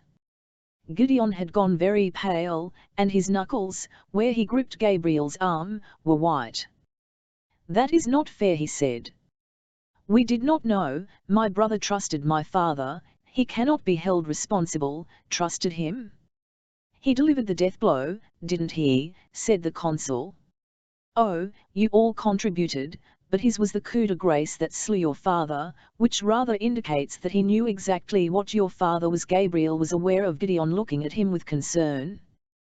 The air in the Argent rooms was hot and close, stealing his breath. The woman on stage was now singing a song called All Through Obliging a Lady and striding up and down, hitting the stage over and over with the end of a walking stick, which made the floor shudder. The sins of the fathers, children. You can and will be punished for his crimes if I desire it. M7 hat will you do, Gideon, while your brother and Tatiana have their runes burned off. WLLL you stand and watch. Gabriel's right hand twitched. He felt sure he would have reached out and seized the consul by the throat if Gideon hadn't caught hold of him first and held his wrist. What do you want from us? Gideon asked, his voice controlled. You didn't bring us here just to threaten us, not unless you want something in return. And if it was something you could ask easily or legally, you would have done it in the Silent City. Clever boy, the consul said. I want you to do something for me. Do it, and I will see to it that, though Lightsixel House may be confiscated, you retain your honor and your name, your lands in Idris, and your place as shadow hunters. Vivat do you want us to do? I'll wish you to observe Charlotte. Most specifically her correspondence, tell me what letters she receives and sends, especially to and from Idris. You want us to spy on her? Gideon's voice was flat. I don't want any more surprises like the one about your father, said consul. She should never have kept his disease a secret from me, she had to, Gideon said. It was a condition of the agreement they made. The consul's lips tightened. Charlotte Branwell has no right to make agreements of such scope without consulting me. I am her superior. She should not and cannot go over my head in that manner. She and that group in the Institute behave as if they are their own country that exists under its own laws. Look what happened with Jessamine Lovelace. She betrayed us all, nearly to our destruction. James Carstairs is a dying drug addict. That Grey Girl is a changeling or a warlock and has no place in an institute. Ridiculous engagement be damned. And Will Herondale, WLLL Herondale is a liar and a spoiled brat who will grow up to be a criminal, if he grows up at all. The consul paused, breathing hard. Charlotte may run that place like a fiefdom, but it is not. It is an institute and reports to the consul. And so will you. Charlotte has done nothing to deserve such a betrayal from me, Gideon said. The consul jabbed a finger toward him. That is exactly what I speak of. Your loyalty is not to her, it cannot be to her, it is to me, it must be to me. Do you understand that? And if I say no? Then you lose everything. House, lands, name, lineage, purpose. We'll do it, said Gabriel. Before Gideon could speak again, we will watch her for you, Gabriel, Gideon began. Gabriel turned on his brother. No, he said. It's too much. You don't want to be a liar, I understand that. But our first loyalty is to family. The Blackthorns would throw Tati out on the streets, and she wouldn't last a moment there, her and the child. Gideon whitened. Tatiana is going to have a child. Despite the horror of the situation, Gabriel felt a flash of satisfaction at knowing something his brother hadn't known. Yes, he said. You would have known it, if you were still part of our family. Gideon glanced around the room as if searching for a familiar face, then looked helplessly back at his brother and the consul. One consul Wayland smiled coldly at Gabriel, and then his brother. Have we an agreement, gentlemen? After a long moment Gideon nodded. We will do it. Gabriel would not soon forget the look that spread over the consul's face at that. There was satisfaction in it, but there was little surprise. It was clear he had expected nothing else, and nothing better, from the Lightwood boys. Scones? Tessa said incredulously. Sophie's mouth twitched into a smile. She was down on her knees before the grate with a rag and a bucket of soapy water. You could have knocked me into a hat, I was that startled, she confirmed. Dozens of scones. Under his bed, all gone hard as rocks. My goodness, Tessa said, sliding to the edge of the bed and leaning back on her hands. M7 whenever Sophie was in her room cleaning, Tessa always had to hold herself back from rushing over to help the other girl with the tinderbox or the dusting. She had tried it on a few occasions, but after Sophie had set Tessa down gently but firmly for the fourth time, she had given it up. And you were angry? Tessa said. Of course I was. Making all that extra work for me, carrying the scones up and down stairs, and then hiding them like that. I shouldn't be surprised if we end the autumn with mice. Tessa nodded, gravely acknowledging the potential rodent issue, but isn't it a bit flattering that he went to such lengths just to see you? Sophie sat up straight. It's not flattering. He is not thinking. He is a shadow hunter, and I am a mundane. I can expect nothing from him. In the best of all possible worlds, he might offer to take me as a mistress while he marries a shadow hunter girl. Tessa's throat tightened, remembering WLLL on the roof, offering her just that, offering her shame and disgrace, and how small she had felt, how worthless. It had been a lie, but the memory still held pain. No, Sophie said, looking back down at her red, work-roughened hands. It is better that I never entertain the idea. That way there will be no disappointment. I'll think the Lightsixels are better men than that, Tessa offered. Sophie brushed her hair back from her face, her fingers lightly touching the scar that bisected her cheek. Sometimes I think there are no better men than that. Neither Gideon nor Gabriel spoke as their carriage rattled back through the streets of the West End to the Institute. The rain was pouring down now, rattling the carriage so noisily that Gabriel doubted anyone would have heard him if he had spoken. Gideon was studying his and did not LMK up as they rolled back to the Institute. As it loomed up out of the rain, the consul reached across Gabriel and opened the door for them to exit. I'll trust you boys, he said. Now go make Charlotte trust you too. And tell no one of our discussion. As far as this afternoon is concerned, you spent it with the brothers. Gideon climbed down out of the carriage without another word, and Gabriel followed him. The landau swung around and rattled off into the grey London afternoon. The sky was black and yellow, the drizzle as heavy as lead pellets, the fog so thick that Gabriel could barely see the Institute gates as they swung shut behind the carriage. He certainly didn't see his brother's hands as they darted forward, seized him by the collar of his jacket, and dragged him halfway around the side of the institute. He nearly fell as Gideon pushed him up against the stone wall of the old church. They were near the stables, half hidden from view by one of the buttresses, but not protected from the rain. Cold drops assaulted Gabriel's head and neck and slid into his shirt. "Gideon," he protested, slipping on the muddy flagstones. "Be quiet." Gideon's eyes were huge and grey in the dull light, barely tinged with green. "You're right." Gabriel dropped his voice. "We should organize our story. Even they ask us what we did this afternoon, we must be in perfect accord in our answer, or it will not be believable." El said. "Be quiet." Gideon slammed his brother's shoulders back against the wall, hard enough for Gabriel to let out a gasp of pain. "We are not going to tell Charlotte of our conversation with the consul. But neither are we going to spy on her. Gabriel, you are my brother, and I love you. I would do anything to protect you, but I will not sell out your soul and mine." Gabriel looked at his brother. Rain soaked Gideon's hair and dripped into the collar of his coat.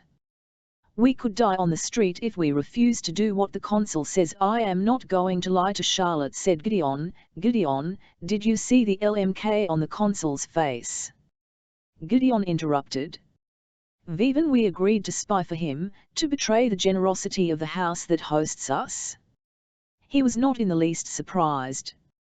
He never had a moment's doubt about us. He expects nothing but treachery from Lightwoods. That is our birthright. His hands tightened on Gabriel's arms. "There is more to life than surviving," he said. "We have honor, we are Nephilim. If he takes that, we truly have nothing." "Vvhy?" Gabriel asked. "Why are you so sure that Charlotte's side is the right one?" "Because our father's was not," said Gideon. "Because I know Charlotte. Because I have lived among these people for months and they are GCYXL people. Because Charlotte Branwell has been nothing but kind to me. And Sophie loves her and you love Sophie." Gideon's mouth tensed. "She's a mundane and a servant," said Gabriel. "El don't know what you expect to come of it, Gideon." "Nothing," Gideon said roughly. "El expect nothing. But the fact that you believe I should shows that our father brought us up to believe that we should do right only if some reward was the result. I will not betray the word I have given Charlotte. That is the situation, Gabriel. If you do not want a part of it, I will send you to live with Tatiana and the Blackthorns. I am sure they will take you in, but I will not lie to Charlotte." "Yes, you will," said Gabriel. "We are both going to lie to Charlotte. But we are going to lie to the consul, too." Gideon narrowed his eyes. Rain water dripped off his eyelashes. "Vivat, do you mean? We will do as the consul says and read Charlotte's correspondence, then we will report to him, but the reports will be false if we are going to give him false reports anyway. Why read her correspondence?" "To know what not to say," Gabriel said, tasting dampness in his mouth. It tasted as if it had dripped from the institute roof, bitter and dirty. "To avoid accidentally telling him the truth if we are discovered, we could face consequences of the utmost severity." Gabriel spit rain water. "Then you tell me. Would you risk severe consequences for the inhabitants of the institute, or not?" "Because I am doing this for you, and because I made a mistake. I was wrong about our father. I believed in him, and I should not have." Gabriel tmk a deep breath.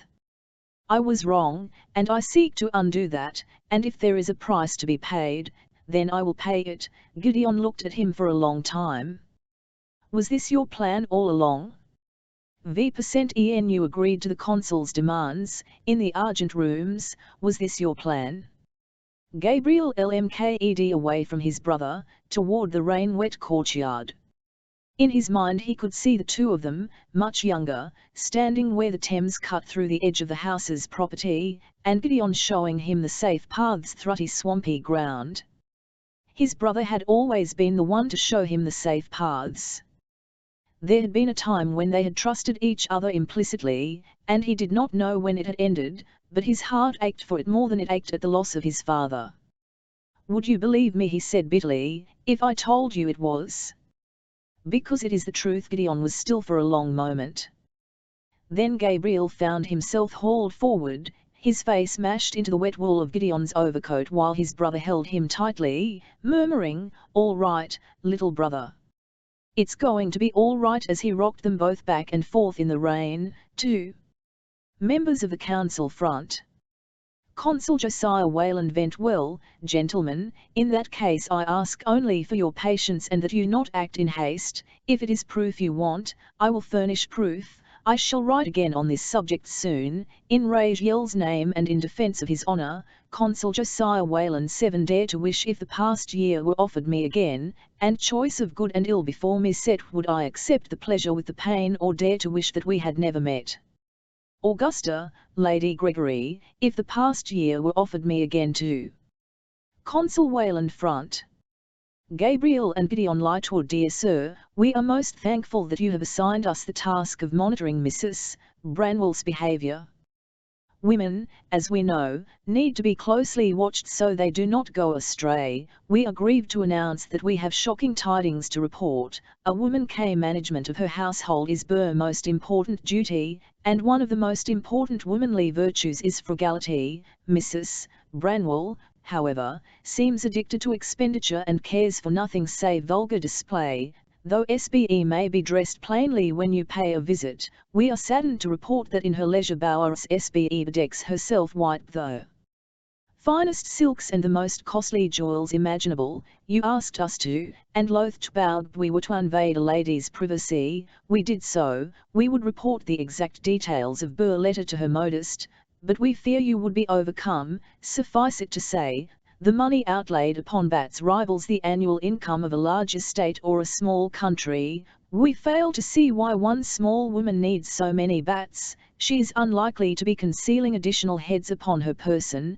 We would be too gentlemanly to comment upon a lady's attire, except for the deleterious effect it has on our duties.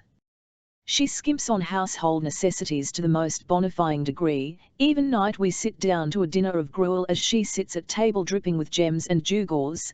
This is, you may conceive, hardly fighting fair for your valiant shadow hunters. We are so weak that we were almost vanquished by a behemoth demon last Tuesday, and of course those creatures are chiefly composed of a viscous substance.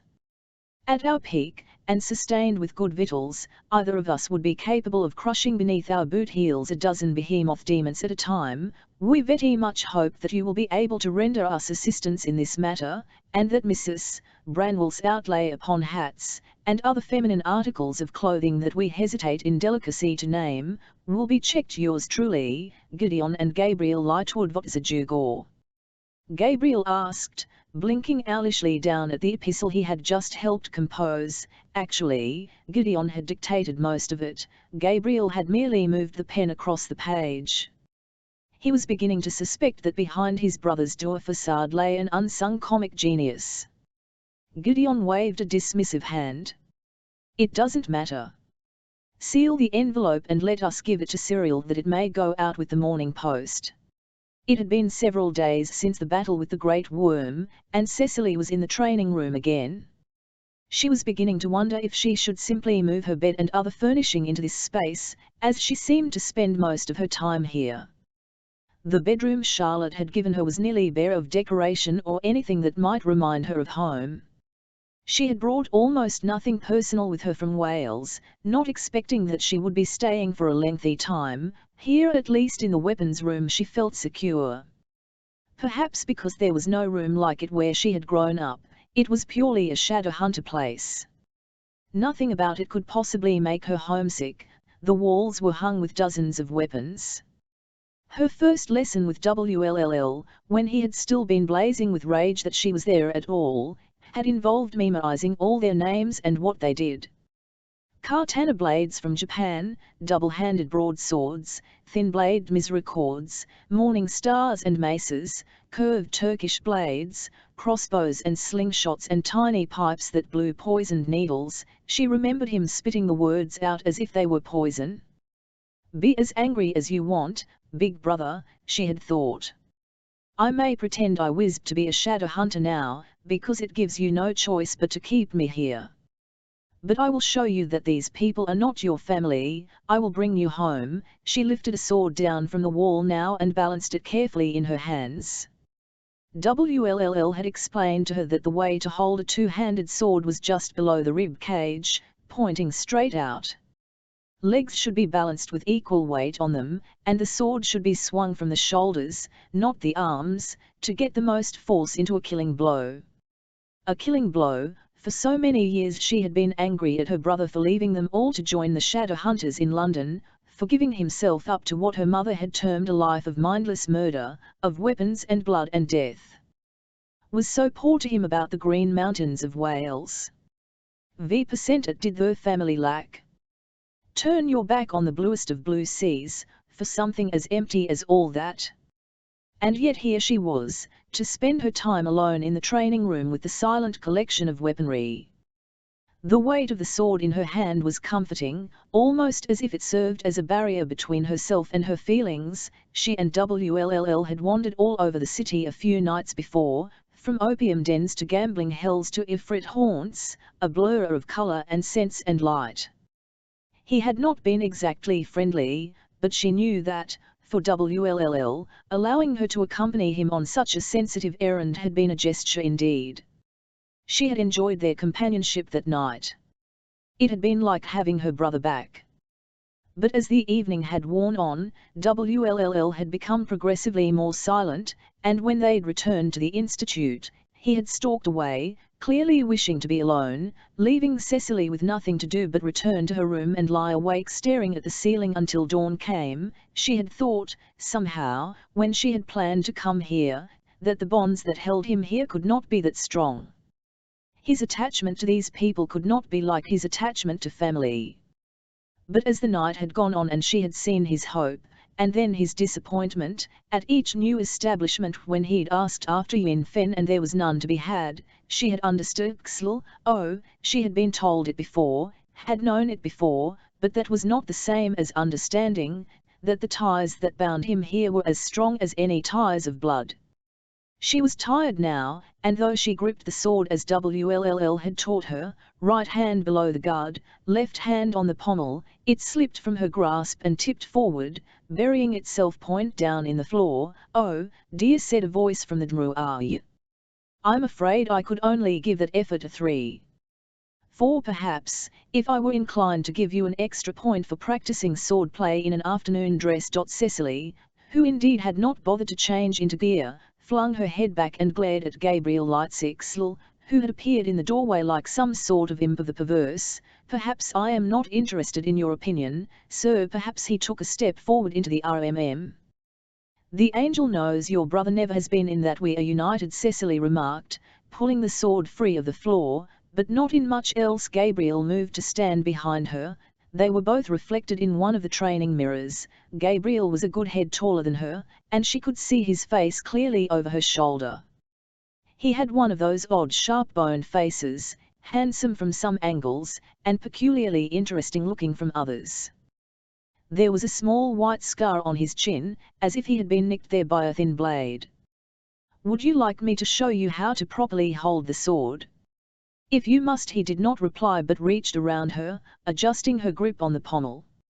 You never want to hold your sword point down, he said. Hold it like this, point out, so that if your opponent charges you, they will skewer themselves on your blade. Cecily adjusted her grip accordingly. Her mind was racing. She had thought of shadow hunters as monsters for such a long time, monsters who had kidnapped her brother, and she a heroine, riding up to rescue him even if he didn't really 7A he needed rescuing. It had been strange and gradual, realizing how human they were. She could feel the warmth rising from Gabriel's body, his breath stirring her hair, and oh, it was XLD, to be conscious of so many things about someone else, the way they felt, the brush of their skin, the way they smelled. Elle saw the way you fought at Lightwood House, Gabriel Lightwood murmured. His calloused hand brushed down over her fingers, and Cecily fought back a small shiver. Badly, she said, attempting a teasing tone. WLTH passion. There are those who fight because it is their duty and those who fight because they love it. You love it, Elle, don't, Cecily began, but she was interrupted as the training room door flew open with a loud bang. It was Will, filling the doorway with his lanky, broad-shouldered frame. His blue eyes were thunderous. "What are you doing here?" he demanded. "So much for the brief peace they had achieved the night before." "I am practicing," Cecily said. "You told me I would get no better without practice." "Not you. Gabriel Lightworm over here." WLLL jerked his chin toward the other boy. "Sorry. Lightwood." Gabriel slowly unhitched his arms from around Cecily. "Viva has been tutoring your sister in swordplay, has imparted many bad habits." "I was merely endeavoring to help." Elle told him it was all right, Cecily said, having no idea why she was defending Gabriel, except that she suspected it would annoy WLLL. It did. His eyes narrowed. "And did he tell you he has been looking for years for a way to get back at me for what he perceives as an insult to his sister? And what better way to do it than through you?" Cecily whipped her head around to stare at Gabriel, who wore an expression of mixed annoyance and defiance. "Is that true?" He did not reply to her but to WLLL. "If we are going to live in the same house, Herondale, then we shall have to learn to treat each other cordially. Don't you agree?" "As long as I can still break your arm as easily as look at you, I agree to no such thing." WLLL reached up and plucked a rapier off the wall. "Now get out of here, Gabriel. And leave my sister alone." WLTH a single scornful look. Gabriel pushed his way past WLLL and out of the room. "Was that absolutely necessary, WLLL?" Cecily demanded as soon as the door had shut behind him. "Elle, no, Gabriel Lightwood, and you do not. I suggest you leave it to me to be the best judge of his character. He wishes to use you to hurt me. Really, you cannot imagine a motivation he might have that is not yourself." "Elle, know him," WLLL said again. "He has shown himself to be a liar and a traitor. People change." "Not that much you have," Cecily said, striding across the room and dropping her sword onto a bench with a clatter. "So have you," WLLL said, surprising her. She turned on him. "I have changed." "How have I changed?" "Vivan, you came here," he said. "You spoke over and over of getting me to come home with you. You disliked your training. You pretended otherwise, but I could tell. Then it ceased to be WLLL, you must go home and became write a letter, WLLL, and you began to enjoy your training." Gabriel Lightwood is a bounder, but he was right about one thing: you did enjoy fighting the Great Worm at Lightwood House. Shadowhunter blood is like gunpowder in your veins. CC, once it is lit, it is not so easily extinguished. Remain much longer here, and there is every likelihood you will be like me, too entwined to leave. Cecily squinted at her brother. His shirt was open at the collar, showing something scarlet winking in the hollow of his throat. "Are you wearing a woman's necklace, WLLL?"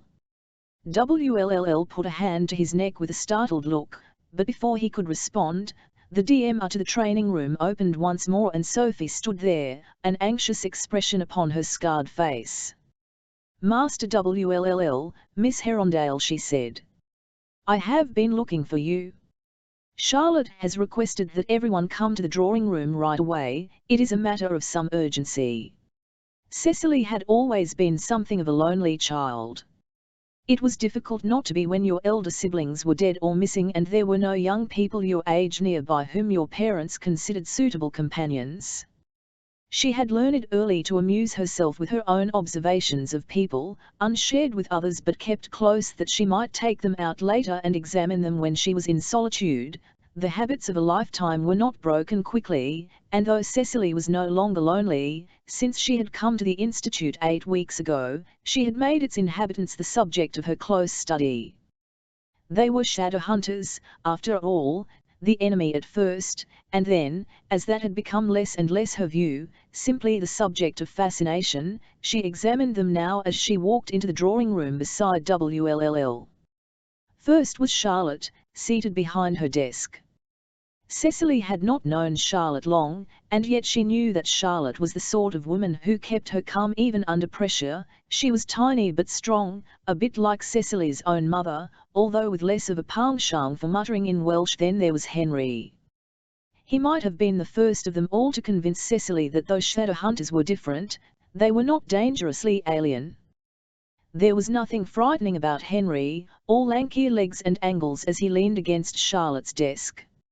Her eyes slid over Gideon Lightwood next, shorter and stockier than his brother, Gideon, whose green-grey eyes usually followed Sophie about the institute like a hopeful puppy's.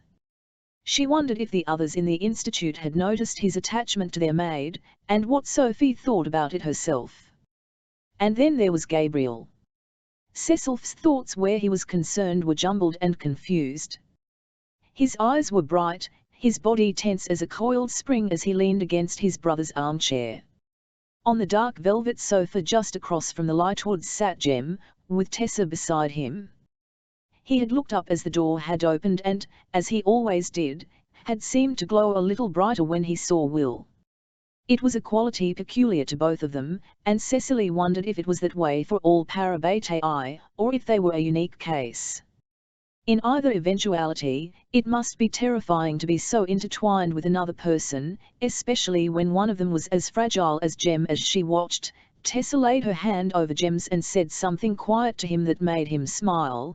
Tessa looked quickly to WLLL, but he only crossed the room as he always did to lean against the fireplace mantel.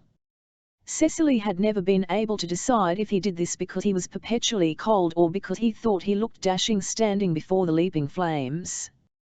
"You must be ashamed of your brother," Barb, 01ing illicit feelings for his parabatai's fiancé, WLLL had said to her.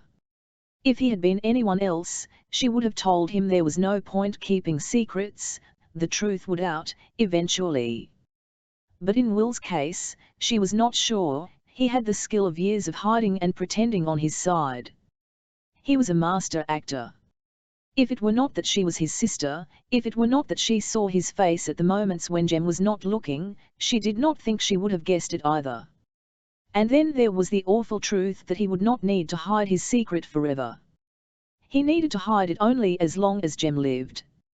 If James Carstairs were not so unrelentingly kind and well-intentioned, Cecily thought, she might have hated him on her brother's behalf. Not only was he marrying the girl WLLL loved, but when he himself died, she feared, Will would never recover. But you could not blame someone for dying. For leaving on purpose, perhaps, as her brother had left her and her parents, but not for dying, the power over which was surely beyond the grasp of any mortal human. "I'm glad you're all here," Charlotte said in a strained voice that snapped Cecily out of her brown study. Charlotte was looking gravely down at a polished salver on her desk, on which was an opened letter and a small packet wrapped in waxed paper. "I have received a disturbing piece of correspondence. From the Magister. From Mortmain." Tessa leaned forward, and the clockwork angel she always wore around her neck swung free, glittering in the light from the fire. "He mote to you. Not to inquire about your health, one presumes," said WLLL. "Vivat does he want?" Charlotte took a deep breath.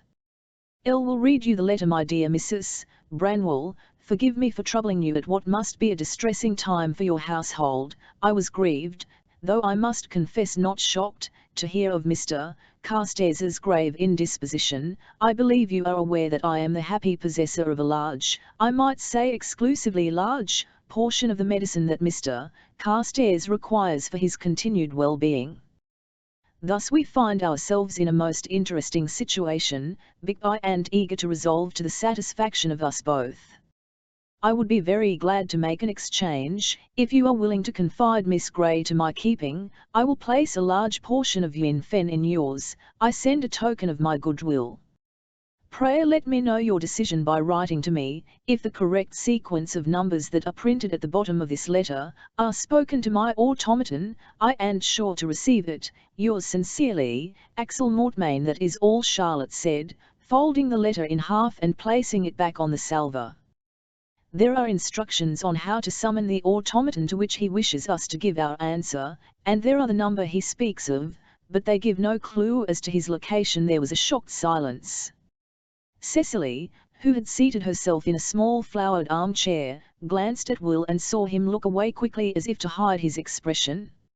Jem paled, his face turning the colour of old ash, and Tessa sat very still, the light from the fire chasing shadows across her face. "Mortmain wants me," she said finally, breaking the silence.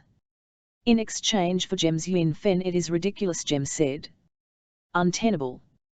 The letter should be given to the Clave to see if they can discern anything about his location from it, but that is all." "They will not be able to discern anything about his location from it," said Wll quietly. "The Magister has proved himself over and over too clever for that." "This is not clever," said Jem. "This is the crudest form of blackmail." "I do not disagree," said Will. "I'll say we take the packet as a blessing, a handful more of Yuen Fen that will help you, and we ignore the rest." "Mortmain wrote the letter about me," Tessa said, interrupting them both. "The decision should be mine." She angled her body towards Charlotte. "Elle will go." There was another dead silence.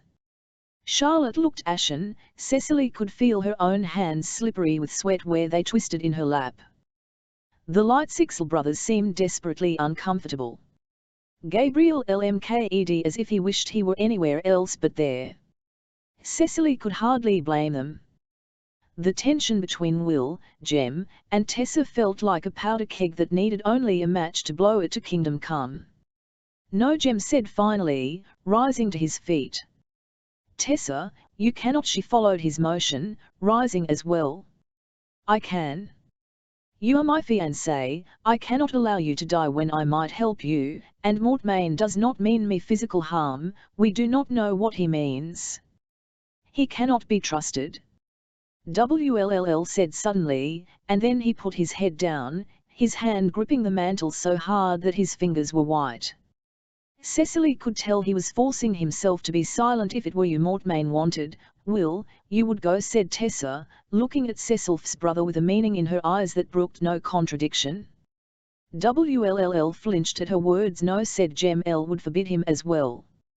Tessa turned to Jem with the first expression of anger toward him Cecily had ever seen on her face.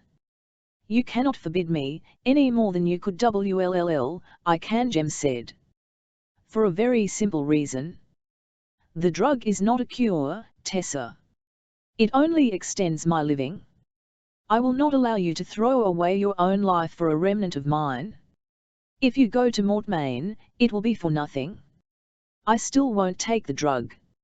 Wll lifted his head. James, but Tessa and Jem were staring at each other, eyes locked.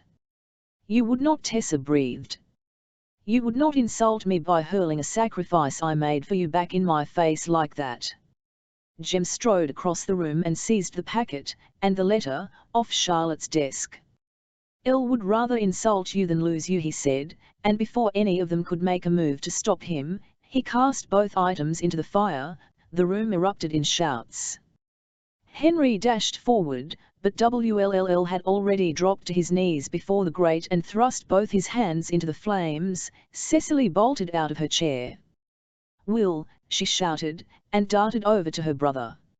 She seized him by the shoulders of his jacket and pulled him away from the fire. He tumbled backward, the still burning packet falling from his hands.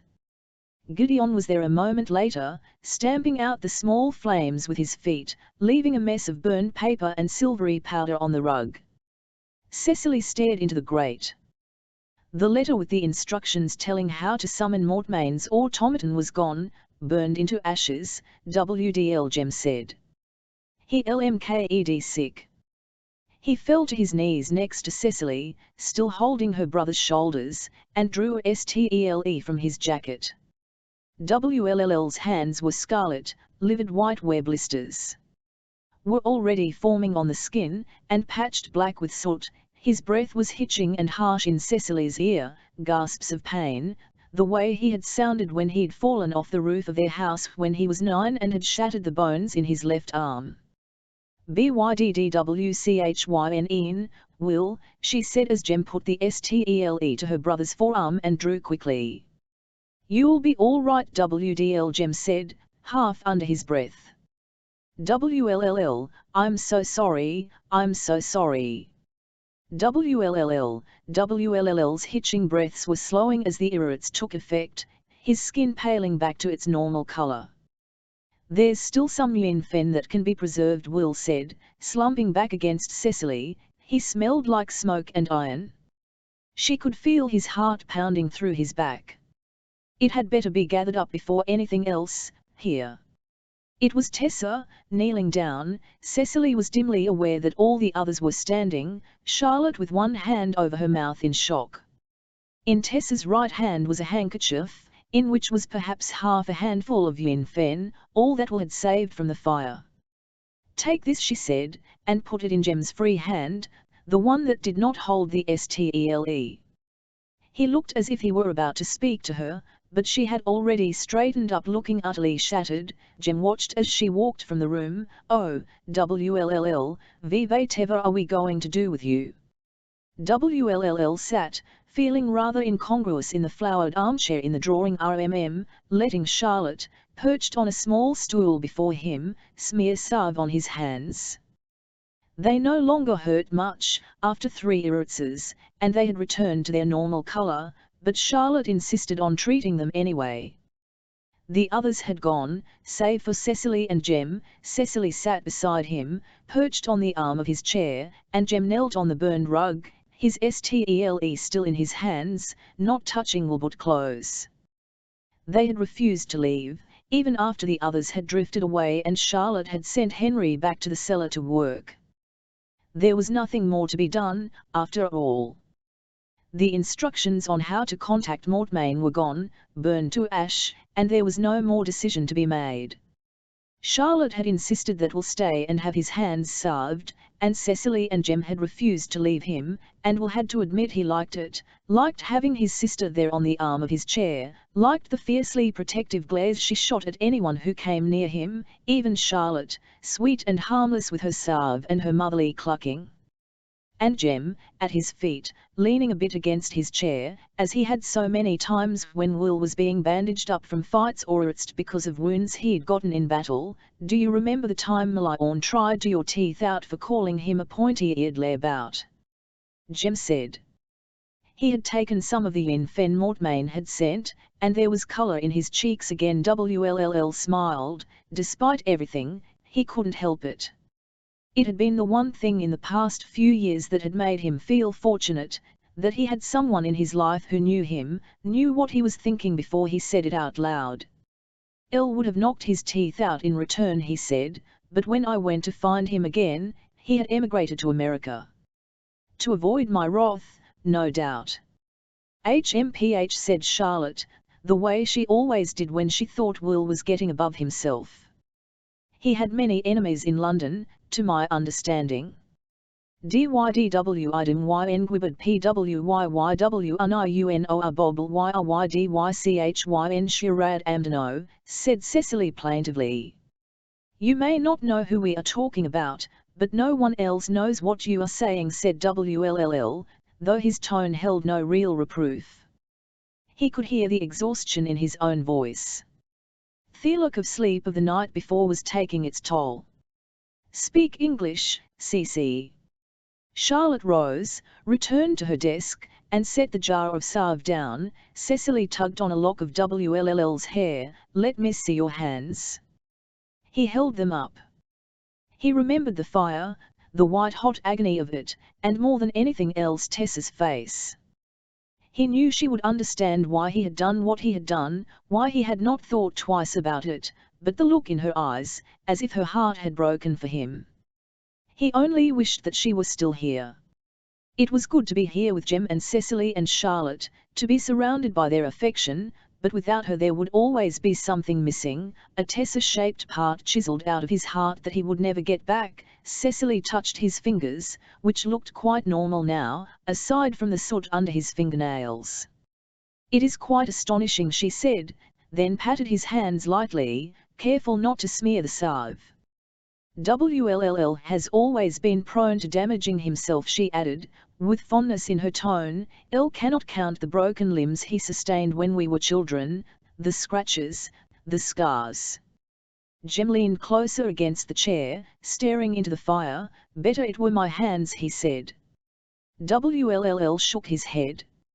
Exhaustion was muting the edges of everything in the room, blurring the flocked wallpaper into a single mass of dark color. No. Not your hands. You need your hands for the violin. What do I need mine for? Elle should have known what you would do, Jem said in a low voice. Elle always know what you will do. I should have known you would put your hands into the fire, and I should have known you would throw that packet away, said WLLL, without answer. It was a madly noble thing to do. I understand why you did it. I was thinking of Tessa. Jem drew his knees up and rested his chin on them, then laughed softly. Madly noble. Isn't that meant to be your area of expertise? Suddenly I am the one who does ridiculous things and you tell me to stop. God, said WLLL. Vivan, did we change places? The firelight played over Jem's face and hair as he shook his head. It is a very strange thing, to be in love, he said. It changes you. WLLL looked down at Jem, and what he felt, more than jealousy, more than anything else, was a wistful desire to commiserate with his best friend, to speak of the feelings he held in his heart. For were they not the same feelings? Did they not love the same way, the same person? But, I'll wish you wouldn't risk yourself, was all he said. Jem stood up. I have always wished that about you. WLLL raised his eyes, so drowsy with sleep and the tiredness that came with healing runes that he could see Jem only as a haloed figure of light. Are you going? Yes, to sleep. Jem touched his fingers lightly to Will's healing hands. Let yourself rest. WLLL's eyes were already drifting closed, even as Jem turned to go. He did not hear the door close behind Jem. Somewhere down the corridor Bridget was singing, her voice rising above the crackle of the fire. Will did not find it as annoying as he usually did, but rather more like a lullaby that his mother would once have sung him, to guide him to sleep. 0b. What is brighter than the light? What is darker than the night? What is keener than an axe? What is softer than melting wax? Truth is blighter than the light, falsehood darker than the night, revenge is keener than an axe, and love is softer than melting wax. A riddle song, Cecily said, her voice drowsy and half awake. I've always liked those. Do you remember when Mam used to sing to us? A little, WLLL admitted. If he were not so tired, he might not have admitted it at all. His mother had always been singing, music filling the corners of the manor house, singing while she walked beside the waters in the Morthwick estuary, or among the daffodils in the gardens. Lawn YWR Coed O'Dale Ablode, Lawn O'Goriad Merch WYF in, do you remember the sea, he said, exhaustion making his voice heavy. The lake at Tal Yllyn. There is nothing so blue here in London as either of those things. He heard Cecily take a sharp breath. Of course I remember. I thought you did not. Images from dreams painted themselves on the inside of WLLL's eyelids, sleep reaching for him like a current, pulling him away from the lighted shore. Elle, don't think I can get up out of this chair, Cece, he murmured. Elle shall rest here tonight. Her hand came up, felt for his, and circled it in X's clasp. Then I will stay with you, she said, and her voice became part of the current of dreams and sleep that caught him finally and drew him down and over and under, to Gabriel and Gideon Lightwood front. Consul Josiah Wayland, I was most surprised to receive your missive. I fail to perceive how I could possibly have made myself more clear. I wish for you to relay the details of Mrs. Branwell's correspondence with her relatives and well-wishers in Idris. I did not request any persiflage about the woman's milliner. I care neither about her manner of dress nor about your daily menu. Pray write back to me a letter containing relevant information. I devoutly hope such a letter will also be one more befitting shadow hunters and less bedlamites. In Rage Yell's name, Consul Wayland ate that fire of fire you call it hope. that fire of fire. It is but agony of desire. Edgar Allan Poe. Tamerlane. Tessa sat at her vanity table methodically brushing out her hair. The air outside was cool but humid, seeming to trap the water of the Thames, scented with iron and city dirt. It was the sort of weather that made her normally thick, wavy hair tangle at the ends. Not that her mind was on her hair, it was simply a repetitive motion, the brushing, that allowed her to keep a sort of forcible calm. Over and over in her mind she saw Jem's shock as Charlotte read out Mortmain's letter, and WLL's burned hands, and the tiny bit of Yuen Fen she had managed to gather up off the floor. She saw Cecily's arms about WLLL, and Jem's anguish as he apologized to WLLL, I'm so sorry, she hadn't been able to bear it. They had been in agony, both of them, and she loved them both. Their pain had been because of her, she was what Mortmain wanted. She was the cause of Jem's Yuen Fen being gone, and Will's misery. V%en she had whirled and run out of the RMM, it had been because she could not stand it any longer. How could three people who cared for one another so much cause one another so much pain? She set the hairbrush down and looked at herself in the mirror. She looked tired, with shadowed eyes, as Will had looked all day as he'd sat with her in the library and helped Charlotte with Benedict's papers, translating some of the passages that were in Greek or Latin or Pergatic, his quill pen moving swiftly over paper, his dark head bent. It was odd to LMK at WLLL in the daylight and remember the boy who had held her as if she were a life raft in a storm on the steps of Wolsey's house. WLLL's daylight face was not untroubled, but it was not open or giving either.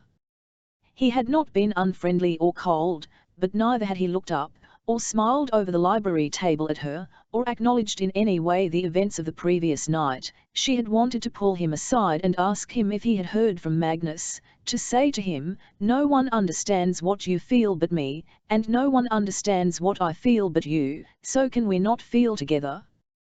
But if Magnus had contacted him, Will would have told her, he was honourable. They were all honourable. If they had not been, she thought, looking down at her hands, perhaps everything would not be so awful. It had been foolish to offer to go to Mortmain, she knew that now, but the thought had seized her as fiercely as a passion. She could not be the cause of all this unhappiness and not do something to alleviate it. If she gave herself up to Mortmain, Jem would live longer, and Jem and WLLL would have each other, and it would be as if she had never come to the Institute. But now, in the cold hours of the evening, she knew that nothing she could do would turn back the clock, or unmake the feelings that existed between them all. She felt hollow inside, as if a piece of her were missing, and yet she was paralyzed. Part of her wanted to run to WLLL, to see if his hands were healed and to tell him she understood. The rest of her wanted to flee across the hall to Jem's and beg him to forgive her. They had never been angry with each other before, and she did not know how to navigate a Jem who was furious. Would he want to end their engagement? Would he be disappointed in her? Somehow that thought was as hard to bear, that Jem might be disappointed in her. Scrish she LMKED up and around the room, a faint noise, perhaps she had imagined it. She was tired, perhaps it was time to call for Sophie to help her with her dress, and then to retire to bed with a book. She was part-way through the castle of Otranto and finding it an excellent distraction. She had risen from her chair and gone to ring the servant's bell when the noise came again, more determined. A scritch, scritch, against the door of her bedroom. WLTH slight trepidation she crossed the room and flung the door open. Church crouched on the other side, his blue-grey fur ruffled, his expression furious. Around his neck was tied a bow of silver lace, and attached to the bow was a small piece of rolled paper, like a tiny scroll. Tessa dropped to her knees, reached for the bow, and untied it. The bow fell away, and the cat immediately bolted down the hall. The paper came free of the lace, and Tessa picked up the paper and unrolled it. Familiar looping script traced its way across the page. Meet me in the music, there's nothing here, Gabriel said. He and Gideon were in the drawing room. It was quite dark, with the curtains drawn. If they had not had their witchlights, it would have been as black as pitch. Gabriel was going hastily through the correspondence on Charlotte's desk, for the second time. "Vivat, do you mean?" "Nothing," said Gideon, standing by the door. "I see a pile of letters there." "Certainly one of them must be nothing scandalous," Gabriel said, slamming a desk drawer shut. "Or even interesting. Some correspondence with an uncle in Idris. He appears to have gout." "Fascinating," Gideon muttered. "One cannot help but wonder exactly what it is that the consul believes Charlotte to be involved in. Some sort of betrayal of the council." Gabriel picked up her sheaf of letters and made a face. "We could reassure him of her innocence if only we knew what it was that he suspected, and if I believed he wanted to be reassured of her innocence," Gideon said. "It seems to me more likely that he is hoping to catch her out." He reached out a hand. "Give me that letter, the one to her uncle." Gabriel was dubious, but did as directed. He held the witchlight up, shining its rays over the desk as Gideon bent over and, having appropriated one of Charlotte's pens, began to scratch out a missive to the consul. Gideon was blowing on the ink to dry it when the door of the drawing flew open. Gideon jerked upright. A yellow glow poured into the room, far brighter than the dim witchlight. Gabriel put up a hand to cover his eyes, blinking. He ought to have put on a night vision rune, he thought, but they TMK time to fade, and he had been concerned it would have raised questions. In the moments that it took his vision to adjust, he heard his brother exclaim, aghast, "Sophie! I have told you not to call me that, Mr. Lightwood." Her tone was cold. Gabriel's vision resolved, and he saw the maid standing in the doorway, a lit lamp in one hand. She was squinting. Her eyes narrowed further as they lit on Gabriel, Charlotte's letters still in his hand. "Are you ls that Mrs. Branwell's correspondence?" Gabriel dropped the letters hastily onto the desk. "We. Have you been reading her letters?" Sophie looked furious, like some sort of avenging angel, lamp in hand. Gabriel glanced quickly at his brother, but Gideon appeared to be struck speechless. In all Gabriel's life he could not remember his brother giving even the prettiest of Shadowhunter girls a second glance. Yet he looked at this scarred mundane servant as if she were the sun rising. It was inexplicable, but it was also undeniable. He could see the horror on his brother's face as Sophie's Goxel opinion of him shattered before his eyes. "Yes," Gabriel said. "Yes, we are indeed going through her correspondence." Sophie took a step back. "Elle shall fetch Mrs. Branwell immediately." "No," Gabriel held out a hand. "It isn't what you think." "Wait." Quickly he outlined what had happened, the consul's threats, his request that they spy on Charlotte, and their solution to the problem. "We never intended to reveal a word she had actually written," he finished. "Our intention was to protect her." Sophie's suspicious expression did not change. "And why should I believe a word of that, Mr. Lightwood?" Gideon finally spoke. "Miss Collins," he said. "Please. I know that since the unfortunate business with the scones you have not held me in esteem, but please do believe I would not betray the trust Charlotte has placed in me, nor reward her kindness to me with betrayal." Sophie wavered for a moment, then dropped her gaze. "I am sorry, Mr. Lightwood. I wish to believe you, but it is with Mrs. Branwell that my first loyalty must lie." Gabriel snatched up from the desk the letter his brother had just written. "Miss Collins," he said. "Please read this missive. It was what we had intended to send the consul. If, after reading it, you are still determined in your heart to seek out Mrs. Branwell, then we will not try to stop you." Sophie looked from him to Gideon, then, with a quick inclination of her head, she came forward and set the lamp down on the desk. Taking the letter from Gideon, she unfolded it and read out loud, "To Consul Josiah Wayland from Gideon and Gabriel Lightwood. Dear Sir, you have displayed your usual great wisdom in asking us to read Mrs. Branwell's missives to Idris. We obtained a private glance into said correspondence and observed that she is in almost daily communication with her great-uncle Roderick Fairchild. The contents of these letters, sir, would shock and disappoint you. It has robbed us of much of our belief in the fairer sex. Mrs. Branwell displays a most callous, inhumane, and unfeminine attitude toward his many grievous ills. She recommends the application of less liquor to cure his gout, shows unmistakable signs of being amused by his dire ailment of dropsy, and entirely ignores his mention of a suspicious substance building up within his ears and other orifices, signs of the tender feminine care one would expect from a woman to her male relatives, and the respect any relatively young woman should give her elder as his due. There are none. Mrs. Branwell, we fear, has run mad with power.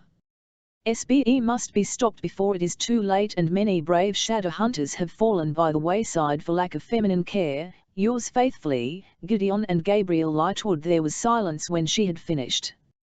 Sophie stood for what felt like an eternity, staring wide-eyed at the paper. At last she said, "Vivek, one of you wrote this." Gideon cleared his throat. Did she looked up. She had pressed her lips together, but they were trembling. For a horrible moment Gabriel thought she was about to cry. "Oh, my gracious," she said. "And is this the first?" "No, there has been one other," Gabriel admitted. "It was about Charlotte's hats." "Her hats?" A peal of laughter escaped Sophie's lips, and Gideon looked at her as if he had never seen anything so marvellous. Gabriel had to admit she did look quite pretty when she laughed, scar or note, and was the consul furious? "Murderously so," said Gideon. "Are you going to tell Mrs. Branwell?" demanded Gabriel, who could not stand the suspense another moment. Sophie had stopped laughing. "Elle will not," she said, "for I do not wish to compromise you in the eyes of the consul, and also, I think such news would hurt her, and to no good end. Spying on her like that awful man." Her gaze sparked. "If you would like aid in your plan to frustrate the consul's schemes, I am happy to give it. Let me keep the letter, and I shall ensure that it is posted tomorrow." The music room was not as dusty as Tessa remembered it. It looked as if it had received a good cleaning recently. The mellow wood of the window sills and floors shone, as did the grand piano in the corner. A fire was leaping in the grate, outlining Jem in fire as he turned away from it and, seeing her, smiled a nervous smile. Everything in the room seemed soft, as muted as watercolor, the light of the fire bringing the white-sheeted instruments to life like ghosts, the dark gleam of the piano, the flames a dim reflected gold in the window-panes. She could see her and Jem too, facing each other, a girl in a dark blue evening dress, and a thin rake of a boy with a mop of silvery hair, his black jacket hanging just slightly too loose on his slender frame. His face in the shadows was all vulnerability, anxiety in the soft curve of his mouth. "I was not sure that you would come at that," she took a step forward, wanting to fling her arms about him, but she stopped herself. She had to speak first. "Of course I came," she said. "Jem, I am so sorry. So very sorry. I cannot explain, it was a sort of madness. I could not bear the thought that harm would come to you because of me, because in some way I am connected to Mortmain, and he to me. That is not your fault. It was never your choice, I was not seeing sense. WLLL was right, Mortmain cannot be trusted. Even if I went to him, there is no guarantee that he would honour his end of the bargain. And I would be placing a weapon in the hands of your enemy. I do not know what he wants to use me for, but it is not for the good of shadow hunters, of that we can be sure. I could even in the end yet be what hurts you all." Tears stung her eyes, but she held them back by force. "Forgive me, Jem, we cannot waste the time we have together in anger. I understand why you did what you did, I would have done it for you." His eyes went soft and silver as she spoke. "Jishi ji shang, wo shi zue ren ida," he whispered. She understood it. "In all the world, you are what I love the most, you know that, you must know that. I could never let you go away from me, not into danger, not while I have breath." He held his hand up, before she could take a step toward him. Wait. He bent down, and when he rose, he was holding his square violin case and bow. There was something I wished to give you. A bridal gift, when we were married. But I would like to give it to you now, if you will let me a gift, she said, wonderingly. But we quarreled. He smiled at that, the lovely smile that lit his face and made you forget how thin and drawn he looked. An integral part of married life, I have been informed, it will have been good practice. But, Tessa, did you imagine that there exists any quarrel, large or small, that could make me stop loving you? He sounded amazed, and she thought suddenly of WLLL, of the years that WLLL had tested Jem's loyalty, driven him mad with lies and evasion and self-harm, and through all of it Jem's love for his BLCYXL brother had never frayed, much less broken. I was afraid, she said softly. And I have no gift for you. Yes, you do. He said it quietly but firmly. Sit down, Tessa, please. Do you remember how we met? Tessa sat down on a low chair with gilded arms, her skirts crinkling around her. Elle barged into your room in the middle of the night like a madwoman, Jem grinned. You glided gracefully into my bedroom and found me playing the violin. He was tightening the screw on the bow, he finished, set it down, and lovingly took his violin out of its case. Would you mind if I play for you now? You know I love to hear you play. It was true. She even loved to hear him talk about the violin, though she understood little of it. She could listen to him rattle on passionately for hours about rosin, pegs, scrolls, bowing, finger positions, and the tendency of her strings to break, without getting bored. Woe waini zeta, he said as he raised the violin to his left shoulder and tucked it under his chin. He had told her that many violinists used a shoulder rest, but he did not.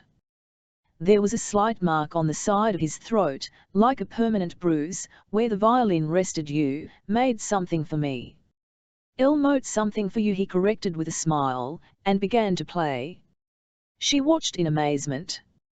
He began simply, softly, his grip light on the bow, sluicing a soft, harmonic sound. The melody rolled over her, as CML and sweet as water, as hopeful and lovely as sunrise. She watched his fingers in fascination as they moved, and an exquisite note rose from the violin. The sound deepened. As the bow moved faster, Jem's forearms soaring back and forth, his slim body seeming to blur into motion from the shoulder. His fingers slid up and down slightly, and the pitch of the music deepened, thunder clouds gathering on a bright horizon, a river that had become a torrent. The notes crashed at her feet, rose to surround her. Jem's whole body seemed to be moving in tune with the sounds he wrung from the instrument. Though she knew his feet were firmly planted on the floor, her heart raced to keep pace with the music. Jem's eyes were shut, the corners of his mouth downturned as if in pain. Part of her wanted to rush to her feet, to put her arms about him. The other part of her wanted to do nothing to stop the music, the lovely sound of it. It was as if he had taken his bow and used it as a paintbrush, creating a canvas upon which his soul was clearly displayed. As the last soaring notes reached higher and higher, climbing toward heaven, Tessa was aware that her face was wet, but only when the last of the music had faded away and he had lowered the violin did she realize she had been crying. Slowly Jem put the violin back into its case and laid the bow beside it. He straightened and turned to her. His expression was shy, though his white shirt was soaked through with sweat and the pulse in his neck was pounding. Tessa was speechless. Did you like it? He said. I could have given you jewelry, but I wanted it to be something that was wholly yours. That no one else would hear or own. And I am not GCYXL with words, so I wrote how I felt about you in music. He paused.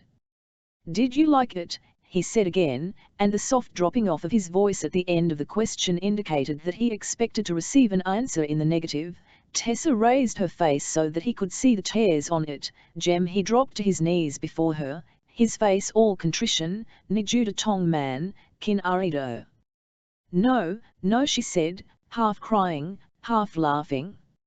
I am not hurt, not unhappy. Not at all. A smile broke across his face, lighting his eyes with delight. Then you did like it. It was like I saw your soul in the notes of the music. And it was beautiful. She leaned forward and touched his face lightly, the SMMTH skin over his hard cheekbone, his hair like feathers against the back of her hand. Elle saw rivers, boats like flowers, all the colors of the night sky. Jem exhaled, sinking down onto the floor by her chair as if the strength had gone out of him. That is a rare magic, he said. He leaned his head against her, his temple against her knee, and she kept up the stroking of his hair, carding her fingers through its softness. Both my parents loved music, he said abruptly. My father played the violin, my mother the kin. I chose the violin, though I could have learned either. I regretted it sometimes, for there are melodies of China I cannot play on the violin, that my mother would have liked me to know. She used to tell me the story of Yu Boya, who was a great player of the kin. He had a best friend, a woodcutter named Zhong Ziqi, and he would play for him. They say that when Yu Boya played a song of water, his friend would know immediately that he was describing rushing rivers, and when he played of mountains, Ziqi would see their peaks.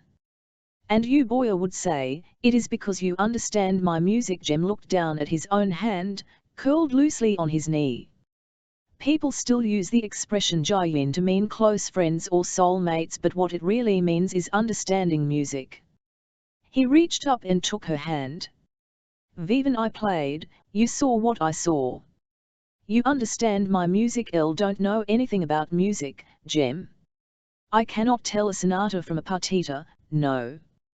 He turned, rising up onto his knees, bracing himself on the arms of her chair. They were close enough now that she could see where his hair was damp with sweat at his temples and nape smell his scent of rosin and burned sugar. That is not the kind of music I mean. I mean, he made a sound of frustration, caught at her hand, brought it to his chest, and pressed it flat over his heart. The steady beat hammered against her palm. Every heart has its own melody, he said. You know mine. Viv, it happened to them. Tessa whispered. The woodcutter and the musician. Jem's smile was sad. Zhong Ziqi died, and Yu Boya played his last song over his friend's grave. Then he broke his kin and never played again. Tessa felt the hot press of tears under her lashes, trying to force its way through. Viva, a terrible story, is it? Jem's heart skipped and stuttered under her fingers. Vival he lived and they were friends. Yu Boya wrote some of the greatest music that we know. Would he have been able to do that alone? Our hearts, they need a mirror, Tessa. We see our better selves in the eyes of those who love us. And there is a beauty that brevity alone provides. He dropped his gaze, then raised it to hers. Elle would give you everything of myself, he said. Elle would give you more in 2 weeks than most men would give you in a lifetime. There is nothing you haven't given me, nothing I am dissatisfied with. I am, he said, I want to be married to you. I would wait for you forever, but we do not have forever. I have no family, Tessa said slowly, her eyes on his. No guardian. No one who might be offended by a more immediate marriage. Jem's eyes widened slightly. Do you mean that? I would not want you to not have all the time you require to prepare. What kind of preparation do you imagine I might require?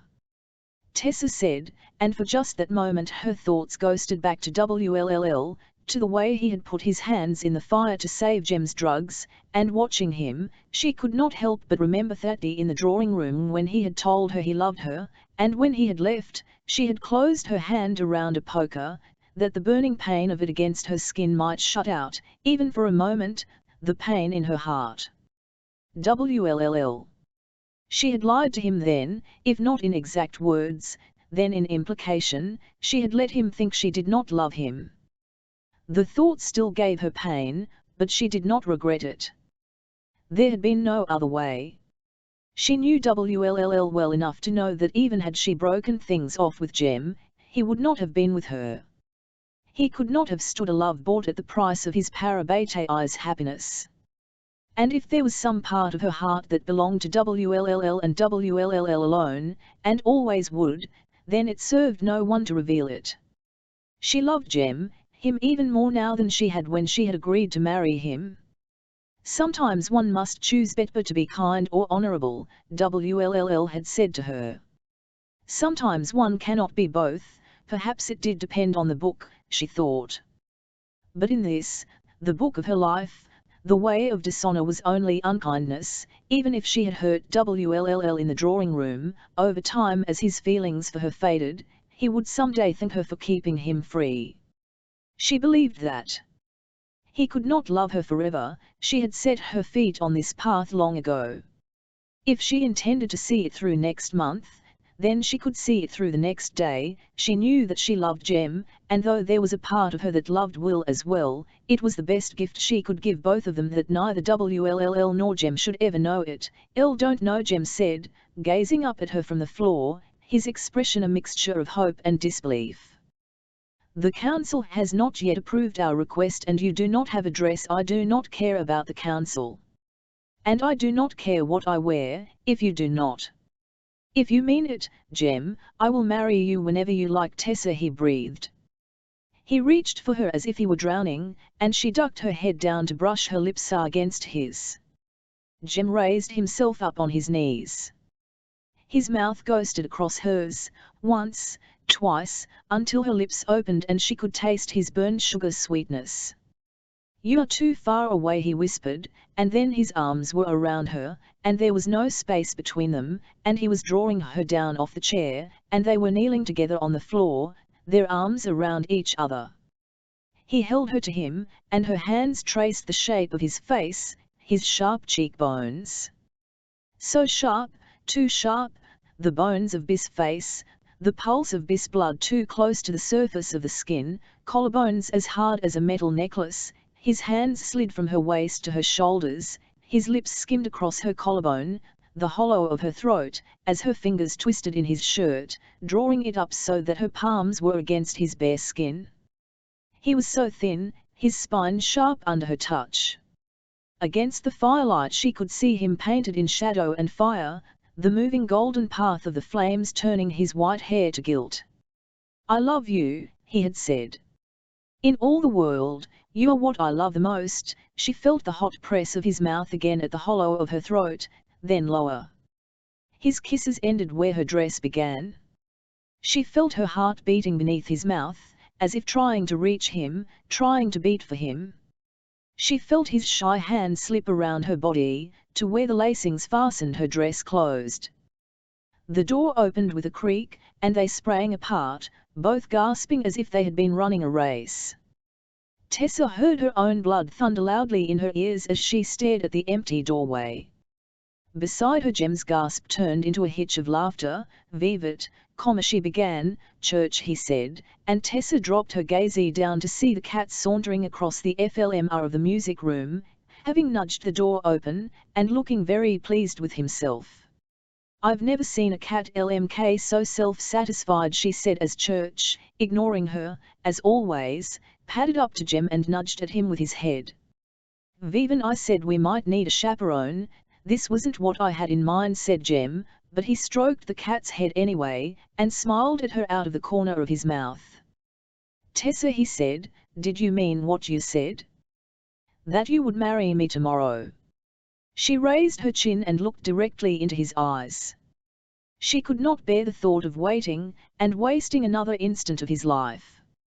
She wanted suddenly and fiercely to be tied to him, in sickness, in health, for better, for worse, tied to him with a promise and able to give him her word and her love without holding back. Elle meant it, she said. The dining was not quite full, not everyone having yet arrived for breakfast, when Jem made his announcement. Tessa and I are going to get married, he said, very calmly, draping his napkin over his lap. Is this meant to be a surprise? Asked Gabriel, who was dressed in gear as if he intended to train after breakfast. He had already taken all the bacon from the serving platter, and Henry was looking at him mournfully. Aren't you engaged already? The wedding date was set for December, said Jem, reaching beneath the table to give Tessa's hand a reassuring squeeze. But we have changed our minds. We intend to marry tomorrow. The effect was galvanic. Henry choked on his tea and had to be pounded on the back by Charlotte, who appeared to have been stricken speechless. Gideon dropped his cup into his saucer with a clatter, and even Gabriel paused with his fork halfway to his mouth. Sophie, who had just come in from the kitchen carrying a rack of toast, gave a gasp. "But you can't," she said. "Miss Gray's dress was ruined, and the new one isn't even started yet." "She can wear any dress," Jem said. "She does not have to wear Shadowhunter gold, for she is not a Shadowhunter. She has several pretty gowns, she can choose her favorite." He ducked his head shyly toward Tessa. "That is, if that is all right with you." Tessa did not answer, for at that moment WLLL and Cecily had crowded in through the doorway. "I have such a crick in my neck," Cecily was saying with a smile. "I can hardly believe I managed to fall asleep in such a position," she broke off as both of them seemed to sense the mood of the room and paused, glancing around. WLLL did seem better rested than he had the day before, and pleased to have Cecily by him, though that cautious good was clearly evaporating as he glanced around at the expressions of the others in the room. "What's going on?" he said. "Has something happened?" "Tessa and I have decided to move up our wedding ceremony," Jem said. "It will be in the next few days." WLLL said nothing, and his expression did not change, but he went very white. He did not look at Tessa. "Jem, the clave," Charlotte said, ceasing to pound Henry's back and standing up with a look of agitation on her face. "They have not approved your marriage yet." "You cannot go against them." "We cannot wait for them either," Jem said. "It could be months, a year. You know how they prefer to delay than give an answer they fear you will not like. And it is not as if our marriage can be their focus at the moment," Tessa said. "Benedict Lightwood's papers, searching for Mortmain, all must take priority, but this is a personal matter." "There are no personal matters to the clave," WLLL said. His voice sounded hollow and odd, as if he were a great distance away. There was a pulse pounding at his throat. Tessa thought of the delicate rapport they had begun to build between them over the past few days and wondered if this would destroy it, dashing it into pieces like a fragile craft against rocks. "My mother and father, there are laws about marriage to mundanes. There are no laws about marriage between a Nephilim and what Tessa is. And if I must, like your father, I will give up being a Shadowhunter for this." "James, Elle would have thought you of all people would understand that," said Jem, the look he bent on WLLL both puzzled and hurt. "I am not saying I don't understand. I'm only urging you to think. I have thought." Jem sat back. "I have a mundane marriage license, legally and signed. We could walk into any church and marry today. I would much prefer you all be there, but if you cannot be, we will do it regardless. To marry a girl just to make her a widow," said Gabriel Lightwood. "Many would say that was not a kindness." Jem went rigid beside Tessa, his hand stiff in hers. WLLL started forward, but Tessa was already on her feet, burning holes in Gabriel Lightwood with her eyes. "Do not dare speak about it as if Jem has all the choice about it and I have none," she said, never moving her eyes from his face. "This engagement was not forced on me, nor do I have any illusions about Jem's health. I CHMSE to be with him for however many days or minutes we are granted, and to count myself blessed to have them." Gabriel's eyes were as cold as the sea off the Newfoundland coast. "I was only concerned for your welfare, Miss Gray. Better to look out for your own." Tessa snapped, and now those green eyes narrowed. "Meaning?" "Elle believe the lady means," Will drawled, "that she is not the one who killed her father. Or have you so quickly recovered from it that we have no need for concern for your sensibilities, Gabriel?" Cecily gave a gasp. Gabriel rose to his feet, and in his expression Tessa saw again the boy who had challenged WLLL to single combat the first time she had met him, all arrogance, stiffness, and hate. "If you ever dare, he began. "Stop," Charlotte said, and then she broke off, as through the windows came the sound of the rusty gates of the Institute grinding open and the clop of horse hooves on pavement. "Oh, by the angel!" Jessamine Charlotte scrambled to her feet, discarding her napkin on her plate. "Come, we must go down to greet her." It proved, if an ill-timed arrival in other respects, at least an excellent distraction. There was a slight hubbub, and a deal of puzzlement on the part of Gabriel and Cecily, neither of whom really understood precisely who Jessamine was or the part she had played in the life of the Institute. They down the corridor in a disorderly fashion, Tessa hanging back slightly. She felt breathless, as if her corset had been laced too tightly. She thought of the night before, holding Jem in the music room as they kissed and whispered to each other for hours of the wedding they would have, the marriage that would follow, as if they had all the time in the world. As if getting married would grant him immortality, though she knew it would not. As she started down the stairs toward the entryway, she stumbled, distracted. A hand on her arm steadied her. She looked up, and saw WLLL. They stood there for a moment, frozen together like a statue. The others were already on their way down the stairs, their voices rising up like smoke.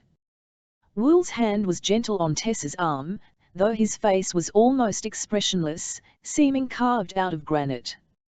"You do not agree with the rest of them, do you?" she said, with more of a sharp edge than she meant.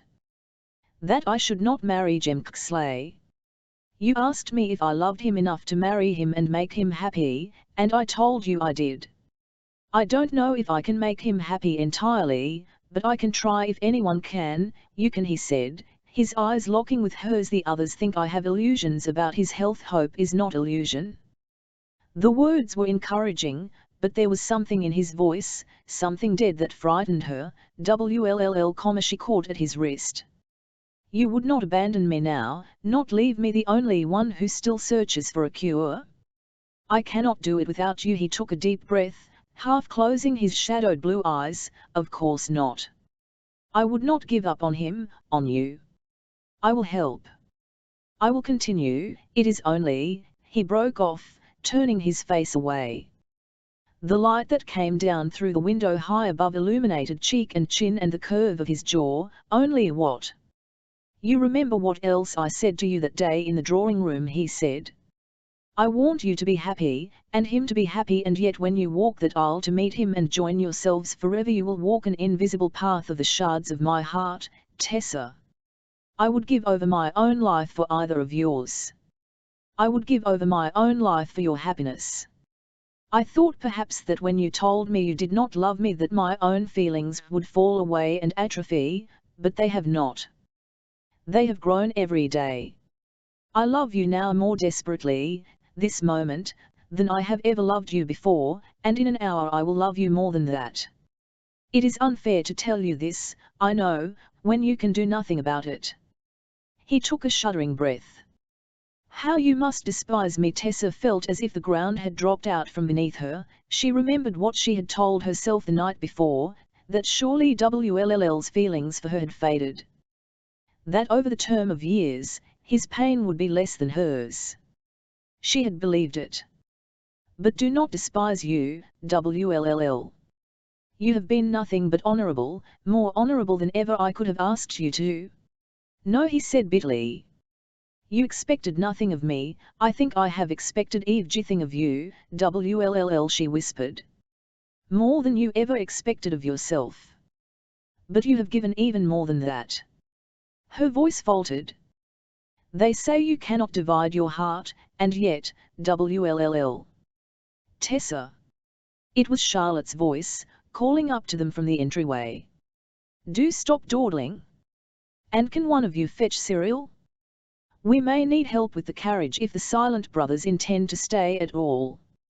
Tessa looked helplessly at WLLL, but the moment between them had snapped, his expression had closed, the desperation that had fueled him a moment before was gone.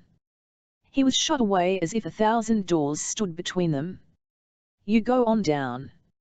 I will be there shortly." He said it without inflection, turned, and sprinted up the steps. Tessa put a hand against the wall as she made her way numbly down the stairs. What had she almost done? Vivat had she nearly told Will? And yet I love you, but God in heaven, what good would that do, what benefit would it be to anyone to say those words? Only the most awful burden on him, for he would know what she felt but not be able to act on it. And it would tie him to her, would not free him to seek out someone else to love, someone who was not engaged to his best friend. Someone else to love. She stepped out onto the front stairs of the Institute, feeling the wind cut through her dress like a knife. The others were there, gathered on the steps a bit awkwardly, especially Gabriel and Cecily, who LMKED as if they were wondering what on earth they were doing there. Tessa barely noticed them. She felt sick at the heart and knew it was not the cold. It was the idea of WLLL in love with someone else. But that was pure selfishness. If WLLL found someone else to love, she would suffer through it, biting her lips in silence, as he hard suffered her engagement to Jem. She owed him that much, she thought, as a dark carriage driven by a man in the parchment robes of the Silent Brothers rattled through the open gates. She owed WLLL behavior that was as honorable as his own.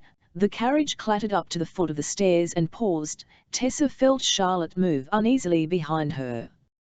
Another carriage, she said, and Tessa followed her gaze to see that there was indeed a second carriage, all black with no crest, rolling silently in behind the first. An escort, said Gabriel. Perhaps the Silent Brothers are worried she will try to escape. No, said Charlotte, bewilderment shading her voice. She would. The Silent Brother driving the first carriage put away his reins and dismounted, moving to the carriage door. At that moment the second carriage pulled up behind him, and he turned. Tessa could not see his expression, as his face was hidden by his hood, but something in the cast of his body betokened surprise. She narrowed her eyes. There was something strange about the horses drawing the second carriage. Their bodies gleamed not like the pelts of animals but like metal, and their movements were unnaturally swift. The driver of the second carriage leaped down from his seat, landing with a jarring thud, and Tessa saw the gleam of metal as his hand went to the neck of his parchment robes, and pulled the robes away. Beneath was a shimmering metal body with an ovoid head, eyeless, copper rivets holding together the joints of elbows, knees, and shoulders. Its right arm, if you could call it that, ended in a crude bronze crossbow. It raised that arm now and flexed it. A steel arrow, fletched with black metal, flew through the air and punched into the chest of the first Silent Brother, lifting him off his feet and sending him flying several feet across the courtyard before he struck the earth, blood soaking the chest of the familiar robes 9 graven in metal. The liquid ore he drained into fit moulds prepared, from which be formed first his own tools, then, what might else be wrought fusel or graven in metal. John Milton, Paradise Lost. Silent Brothers. Tessa saw with a frozen blood as red as any mortal man did. She heard Charlotte shout out orders, and then Henry was tearing down the stairs, racing for the first carriage. He yanked the door open, and Jessamine tumbled out into his arms. Her body was limp, her eyes half closed. She wore the ragged white dress Tessa had seen her in when she had visited her in the Silent City, and her lovely blonde hair was shorn close to her skull like a fever patient's. Henry, she sobbed audibly, clutching at his lapels, help me, Henry. Get me inside the Institute, please. Henry rose, turning, with Jessamine in his arms, just as the doors of the second carriage burst open and automatons poured out, joining the first one. They seemed to be unfolding themselves as they stepped out, like children's paper toys, 1, 3, and then Tessa lost count as the shadow hunters around her seized weapons from their belts. She saw the flash of the metal that shot from the tip of Jem's sword cane, heard the murmur of Latin as seraph blades blazed up around her like a circle of holy fire, and the automatons charged. One of them raced toward Henry and Jessamine, while the others darted for the steps. She heard Jem call her name, and realized she had no weapon. She had not planned to train Kxley. She looked around wildly, for anything, for a heavy rock, or even a stick.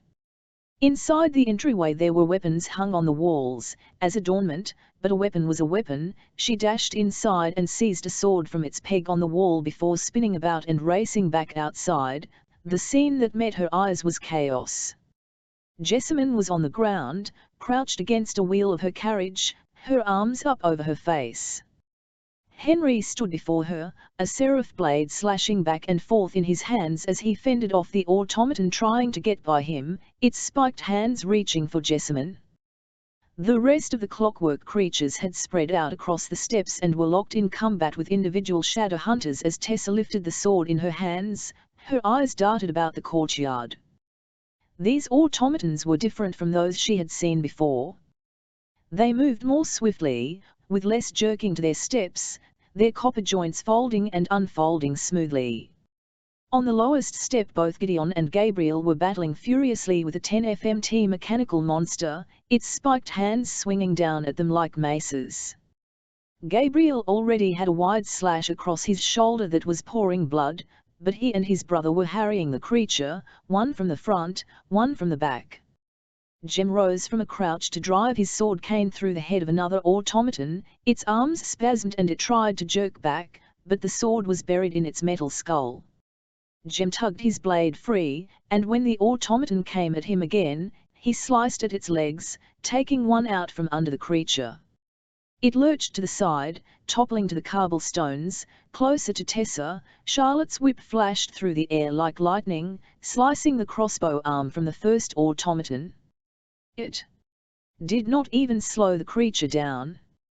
As it reached for her with its second, spatulate and taloned arm, Tessa darted between them and swung her sword the way Gideon had taught her to, using her whole body to drive the force and striking from above to add the power of gravity to her strike. The blade fell, shearing away the creature's second arm.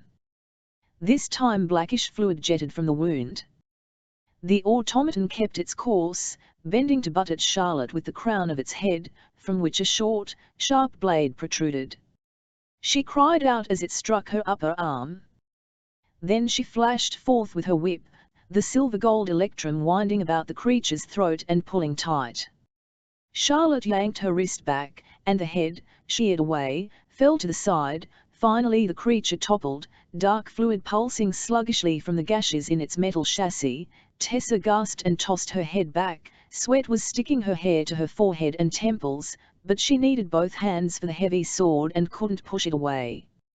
Through stinging eyes she saw that Gabriel and Gideon had their automaton on the ground and were hacking at it. Behind them Henry ducked just in time to miss a swing from the creature that had him cornered against the carriage. Its club-like hand punched through the carriage window, and glass rained down on Jessamine, who screamed and covered her head. Henry drove his seraph blade up, burying it in the automaton's torso. Tessa was used to seeing seraph blades burn through demons, reducing them to nothing, but the automaton only staggered back and then came on again, the blade buried in its chest burning like a torch. WLTH, a cry. Charlotte began to dart down the stairs toward her husband. Tessa glanced around, and did not see Jem. Her heart lurched. She took a step forward, and a dark figure rose up in front of her, robed all in black. Black gloves covered its hands and black BMTs its feet. Tessa could see nothing but a snow-white face surrounded by the folds of a black hood, as familiar and horrible as a recurring nightmare. "Hello, Miss Grey," said Mrs. Black, despite ducking his head into every room he could think of. WLLL had not been able to find Cyril.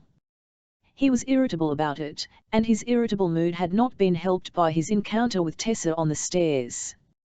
After 2 months of being so careful around her that it had felt like walking a knife's edge, he had spilled what he was feeling like blood from an open wound, and only Charlotte's call had prevented his foolishness from turning into disaster, and still, her response nagged at him as he made his way down the corridor and past the kitchen. "They say you cannot divide your heart, and yet what?" Vivat had she been about to say? Bridget's voice trilled out from the dining room, where she and Sophie were doing the cleaning up. 0B, mother, make my bed, make it soft and now. My Eliam died for love of me, and I shall die of sorrow. They buried Burr in the old churchyard. Sweet William's grave was neighbours, and from his grave grew a red rose, and from her grave a briar. They grew and grew up the old church spire until they could grow no bigger, and there they twined, in a true love knot, the red rose and the briar.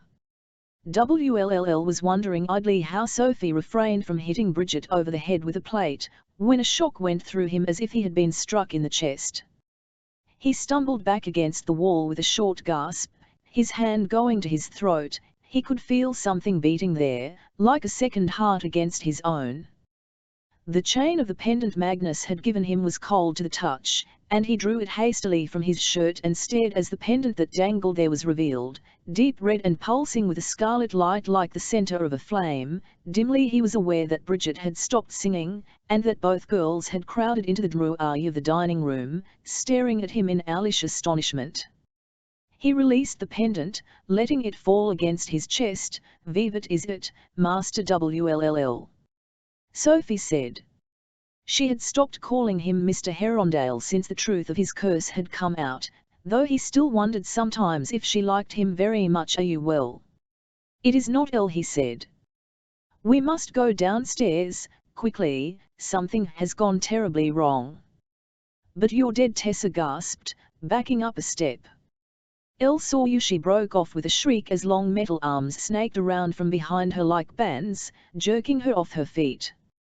Her sword clattered to the ground as an automaton's grip tightened about her, and Mrs. Black smiled her terrible cold smile. Now, Miss Grey. Aren't you at least a little glad to see me? After all, I was the first to welcome you to England. Though you've made yourself quite at home since, I dare say. Let me go." Tessa kicked out hard, but the automaton only slammed its head into hers, making her bite down hard on her lip. She choked and spit, saliva and blood spattered Mrs. Black's still white face.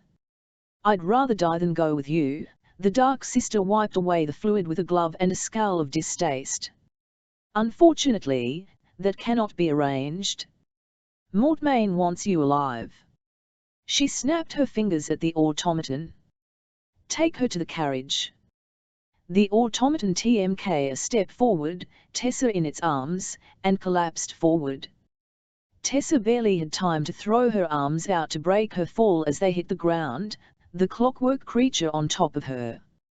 Agony shot through her right wrist, but she pushed against it anyway, a scream ripping free of her throat as she tore herself sideways and slid down several steps, Mrs. Black's shriek of frustration echoing in her ears. She looked up dizzily. Mrs. Black was gone. The automaton that had been holding Tessa listed sideways on the steps, part of its metal body sheared away. Tessa caught a quick glimpse of what was inside it as it turned, gears and mechanisms and clear tubes pumping brackish fluid. Jem stood behind and above it, breathing hard, splattered with the automaton's oily black blood. His face was white and set. He glanced at her quickly, a swift check to assess that she was all right, and sprang down the stairs, slicing again at the automaton, severing one of its legs from its torso. It spasmed like a dying snake, and its remaining arm shot out and seized Jem by the ankle and yanked hard. Jem's feet went out from under him, and he clattered to the ground, rolling over and over down the steps, clutched in an awful embrace with the metal monster. The noise as the automaton skidded down, of metal being dragged along stone, was awful. As they hit the ground together, the force of the fall knocked them apart. Tessa stared in horror as Jem staggered dizzily to his feet, his own red BLCYXL mixing with the black fluid staining his clothes. His sword cane was gone, lying on one of the stone steps where he had dropped it as he'd fallen. "Jem," she whispered, and hauled herself to her knees. She tried to crawl forward, but her wrist gave way. She dropped to her elbows and reached for the cane, just as arms came around her, jerking her upright, and she heard Mrs. Black's hissing voice in her ear. "Don't struggle, Miss Grey, or it'll go very badly for you, very badly indeed." Tessa tried to twist away, but something soft came down over her mouth and nose. She smelled a sickly sweet stench, and then blackness came down over her vision and carried her away into unconsciousness. Seraph blade in hand, WLLL bolted out of the open door of the Institute and into a scene of chaos. He LMKED automatically for Tessa first, but she was nowhere to be seen. Thanks she must have had the sense to hide herself away. A black carriage was drawn up at the FMT of the steps. Slumped against one of the wheels, amid a pile of broken glass, was Jessamine. On either side of her were Henry and Charlotte, Henry with his sword and Charlotte with her whip, fending off three long-legged metal automatons with bladed arms and smooth, blank heads.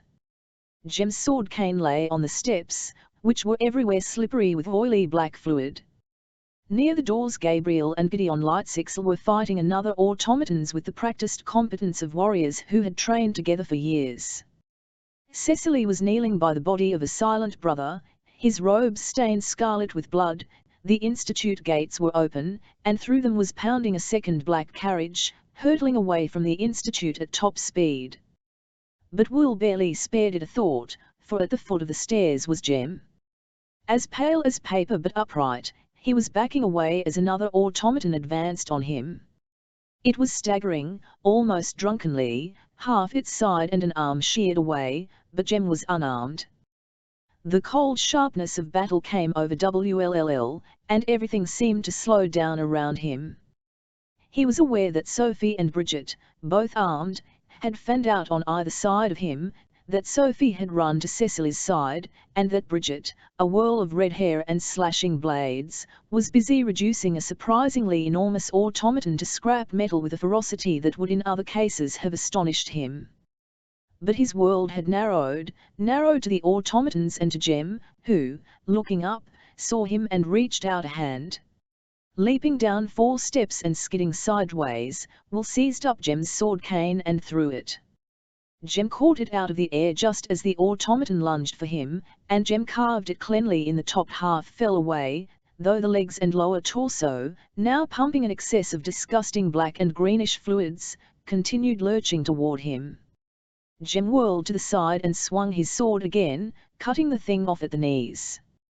It fell finally, its disparate bits still twitching. Jem turned his head and looked up at Will. Their eyes met for a moment, and WLLL offered a smile, but Jem did not smile back. He was as white as salt, and Will could not read his eyes. Was he injured? He was covered in so much oil and fluid that WLLL could not tell if he was bleeding. Anxiety spearing through him, WLLL began to move down the stairs toward Jem, but before he could go more than a few steps, Jem had whirled around and run for the gates. As Will stared, Jem disappeared through them, vanishing into the streets of London beyond. WLLL broke into a run, and was brought up short at the foot of the steps when an automaton slid in front of him, moving as quickly and gracefully as water, to block his pathway. Its arms ended in long scissors. WLLL ducked as one slashed at his face, and WLLL drove his seraph blade into its chest. There was the spitting noise of melting metal, but the creature only staggered back a foot and then lunged again. Will ducked under its bladed arms, seizing a dagger from his belt. He whirled back, slashing out with the blade, only to see the automaton suddenly come apart in ribbons before him, great slices of metal peeling back like the skin of an orange. Black fluid boiled up and splashed across his face as the thing went down in crumpled pieces. He stared. Bridget looked at him serenely across its ruined body.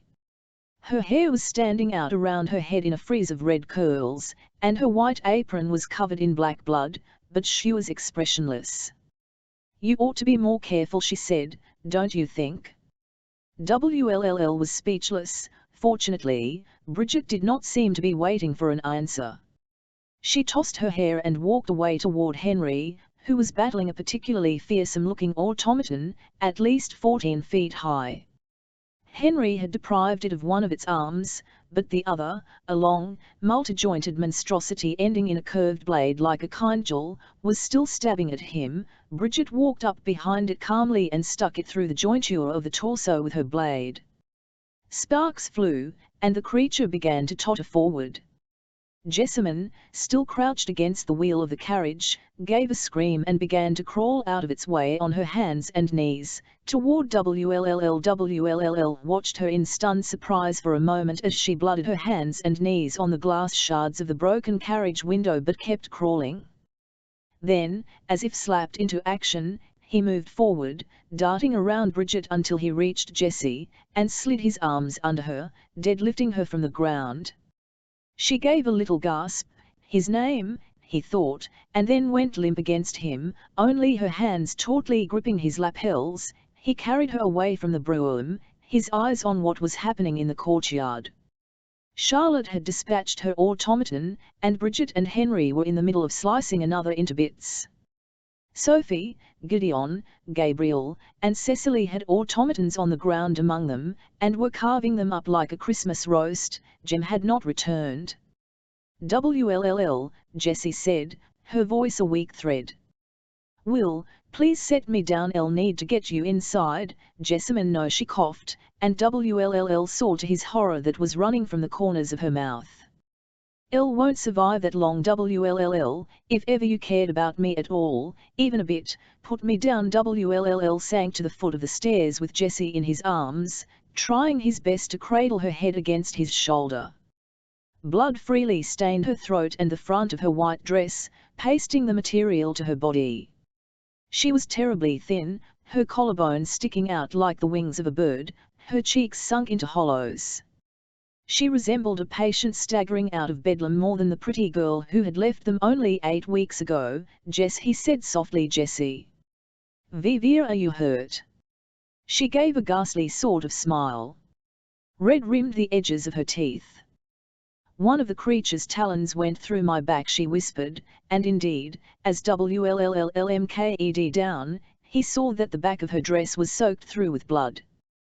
Blood stained his hands, his trousers, his shirt, filling his throat with its choking coppery smell. It pierced my heart, I can feel it. An irrits. WLLL began to fumble at his belt for his STELE. No irrits will help me now. Her voice was sure. Then the silent brothers, even their power cannot save me. Besides, I cannot bear to have them touch me again. I would rather die. I ain't dying, and I am glad of it. WLLLMKED down at her, stunned. He could remember when Jessie had come to the institute, 14 years old and as wicked as an angry cat with all her claws out. He had never been kind to her, nor she to him. He had never been kind to anyone save Jem, but Jessie had saved him the trouble of regretting it. Still, he had admired her in an odd way, admired the strength of her hatred and the force of her will. Jessie. He put his hand on her cheek, awkwardly smearing the blood. You needn't. She coughed again. Be kind to me, that is. I know you hate me. I don't hate you. You never visited me in the Silent City. The others all came, Tessa and Jem, Henry and Charlotte. But not you. You are not forgiving, Will. No. He said it because it was true, and because part of the reason he had never liked Jessamine was that in some ways she reminded him of himself. Jem is the forgiving one, and yet I always liked you better. Her eyes darted over his face thoughtfully. Oh, no, not like that. Don't think it. But the way you hated yourself, I understood that. Jem always wanted to give me a chance, as Charlotte did. But I do not want the gifts of generous hearts. I want to be seen as I am. And because you do not pity me, I know if I ask you to do something, you will do it. She gave a gasping breath. The blood had formed bubbles about her mouth. WLLL knew what that meant. Her lungs were punctured or dissolving, and she was drowning in her own blood. Vivat is it, he said urgently. Vivat is it you want me to do? Take care of them, she whispered. Baby Jessie and the others at TMKWLLL. A moment before he really 7'd that she meant her dolls. Good God, Elle will not let them destroy any of your things, Jessamine. She gave the ghost of a smile. Elle thought they might not want anything to remember me by. You are not hated, Jessamine. Whatever world lies beyond this one, do not go to it thinking that oh, no. Her eyes were fluttering shut. Though surely you would all have liked me a bit better if I had told you where Mortmain was. I might not have lost your love then. Tell me now, Will urged. Tell me, if you can, and earn that love back, Idris, she whispered. Jessamine, we know that's not true. Jessamine's eyes flew open. The whites were tinted scarlet now, like in water. You, she said. You of all people should have understood. Her fingers tightened suddenly, spasmodically on his lapel. You are a terrible Welshman, she said thickly, and then her chest hitched, and did not hitch again. She was dead. Her eyes were open, fixed on his face. He touched them lightly, closing her eyelids, leaving the bloody prints of his thumb and forefinger behind. Ave at Vale, Jessamine Lovelace, no. It was Charlotte. WLLL looked up through a mist of shock to see others gathered about him, Charlotte, slumped in Henry's arms, Cecily with her eyes wide, and Bridget, holding two oil-spattered blades, quite expressionless. Behind them Gideon was sitting on the steps of the Institute with his brother and Sophie on either side of him. He was leaning back, very pale, his jacket off, a torn strip of cloth was tied about one of his legs, and Gabriel was applying what was likely a healing rune to his arm. Henry nuzzled his face into Charlotte's neck and murmured soothing things as tears ran down his wife's face. WLLLMKED at them, and then at his sister. Jem, he said, and the name was a question. He went off after Tessa, said Cecily. She was staring down at Jessamine, her expression a mixture of pity and horror. A white light seemed to flash in front of WLLL's eyes. Went off after Tessa? Vivat, do you mean? One of the automatons seized her and threw her into a carriage. Cecily faltered at the fierceness in his tone. None of us could follow, the creatures were blocking us. Then Jem ran through the gates. I assumed. WLLL found that his hands had tightened, quite unconsciously, on Jessamine's arms, leaving livid marks in the skin. Someone take Jessamine from me, he said raggedly. L must go after them. WLLL, no, Charlotte began. Charlotte, the word tore out of his throat. L must go. There was a clang, the sound of the Institute gates slamming shut. WLLL's head jerked up, and he saw Jem. The gates had just closed behind him, and he was walking toward them. He was moving slowly, as if drunk or injured, and as he drew closer, WLLL saw that he was covered in the coal-black blood of the automatons, but a great deal of red as well, on his shirt, streaking his face and hands, and in his hair. He neared them, and stopped dead.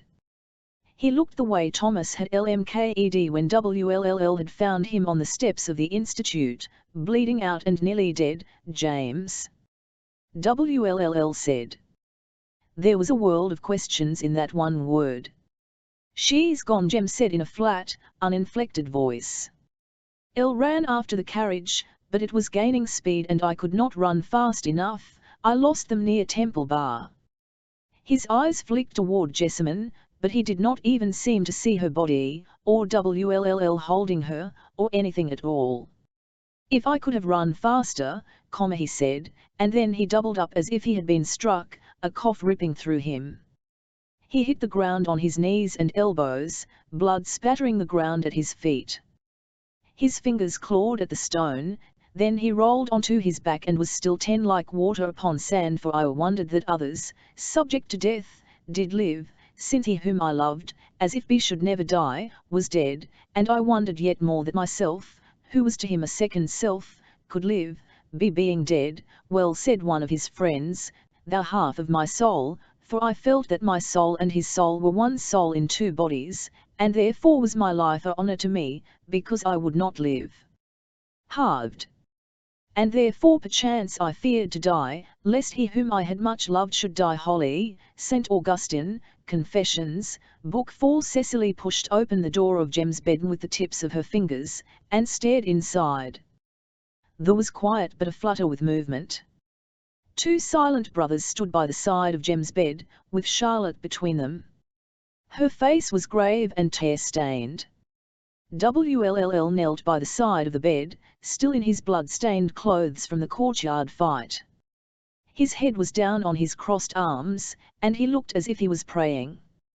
He seemed young and vulnerable and despairing, and despite her conflicted feelings, some part of Cecily longed to go into the room and comfort him. The rest of her saw the still, white figure lying in the bed, and quailed. She had been here such a short time, she could feel nothing but that she was intruding on the inhabitants of the Institute, their grief, their sorrow, but she must talk to WLLL. She had to. She moved forward, and felt a hand on her shoulder, pulling her away. Her back hit the wall of the corridor, and Gabriel Lightsix immediately released her. She looked up at him in surprise. He looked exhausted, his green eyes shadowed, flecks of blood in his hair and on the cuffs of his shirt. His collar was damp. He had clearly come from his brother's room.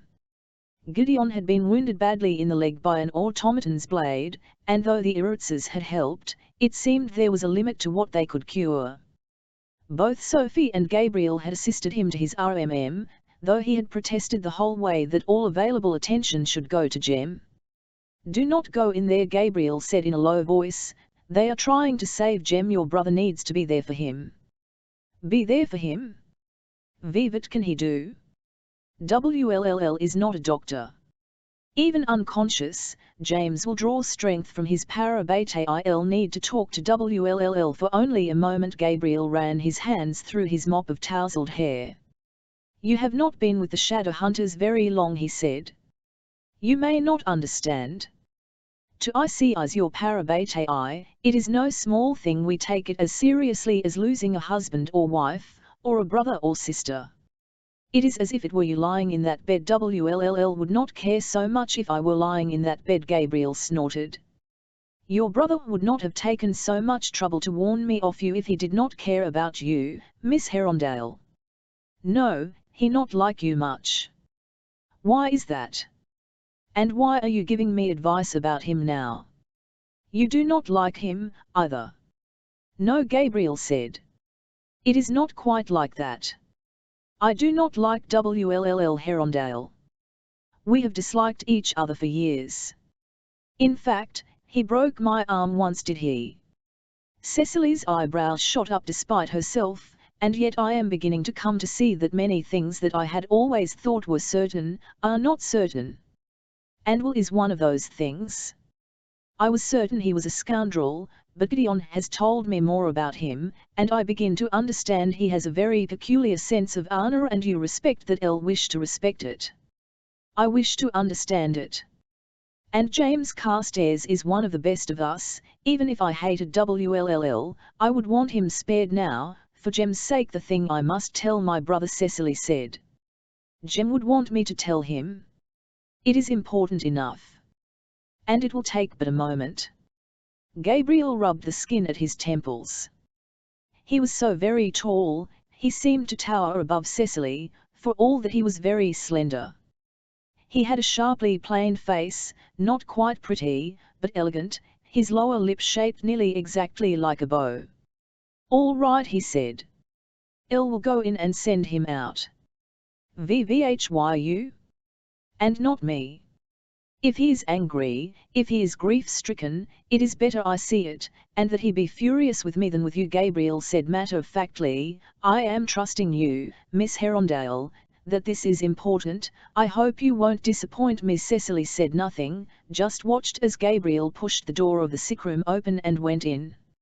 She leaned against a wall, her heart pounding, as a murmur of voices came from within. She could hear Charlotte say something about BLCYXL replacement runes, which were apparently dangerous, and then the door opened and Gabriel came out. She stood up straight. "Is WLLL?" Gabriel's eyes flashed at her, and a moment later WLLL appeared, on Gabriel's heels, reaching around to shut the door firmly behind him. Gabriel nodded at Cecily and set off down the hall, leaving her alone with her brother. She had always wondered how you could be alone with someone else, really. If you were with them, weren't you by definition not alone? But she felt entirely alone now, for WLLL seemed to be somewhere else completely. He did not even seem to be angry. He leaned against the wall by the door, beside her, and yet he seemed as insubstantial as a ghost. WDL, she said. He did not seem to hear her. He was trembling, his hands shaking with strain and tension. Gwilym Owain, she said again, more softly. He turned his head to look at her at least, though his eyes were as blue and cold as the water of Llyn Wingil in the lee of the mountains. "El first came here when I was 12, he said. "El no," Cecily said, bewildered. Did he think she could have forgotten? Losing Ella, and then her WLLL, her beloved older brother, in only a matter of days. But WLLL did not even seem to hear her. It was, to be precise, the 10th of November of that year. And every year after, on the anniversary of that day, I would fall into a black mood of despair. That was the day, that and my birthday, when I was most strongly reminded of Mam and Dad, and of you. I knew you were alive, that you were out there, that you wanted me back, and I could not go, could not even send you a letter. I wrote dozens, of course, and burned them. You had to hate me and blame me for Ella's death. We never blamed you. After the first year, even though I still dreaded the day's approach, I began to find that there was something Jem simply had to do every November 10th, some training exercise or some search that would take us to the far end of the city in the cold, wet winter weather. And I would abuse him bitterly for it, of course. Sometimes the damp chill made him ill, or he would forget his drugs and become ill on the day, coughing blood and confined to bed, and that would be a distraction. And only after it had happened 3 times, for I am very stupid, CC, and think only of myself, did I really 7A that of course he was doing it for me. He had noticed the date and was doing all he could to draw me from my melancholy. Cecily stood stock still, staring at him. Despite the words that pounded in her head to be spoken, she could say nothing, for it was as if the veil of years had fallen away and she was seeing her brother at last, as he had been as a child, petting her clumsily when she was hurt, falling asleep on the rug in front of the fire with a book open on his chest, climbing out of the pond laughing and shaking water out of his black hair. WLLL, with no wall between himself and the world outside, he put his arms about himself as if he were cold. I do not know who to be without him, he said. Tessa is gone, and every moment she is gone is a knife ripping me apart from the inside. She is gone, and they cannot track her, and I have no idea where to go or what to do next, and the only person I can imagine speaking my agony to is the one person who cannot know. Even if he were not dying. WLLL. Will she put her hand on his arm? Please listen to me, this is about finding Tessa. I believe I know where Mortmain is. His eyes snapped wide at that. How could you know? I was close enough to you to hear what Jessamine said when she was dying, Cecily said, feeling the blood pounding in him under his skin. His heart was hammering. She said you were a terrible Welshman. Jessamine? He sounded bewildered, but she saw the slight narrowing of his eyes. Perhaps, unconsciously, he was beginning to follow the same line of thought that she had. She kept saying Mortmain was in Idris. But the clave knows he is not, said Cecily rapidly. You did not know Mortmain when he lived in Wales, but I did. He knows it well. And once you did too. We grew up in the shadow of the mountain. WLLL think. He stared at her. You don't imagine, Kader Idris. He knows those mountains, WLLL, she said. And he would find it all funny, a great joke on you and all the Nephilim. He has taken her exactly where you fled from. He has taken her to our home opposite, said Gideon, taking the steaming mug from Sophie. I'll feel like a child again. It has spice and wine in it. It will do you good. Build up your blood, Sophie fussed about, not looking at Gideon directly as she set the tray she had been carrying down on the nightstand beside his bed. He was sitting up, one of the legs of his trousers cut away below the knee and the leg itself wrapped in bandages. His hair was still disarrayed from the fight, and though he had been given clean clothes to wear, he still smelled slightly of blood and sweat. "These build up my BLCYXL," he said, holding out an arm on which blood replacement runes, sanglias, had been inked. "Is that supposed to mean that you don't like possets, either?" she demanded, her hands on her hips. She could still recall how annoyed she'd been with him about the scones, but she had forgiven him completely the night before, while reading his letter to the consul, which she had not had a chance to post yet. It was still in the pocket of her blood-stained apron. And today, when the automaton had sliced at his leg on the institute steps and he'd fallen, blood pouring from the open wound, her heart had seized up with a terror that had surprised her. "No one likes possets," he said with a faint but charming smile. "Do I have to stay and make sure you drink it, or are you going to throw it under the bed? Because then we'll have mice." He had the grace to look sheepish. Sophie rather wished she had been there when Bridget had swept into his room and announced that she was there to clean the scones out from under the bed. "Sophie," he said, and when she gave him a stern look, he took a hasty swig of the posset. "Miss Collins, I have not yet had a chance to properly apologize 7A to you, so let me take it now. Please forgive me for the trick I played on you with the scones. I did not mean to show you disrespect. I hope you do not imagine I think any less of you for your position in the household, for you are one of the finest and bravest ladies I have ever had the pleasure of knowing." Sophie took her hands off her hips. "Well," she said, "it was not many gentlemen who would apologize to a servant." "That is a very pretty apology, and I am sure the scones are very good," he added hastily. "I just don't like scones. I never have liked scones. It's not your scones. Do please stop saying the word scone, Mr. Lightwood." "All right." "And they are not my scones. Bridget made them." "All right." "And you are not drinking your posset." He opened his mouth, then shut it hastily and lifted the mug. Vivan, he was looking at her over the rim. She relented, and smiled. His eyes lit up. "Very well," she said. "You do not like scones. How do you feel about sponge cake?" It was mid-afternoon and the sun was high and weak in the sky. A dozen or so of the enclave shadow hunters, and several silent brothers, were spread out across the property of the Institute. They had taken away Jessamine earlier, and the body of the dead silent brother, whose name Cecily had not known. She could hear voices from the courtyard, and the clank of metal, as the enclave sifted through remnants of the automaton attack. In the drawing room, however, the loudest noise was the ticking of the grandfather clock in the corner. The curtains were drawn back, and in the pale sunlight the consul scowling, his thick arms crossed over his chest. "This is madness, Charlotte," he said. "Utter madness, and based on the fancy of a child." "I am not a child," Cecily snapped. She was seated in a chair by the fireplace, the same one WLLL had fallen asleep in the night before. Had it been such a short time ago? WLLL stood beside her, glowering. He had not changed his clothes. Henry was in Jem's room with the silent brothers. Jem had still not regained consciousness, and only the arrival of the consul had dragged Charlotte and Will from his side. "And my parents knew Mortmain, as you well know. He befriended my family, my father. He gave us Ravenscar Manor when my father had, when we lost our house near Dolgethly." "It is true," said Charlotte, who stood behind her desk, papers spread out before her on the surface. "Elle spoke to you of it this summer, of what Ragnar Fell had reported to me about the Herondales." WLLL pulled his fists from his trouser pockets and faced the consul angrily.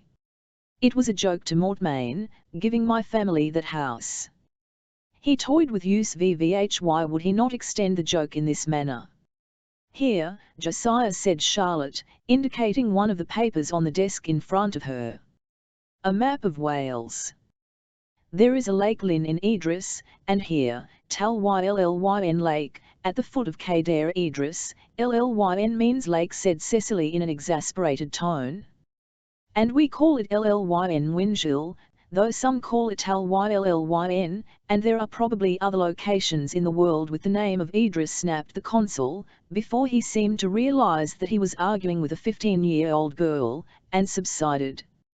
But this one means something, Will said.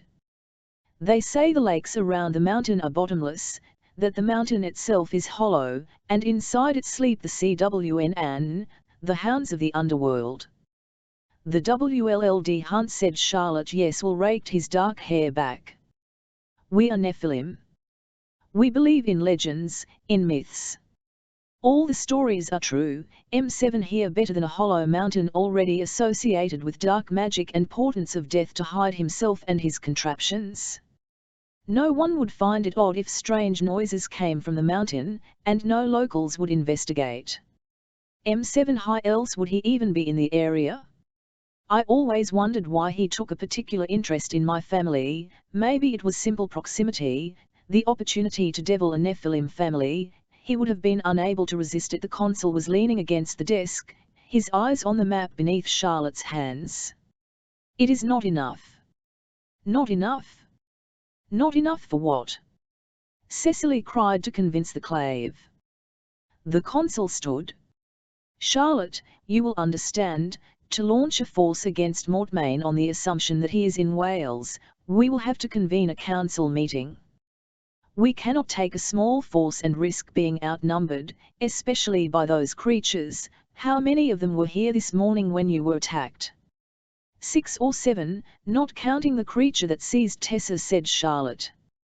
We believe they can fold in upon themselves and were therefore able to fit within the small confines of a brougham, and I believe that Mortmain did not really 7a that Gabriel and Gideon Lightwood would be with you, and thus underestimated the numbers he would need. Otherwise I suspect you might all be dead. Hang the Lightwoods, muttered Will. I'll believe he underestimated Bridget. She carved those creatures up like a Christmas turkey. The consul threw his hands up. We have read Benedict Lightwood's papers. In them he states that Mortmain's stronghold is just outside London, and that Mortmain intends to send a force against the London enclave. Benedict Lightsixel was going rapidly insane when he wrote that. Charlotte interrupted.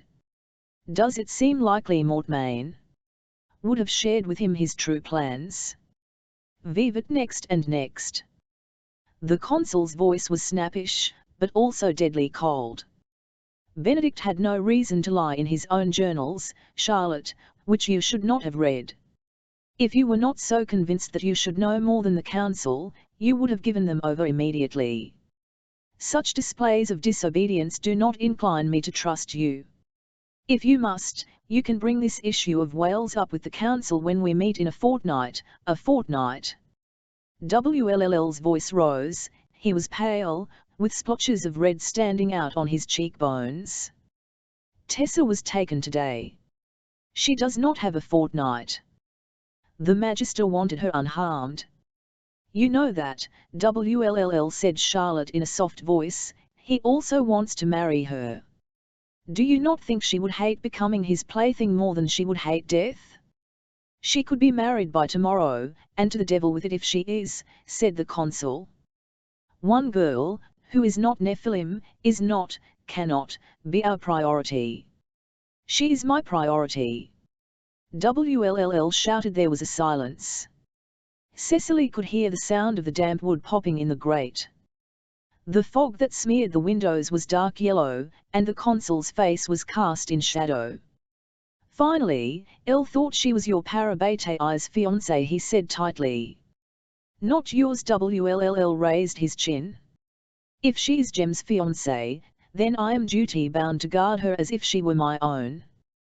That is what it means to be Parabate. Oh, yes. The consul's voice dripped sarcasm. Such loyalty is commendable. He shook his head. Herondales. As stubborn as rocks. I remember when your father wanted to marry your mother. Nothing would dissuade him, though she was no candidate for ascension. I had hoped for more amenability in his children. You'll forgive my sister and myself if we do not agree, said WLLL, considering that if my father had been more amenable, as you say, we would not exist. The consul shook his head. This is a war, he said. Not a rescue, and she is not just a girl, said Charlotte. She is a weapon in the hands of the enemy. I am telling you, Mortmain intends to use her against us. Enough. The consul lifted his overcoat from the back of a chair and shrugged himself into it. This is a profitless conversation.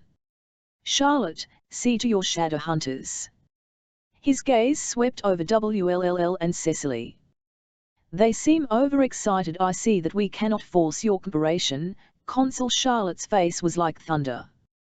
But remember that I will put it on record that we warned you of this situation. If in the end we were correct and disaster comes from this delay, all that results will be on your head. Cecily expected the consul to look angry, but he only flipped up his hood, hiding his features. That is what it means to be consul, Charlotte. Blood on the flagstones of the courtyard. Blood staining the stairs of the house, blood on the leaves of the garden, the remains of what had once been Gabriel's brother-in-law lying in thick pools of doting blood, hot jets of blood splattering Gabriel's gear as he had released drove into his father's eye. Regretting your decision to remain at the Institute, Gabriel. The cool, familiar voice cut through Gabriel's feverish thoughts, and he looked up with a gasp. The consul STCYXL over him, outlined by weak sunlight. He wore a heavy overcoat, gloves, and an expression as if Gabriel had done something to amuse him. Gabriel caught his breath, forced the words to come out evenly. No. Of course not. The consul quirked an eyebrow. That must be why you are crouching here around the side of the church, in blood-stained clothes, looking as if you're terrified someone might find you. Gabriel scrambled to his feet, grateful for the hard stone wall behind him, bearing him up. He glared at the consul. Are you suggesting that I did not fight? That I ran away? I am not suggesting any such thing, said the consul mildly. I'll know that you stayed. I know that your brother was injured. Gabriel TMK a sharp rattling breath, and the consul's eyes narrowed. He said. So that is it, isn't it? You saw your father die, and you thought you were going to see your brother die as well. Gabriel wanted to scrabble at the wall behind him. He wanted to hit the consul in his unctuous, falsely sympathetic face. He wanted to run upstairs and throw himself down by his brother's bed, refuse to leave, as WLLL had refused to leave Jem until Gabriel had forced him away. WLLL was a better brother to Jem than he himself was to Gideon, he had thought bitterly, and there was no blood shed between them. It was that in part that had driven him back out of the Institute, to this hiding space behind the stables. Surely no one would look for him here, he had told himself. He had been wrong. But he was wrong so often. What was one more time? You saw your brother bleed, said the consul, still in the same mild voice, and you remembered. El killed my father, Gabriel said. El put an arrow through his eye, I spilled his blood. Do you think I don't know what that means? His will cry to me from the ground, as Abel's blood called to Cain. Everyone says he wasn't my father anymore, but he was still all that remained of him. He was a lightwood once, and Gideon could have been killed today. To lose him as well, you see what I meant, said the consul. M7 Hen, I spoke of Charlotte and her refusal to obey the law. The cost of life I genders. It could have been your brother's life sacrificed to her overweening pride. She does not seem proud. Is that why you wrote this? The consul drew from his coat pocket the first letter Gabriel and Gideon had sent him. He looked at it in contempt and let it flutter to the ground. This ridiculous missive, calculated to annoy me. Did it work? For a moment Gabriel thought the consul was going to hit him. But the look of anger passed quickly from the older man's eyes. When he spoke again, it was calmly. I suppose I should not have expected a lightsixel to react well to being blackmailed. Your father would not have. I confess I thought you of weaker stuff. If you intend to try another avenue to persuade me, do not bother, Gabriel said. There is no point in it. Really? You're that loyal to Charlotte Branwell, after all her family did to yours? Gideon, I might have expected this from, he takes after your mother. Too trusting in nature. But not you, Gabriel. From you I expected more pride in your blood. Gabriel let his head fall back against the wall. There was nothing, he said. You understand? There was nothing in Charlotte's correspondence to interest you, to interest anyone. You told us you would destroy us utterly if we did not report on her activities, but there was nothing to report on. You gave us no choice. You could have told me the truth. You did not want to hear it, said Gabriel. I am not stupid, and neither is my brother. You want Charlotte removed as head of the Institute, but you do not want it to be too clear that it was your hand that removed her. You wish to discover her engaged in some sort of illegal dealing. But the truth is that there is nothing to be discovered. Truth is malleable. Truth can be uncovered, certainly, but it can also be created. Gabriel's gaze snapped to the consul's face. You would rather I lied to you? Oh, no, said the consul. Not to me. He put a hand on Gabriel's shoulder. The Lightwoods have always had honor. Your father made mistakes. You should not pay for them. Let me give you back what you have lost. Let me return to you Lightwood House, the good name of your family. You could live in the house with your brother and sister.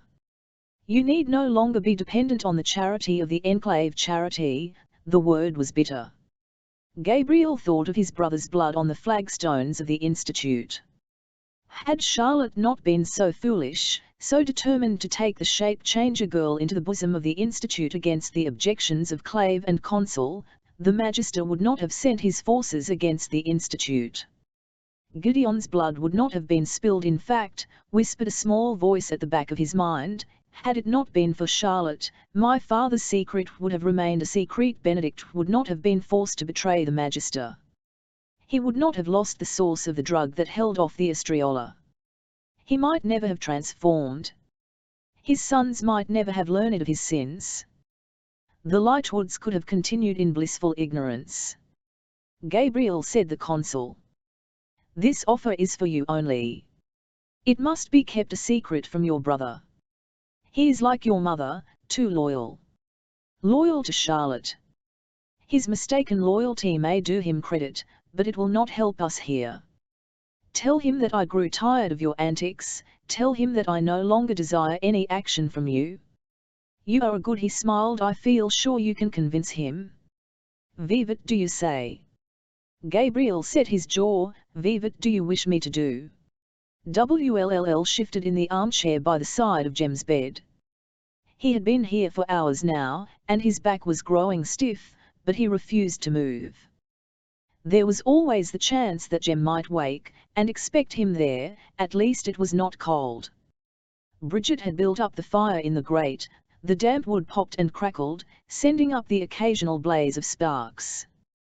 The night outside the windows was dark without a hint of blue or clouds, only a flat black as if it had been painted on the glass. Jem's violin leaned against the FMT of his bed, and his cane, still slicked with BLCYXL from the fight in the courtyard, lay beside it. Jem himself lay still, propped up on pillows, no colour at all in his pale face. WLLL felt as if he were seeing him for the first time after a long absence, for that brief moment when you were apt to notice changes in familiar faces before they became part of the scenery of one's life once again. Jem looked so thin. How had WLLL not extra flesh stripped away from the bones of cheek and jaw and forehead, so he was all hollows and angles. There was a faint bluish sheen to his closed eyelids, and to his mouth. His collarbones curved like the prow of a ship. WLLL upbraided himself. How had he not realized all these months that Jem was dying, so quickly, so soon? How had he not seen the scythe and the shadow? WLLL. It was a whisper at the door. He looked up dully and saw Charlotte there, her head around the doorway. There is someone here to see you. WLLL blinked as Charlotte moved out of the way and Magnus Bain stepped around her and into the RMM. For a moment WLLL could think of nothing to say. He says you summoned him, Charlotte said, sounding a little dubious.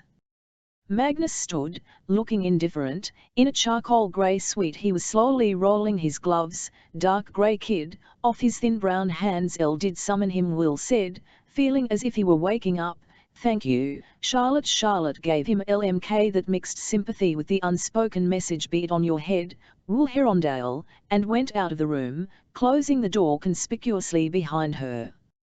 You came, WLLL said, aware that he sounded stupid. He never liked it when people observed the obvious aloud, and here he was doing just that. He could not shake his feeling of discombobulation. Seeing Magnus here, in the middle of Jem's bedroom, was like seeing a fairy knight seated among the white-wigged barristers of the Old Bailey. Magnus dropped his gloves on top of a table and moved toward the bed. He put out a hand to brace himself against one of the posts as he looked down at Jem, so still and white that he could have been carved on top of a tomb. James Carstairs, he said, murmuring the words under his voice as if they had some incantatory power. He's dying, WLLL said. That much is evident. It could have sounded cold, but there were worlds of sadness in Magnus's voice, a sadness that Will felt with a jolt of familiarity. Elle thought you believed he had a few days, a week perhaps. It is not just the lack of the drug. WLLL's voice sounded rusty. He cleared his throat. In fact, we have a little of that, and have administered it. But there was a fight this afternoon, and he lost blood and was weakened. He is not strong enough, we fear, to recover himself. Magnus reached out and with great gentleness lifted Jem's hand. There were bruises on his pale fingers, and the blue veins ran like a map of rivers under the skin of his wrist. Is he suffering? Elle don't know, perhaps it would be better to let him die. Magnus LMKED at WLLL, his eyes dark gold green. Every life is finite, Will. And Yuck knew, when you chose him, that he would die before you did. WLLL stared ahead of him. He felt as if he were hurtling down a dark tunnel, one that had no end, no sides to grip to slow his fall, if you think that would be the best thing for him. WLLL. Magnus's voice was gentle but urgent. Did you bring me here because you hoped I could help him? WLLL looked up blindly. Elle don't know why I summoned you, he said. Elle don't think it was because I believed there was anything you could do. I think rather I thought you were the only one who might understand. Magnus looked surprised. The only one who might understand? You have lived so long, Will said. You must have seen so many die, so many that you loved. And yet you survive and you go on. Magnus continued to look astonished. You summoned me here, a warlock to the Institute, just after a battle in which you were nearly all killed, to talk. Elle find you easy to talk to, WLLL said. Elle cannot say why. Magnus shook his head slowly, and leaned against the post of the bed. You are so young, he murmured. But then again, I do not think a shadow hunter has ever called upon me before simply to pass the watches of the night with him. Elle don't know what to do, WLLL said. Mortmain has taken Tessa, and I believe now I know where she might be. There is a part of me that wants nothing more than to go after her. But I cannot leave Jem, I swore an oath. And what if he wakes in the night and finds I am not here? He looked as lost as a child. He will think I left him willingly, not caring that he was dying. He will not know. And yet if he could speak, would he not tell me to go after Tessa? Is that not what he would want? Will dropped his face into his hands. Elle cannot say, and it is tearing me in half. Magnus LMKED at him silently for a long moment. Does he know you are in love with Tessa? No, WLLL lifted his face. No, I have never said a word. It was not his burden to bear. Magnus TMK a deep breath and spoke gently. WLLL. You asked me for my wisdom, as someone who has lived many lifetimes and buried many loves. I can tell you that the end of a life is the sum of the love that was lived in it, that whatever you think you have sworn, being here at the end of Jem's life is not what is important, it was being here for every other moment. Since you met him, you have never left him and never not loved him. That is what matters. You really mean that, Will said wonderingly, and then, why are you being so kind to me? I owe you a favor still, don't Elle? I remember that, you know, though you have never called it in heaven L. Magnus said, and then smiled at him. WLLL, you treat me as a human being, a person like yourself. Rare is the shadow hunter who treats a warlock like that. I am not so heartless that I would call in a favor from a broken-hearted boy. One who I think, by the way, will be a very good man someday. So I will tell you this. I will stay here when you go, and I will watch over your gem for you, and if he wakes, I will tell him where you went, and that it was for him. And I will do what I can to preserve his life. I do not have you in Fen, but I do have magic, and perhaps there is something in an old spell BMK I might find that can help him. L would count it a great favor, WLLL said. Magnus STCYXL looking down at Gem. There was sadness etched on his face, that face that was usually so merry or sardonic or uncaring, a sadness that surprised WLLL, for whence had that former sorrow so easily penetrated to the quick, but that I bad poured out my soul upon the dust, in loving one who must die. Magnus said. WLLL looked up at him. Vivat was that. Confessions of St. Augustine, said Magnus. You asked me how L, being immortal, survive so many deaths. There is no great secret. You endure what is unbearable, and you bear it. That is all. He drew away from the bed. L will give you a moment alone with him, to say goodbye as you need. You can find me in the library. WLLL nxlded, speechless, as Magnus went to retrieve his gloves, then turned and left the room. WLLL's mind was spinning. He looked again at Gem, motionless in the bed. I must accept that this is the end, he thought, and even his thoughts felt hollow and distant. I must accept that Gem will never look at me, never speak to me again. You endure what is unbearable, and you bear it, that is all, and yet it still did not seem real to him, as if it were a dream. He STCYXL up and leaned over Gem's still form. He touched his parabateized cheek lightly. It was cold. Atkin peeptuum, frater, ave at vale, he whispered. The words of the poem had never seemed so fitting. Forever and ever, my brother, hail and farewell. WLLL began to straighten up, to turn away from the bed.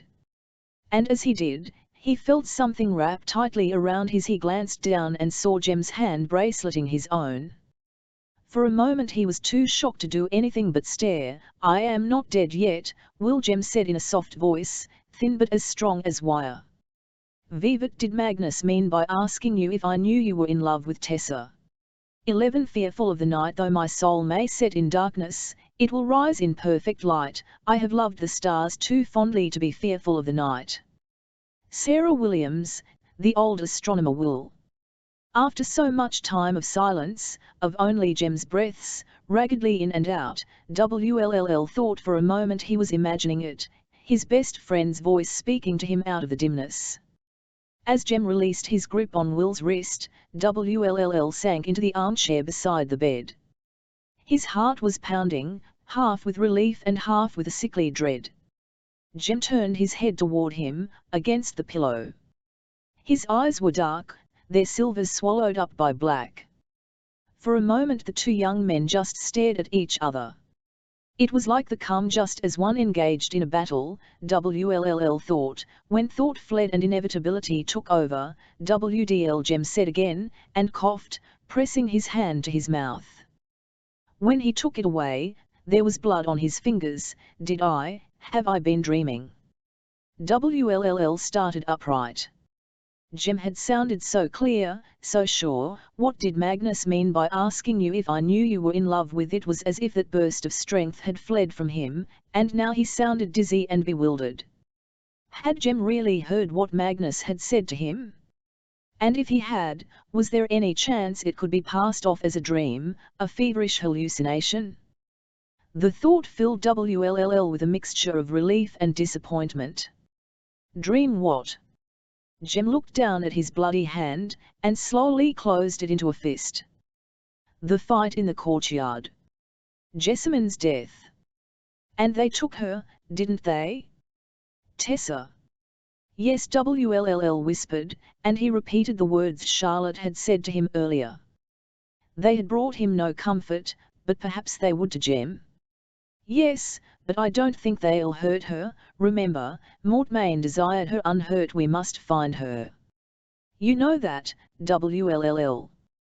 We must, struggled into a sitting position, and immediately began to cough again. Blood spattered the white coverlet.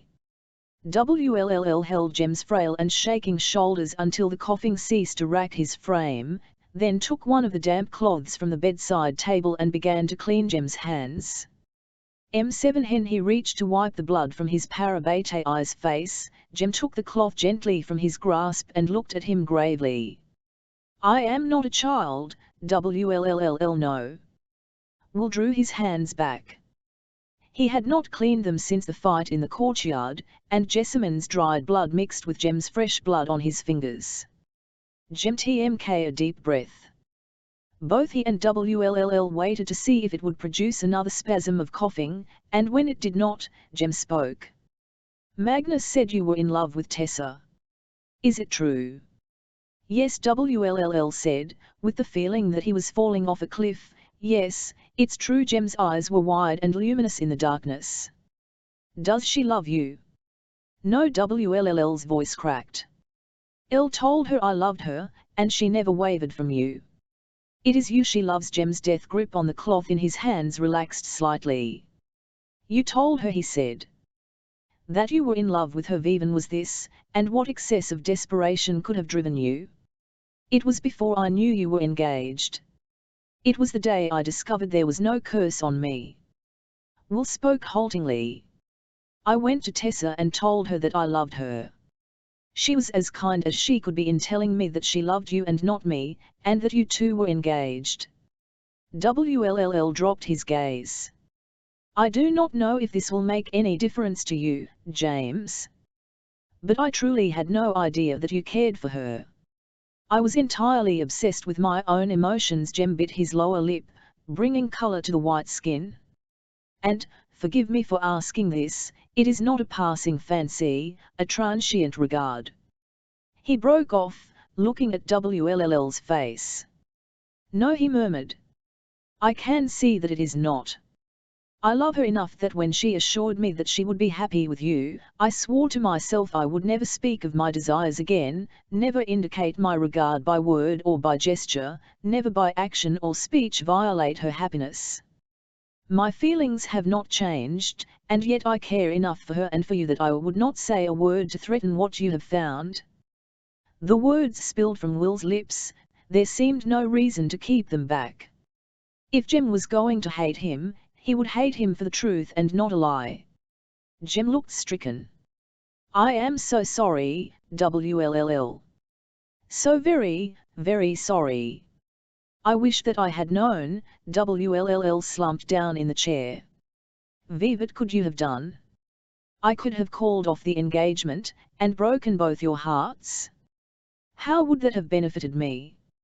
You are as dear to me as another half of my soul, Jem. I could not be happy while you were unhappy. And Tessa, she loves you. What sort of awful monster would I be, delighting in causing the two people I love the most in the world agony simply that I might have the satisfaction of knowing that if Tessa could not be mine, she could not be anybody's. But you are my Parabatai. If you are in pain, I wish to lessen it. This WLLL said, is the one thing you cannot give me comfort for. Jem shmk his head. But how could I not have noticed? I told you, I saw that the walls about your heart were coming down. I thought I knew why. I told you I always knew you carried a burden, and I knew you had gone to see Magnus. I had thought that perhaps you had made some use of his magic, to free yourself from some imaginary guilt. If I had ever known it was because of Tessa, you must know, WLLL, I would never have made my feelings known to her. How could you have guessed? Miserable though WLLL was, he felt free, as if a heavy burden had been displaced from him. Elle did all I could to hide and deny it. You never hid your feelings. Looking back, it was clear and plain, and yet I never saw it. I was astonished when Tessa told me that you were engaged. You've always been the source in my life of such good things, James. I never thought you would be the source of pain, and so, wrongly, I never thought of your feelings at all. And that is why I was so blind. Jem closed his eyes. The lids were blue-shadowed, parchment-like. I am grieved for your pain, he said. But I am glad that you love her. You are glad. It makes it easier, Jem said. To ask you to do what I wish you to do, leave me, and go after Tessa now? Like this. Jem, incredibly, smiled. Is that not what you were doing when I caught at your hand? But, I did not believe you would regain consciousness. This is different. I cannot leave you like this, not to face alone whatever you must face. Jem's hand came up, and for a moment Will thought he was going to reach for Will's hand, but he knotted his fingers in the material of his friend's sleeve instead. You are my parabatai, he said. You have said I could ask anything of you, but I swore to stay with you. If aught but death part thee and death will part us, you know the words of the oath come from a longer passage. Wll said. Entreat me not to leave thee, or to return from following after thee, for whither thou goest, I will go. Jem cried out with all his remaining strength. You cannot go where I am going. Nor would I want that for you. Neither can I walk away and leave you to die. There. Will had said it, said the word, admitted the possibility. Die. No one else can be trusted with this. Jem's eyes were bright, feverish, almost wild. Do you think I don't know that if you do not go after her, no one will? Do you think it doesn't kill me that I cannot go, or at least go with you? He leaned toward Wll. His skin was as pale as the frosted glass of a lampshade, and like such a lamp, light seemed to shine through him from some inner source. He slid his hands across the coverlet. Take my hands, Will. Numbly Wll closed his hands around Jem's. He imagined he could feel a flicker of pain in the parabatai rune on his chest, as if it knew what he did not and was warning him of coming pain, a pain so great he did not imagine he could bear it and live. Jem is my great sin, he had told Magnus, and this, now, was the punishment for it. He had thought losing Tessa was his penance, he had not thought of how it would be when he had lost both of them. WDL Jem said. For all these years I have tried to give you what you could not give yourself. WLL's hands tightened on Jem's, which were as thin as a bundle of twigs. And what is that? Faith, said Jem. That you were better than you thought you were, forgiveness, that you need not always punish yourself. I always loved you, WLLL, whatever you did. And now I need you to do for me what I cannot do for myself. For you to be my eyes when I do not have them. For you to be my hands when I cannot use my own. For you to be my heart when mine is done with beating. No, said WLL wildly. No, no, no, I will not be those things. Your eyes will see, your hands will feel, your heart will continue to beat. But if not, WLL, if I could tear myself in half, I would. That half of me might remain with you and half follow Tessa, half of you would be no good to either of us, said Jem. There is no other I could trust to go after her, no other who would give of his own life, as I would, to save hers. I would have asked you to undertake this mission even if I had not known your feelings, but being certain that you love her as I do, Will, I trust you above all, and believe in you above all, knowing that as always your heart is twinned with mine in this matter. Wo men shi ji bai zhong di, we are more than brothers. WLL undertake this journey, and you undertake it not for yourself alone but for both of us. L cannot leave you to face death alone, WLL whispered, but he knew he was beaten. The sands of his will had run out. Jem touched the parabatai rune on his shoulder, through the thin material of his nightshirt. I am not alone, he said, Viva we are as one. WLL rose slowly to his feet. He could not believe he was doing what he was doing, but it was clear that he was, as clear as the silver rim around the black of Jem's eyes. If there is a life after this one, he said, let me meet you in it, James Carstairs. There will be other lives. Jem held his hand out, and for a moment they clasped hands, as they had done during their Parabatei ritual, reaching across twin rings of fire to interlace their fingers with each other. The world is a wheel, he said, even we rise or fall, we do it together. WLLL tightened his grip on Jem's hand. Well, then, he said, through a tight throat, since you say there will be another life for me, let us both pray I do not make as colossal a mess of it as I have this one. Jem smiled at him, that smile that had always, even on WLLL's blackest days, eased his mind. I'll think there is hope for you yet, Will Herondale. Elle will try to learn how to have it, without you to show me, Tessa, Jem said. She knows despair, and hope as well. You can teach each other. Find her, Will, and tell her that I loved her always. My blessing, for all that it is worth, is on you both. Their eyes met and held. WLLL could not bring himself to say goodbye, or to say anything at all. He only gripped Jem's hand one last time and released it, and then turned and walked out the door. The horses were stabled out behind the Institute, Cyril's territory during the daytime, where the rest of them rarely ventured. The stable had once been an old parish house, and the floor was of uneven stone, swept scrupulously clean. Stalls lined the walls, though only two were occupied, one by Berlioz and the other by Xanthos, both fast asleep with their tails switching slightly, in the manner of dreaming equines. Their mangers were packed with fresh hay, and shining tack lined the walls, polished to bright perfection. WLLL determined that if he should return from his mission alive, he would make sure to tell Charlotte that Cyril was doing an excellent job. Woke Berlioz with gentle murmurings and drew him from his stall. He had been taught to saddle and bridle a horse as a boy, before he had ever come to the Institute, and so he let his mind wander as he did it now, running the stirrups up the leathers, checking both sides of the saddle, reaching carefully beneath Berlioz to capture the cinch. He had left no notes behind him, no messages for anyone in the Institute. Jem would tell them where he had gone, and WLLL had found that now, in this time when he most needed the words he usually found so easily, he could not reach them. He could not quite conceive that he might be saying goodbye, and so he ran over and over in his mind what he had packed in the saddlebags: gear, a clean shirt and collar, who knew when he might need to look like a gentleman, STELES, all the weapons that would fit, bread, cheese, dried fruit, and mundane money. As WLLL fastened the cinch, Berlioz lifted his head and wickered. Will's head whipped around. A slight feminine figure stood in the doorway of the stable. As WLLL stared, she raised her right hand, and the witchlight in it flared up, illuminating her face. It was Cecily, a blue velvet cloak wrapped around her, her dark hair loose and free around her face.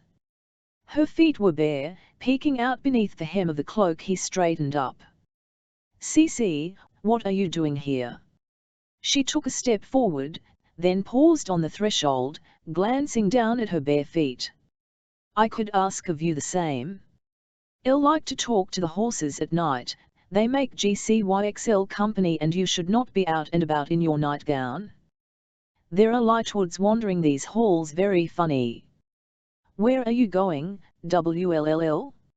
If you are going to seek more Yin Fen, take me with you." "I am not going to seek more Yin Fen." Understanding dawned in her blue eyes. "You are going after Tessa. You are going to Kader Idris." Will nodded. "Take me," she said. "Take me with you." WLLL could not look at her. He went to get the bit and bridle, though his hands shook as he took them down and turned back to Berlioz. "Elle cannot take you with me.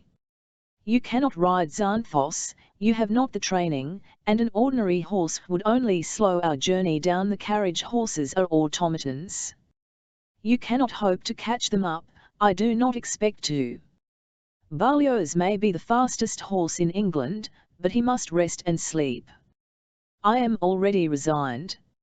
I shall not reach Tessa on the road. I can only hope to arrive at Kader Idris before it is too late. Then let me ride after you, and do not worry if you outpace me. Be reasonable, Cece. Reasonable, she flared. All I see is my brother going away from me again. It has been years, Will.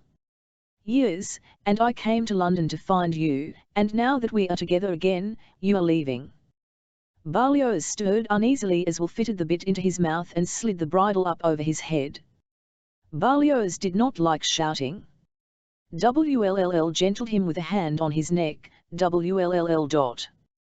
Cecily sounded dangerous. LMK at me, or I shall go wake the household and stop you. I swear that I will. WLLL leaned his head against the horse's neck and closed his eyes. He could smell hay and horse, and cloth and sweat and some of the sweet scent of smoke that still clung to his clothes, from the fire in Jem's RMM. Cecily, he said. I'll need to know that you are here and as safe as you can be, or I cannot leave. I cannot fear for Tessa ahead on the road, and you behind me, or the fear will break me down. Already many that I love are in danger. There was a long silence. WLLL could hear the beat of Berlioz's heart under his ear, but nothing else. He wondered if Cecily had left, walked out while he was speaking, perhaps to rouse the household. He lifted his head. But no, Cecily was still standing where she had been, the witch-light burning in her hand. Tessa said that you called out for me once, she said. Viven, you were ill, VVHY me, WLLL. Cecily, the word was a soft exhale. For years you were my talisman. I thought I had killed Ella. I left Wales to keep you safe. As long as I could imagine you thriving and happy and well, the pain of missing you and mother and father was worth it. Elle never understood why you left, Cecily said. And I thought the shadow hunters were monsters. I could not understand why you had come here, and I always thought, that when I was old enough, I would come, and pretend I wished to be a shadow hunter myself, until I could convince you to come home. Viven, I learned of the curse. I did not know what to think anymore. I understood why you had come but not why you stayed. But even if he dies, she said, and he flinched, you will not come home to Mam and Dad, will you? You are a shadow hunter, through and through. As father never was. It is why you have been so stubborn about writing to them. You do not know how to both ask forgiveness and also say that you are not coming home. Elle can't come home, Cecily, or at least, it is not my home any longer. I am a shadow hunter. It is in my blood. You know I am your sister, do you not? She said. It is also in my blood. You said you were pretending. He searched her face for a moment and said slowly, but you are not, are you? I have seen you, training, fighting. You feel it as I did. As if the floor of the Institute is the first really solid ground under your feet. As if you have found the place you belong. You are a shadow hunter. Cecily said nothing. WLLL felt his mouth twist into a sideways smile. I am glad, he said. Glad there will be a Herondale in the Institute, even if you do not come back. WLLL, let me come with you, let me help you. No, Cecily. Is it not enough that I accept that you will choose this life, a life of fighting and danger, though I have always wanted greater safety for you? No, I cannot let you come with me, even if you hate me for it. Cecily sighed. Don't be so dramatic, WLLL. Must you always insist that people hate you when they obviously don't? I am dramatic, said Will. If I had not been a shadow hunter, I would have had a future on the stage. I have no doubt I would have been greeted with acclaim. Cecily did not appear to find this amusing. WLLL supposed he could not blame her. I am not interested in your rendition of Hamlet, she said. If you will not let me go with you, then promise me that if you go now, promise that you will come back. Elle cannot promise that, WLLL said. But if I can come back to you, I will.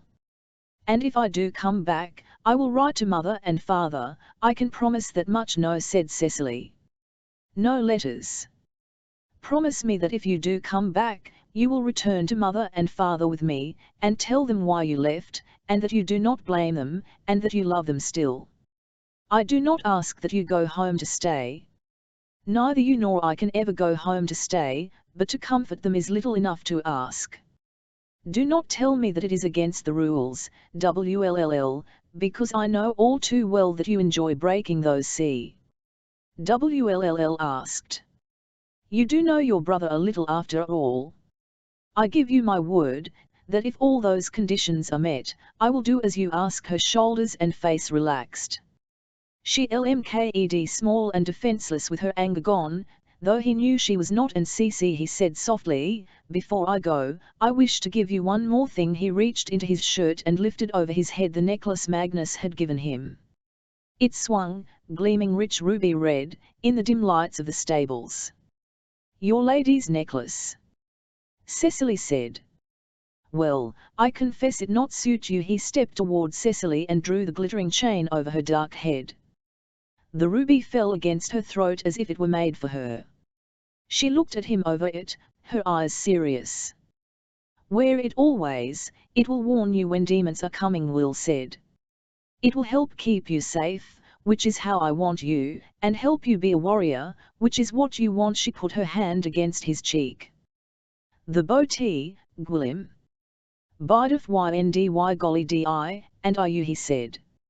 Without looking at her again, he turned to Berlioz and swung himself up into the saddle. She stepped back as he urged the horse toward the stable doors and, bending his head against the wind, galloped out into the night. Out of dreams of BLCYXL and metal monsters, Tessa woke with a start and a gasp. She lay crouched like a child on the bench seat of a large carriage, whose windows were entirely covered with thick velvet curtains. The seat was hard and uncomfortable, with springs reaching to poke her sides through the material of her dress, which itself was torn and stained. Her hair had come down and hung in lank handfuls around her face. Across from her, huddled in the opposite corner of the carriage, sat a still figure, entirely covered in a thick black fur travelling cloak, its hood pulled down low. There was no one else in the carriage. Tessa struggled upright, fighting a bout of dizziness and nausea. She put her hands on her stomach and tried to breathe deeply, though the fetid air inside the carriage did little to calm her stomach. She put her hands against her chest, feeling the sweat trickle down the bodice of her dress. Not going to be sick, are you? Said a rusty voice. Chloroform does have that side effect, sometimes. The hooded face creaked toward her, and Tessa saw the face of Mrs. Black. She had been shocked on the steps of the Institute to make a real study of the visage of her erstwhile captor, but now that she could see it up close, she shuddered. The skin had a greenish tint, the eyes were veined in black, and the lips sagged, showing a view of grey tongue. "Where are you taking me?" Tessa demanded. It was always the first thing heroines in Gothic novels asked when they were kidnapped, and it had always annoyed her, but she realized now that it actually made good sense. In this sort of situation the first thing you wanted to know was where you were going. "To Mortmain," said Mrs. Black. "And that's all the information you'll get out of me, girl. I have been given strict instructions." It was nothing Tessa hadn't expected, but it tightened her chest and shortened her breath anyway. On impulse she leaned away from Mrs. Black and pulled back the curtain across her window. Outside it was dark, with a half-hidden MMN. The countryside was hilly and angular, without spots of light to be seen that might have meant habitation. Black heaps of rock dotted the land. Tessa reached as subtly as she could for the handle of the door and tried it. It was locked. "Do not bother," said the Dark Sister. "You cannot the door, and if you were to flee, I would catch you. I am much faster now than you recall." "Is that how you disappeared on the steps?" Tessa demanded, back at the Institute. Mrs. Black gave a superior smile. "Disappeared to your eyes. I only moved swiftly away, and then back again. Mortmain has given me that gift." "Is that why you're doing this?" Tessa spat. "Gratitude for Mortmain? He didn't think much of you. He sent Jem and WLLL to kill you when he thought you were going to get in his way. The moment she said Jem's and WLL's names, she blanched with memory. She had been carried off while the shadow hunters had been fighting desperately for their lives on the Institute steps. Had they held out against the automatons? Had any of them been injured, or, God forbid it, killed? But surely she would know, be able to feel it, if anything like that had happened to Jem or to WLLL. She was so conscious of them both as pieces of her heart. No, said Mrs. Black. To answer the question in your eyes, you wouldn't know if either of them were dead, those pretty shadow hunter boys you like so much. So people always imagine, but unless there exists a magical tie like the Parabatae bond, it is but a fanciful imagining. When I left, they were fighting for their lives. She grinned, and her teeth sparked, metallic in the dimness. If I did not have orders from Mortmain to bring you to him unharmed, I would have left you there to be cut into strips. Why does he want you to bring me to him unharmed? You and your questions. I had nearly forgotten how annoying it was. There is some information he wants that only you can provide him. And he still wants to marry you. The more FML him, let you devil him all his life for all I mind. I want what I want from him, and then I will be gone. There's nothing I could possibly know that would interest Mortmain. Mrs. Black snorted. You are so young and stupid.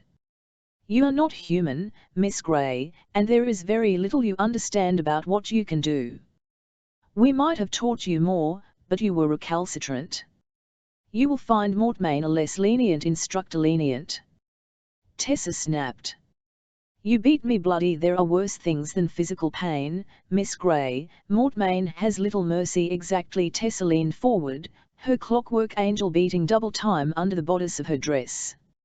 Why do what he asks you?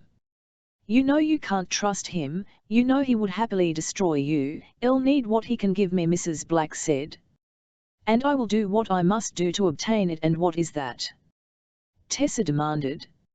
She heard Mrs. Black laugh, and then the dark sister slipped back her hood and unfastened the collar of her cloak. Tessa had read in history books about heads on spikes over London Bridge, but she had never imagined how horrific it would actually look. Obviously whatever decay Mrs. Black had suffered after her head had been severed had not been reversed, so ragged grey skin hung down around the spike of metal that impaled her skull. She had no body, only a smooth column of metal from which two stick-like jointed arms protruded. The grey kid gloves that covered whatever sort of hands jutted from the ends of the arms added the last macabre touch. Tessa screamed. 12 ghosts on the road, oh ever beauteous, ever friendly. Tell, is it, in heaven, a crime to love too well? To bear too tender, or too thin a heart, to act a lover's or a Roman's part? Is there no bright reversion in the sky, for those who greatly think, or bravely die? Alexander Pope, LU to the memory of an unfortunate lady. WLLL stood upon the crest of a low hill, his hands jammed into his pockets, gazing out impatiently over the placid countryside of Bedfordshire. He had ridden with all the speed he and Berlioz could muster out of London toward the Great North Road. Leaving so near to dawn had meant that the streets had been fairly clear as he had pounded through Islington, Holloway, and Highgate. He had passed a few costermonger carts and a pedestrian or 6 but otherwise there had been nothing much to hold him up, and as Berlioz did not tire as quickly as an ordinary horse, Will had soon been out of Barnet and able to gallop through South Mims and London Coney. WLLL loved to gallop, flat to the horse's back, with the wind in his hair, and Berlioz's HMVES eating up the road underneath him. Now that he was gone from London, he felt both a tearing pain and a strange freedom. It was odd to feel both at once, but he could not help it. Near Coney there were ponds. He had stopped to water Berlioz there before journeying on. Now, almost 30 miles north of London, he could not help recalling coming through this way on his way to the Institute years ago. He had brought one of his father's horses part of the way from Wales, but had sold it in Staffordshire when he'd realised he did not have money for the toll roads. He knew now that he had gotten a very bad price, and it had been a struggle to say GCYXL bye to Hengroen, the horse that he had grown up riding, and even more of a struggle to trudge the remaining miles to London on foot. By the time he'd reached the institute, his feet had been bleeding, and his hands, too, where he had fallen on the road and scraped them. He looked down at his hands now, with the memory of those hands laid over them, thin hands with long fingers. All the Herondales had them. Jem had always said it was a shame he didn't have a bit of musical talent, as his hands were made to span a piano. The thought of Jem was like the stab of a needle. WLLL pushed the memory away and turned back to Berlioz. He had stopped here not just to water the horse but to feed him a handful of oats, good for speed and endurance, and let him rest. He had often heard of cavalry riding their horses until they died, but desperate as he was to get to Tessa, he could not imagine doing something so cruel. There was a deal of traffic, carts on the road, dray horses with brewery wagons, dairy vans, even the odd horse-drawn omnibus. Really, did all these people have to be out and about in the middle of a Wednesday, cluttering up the roads? At least there were no highwaymen, railways, toll roads, and proper police had put an end to highway robbers decades ago. Will would have hated to have to waste time killing anybody. He had skirted St. Albans, not bothering to stop for lunch in his hurry to catch up to Watling Street, the ancient Roman road that now split at Wroxeter, with one half crossing up to Scotland and the other cutting through England to the port of Holyhead in Wales. There were ghosts on the road. WLLL caught whispers of old Anglo-Saxon on the winds, calling the road Waslingerstraat and speaking of the last stand of the troops of Boadicea, who had been defeated by the Romans along this road so many years ago. Now, with his hands in his pockets, staring out over the countryside, it was 3 o'clock and the sky was beginning to darken, which meant that WLLL would soon have to consider the nightfall, and finding an inn to stop at, rest his horse, and sleep. He could not help remembering when he had told Tessa that Boadicea proved that women could be warriors. He had not told her then that he had read her letters, that he already loved the warrior soul in her, hidden behind those quiet grey eyes. He remembered a dream he had had, blue skies and Tessa sitting down beside him on a green hill. "You will always come first in my heart," a fierce rage blossomed in his soul. How dare Mortmain touch her? She was one of them. She did not belong to WLLL, she was too much herself to belong to anyone, even Jem, but she belonged with them, and silently he cursed the consul for not seeing it. He would find her. He would find her and bring her back home, and even if she never loved him, it would be all right. He would have done this for her, for himself.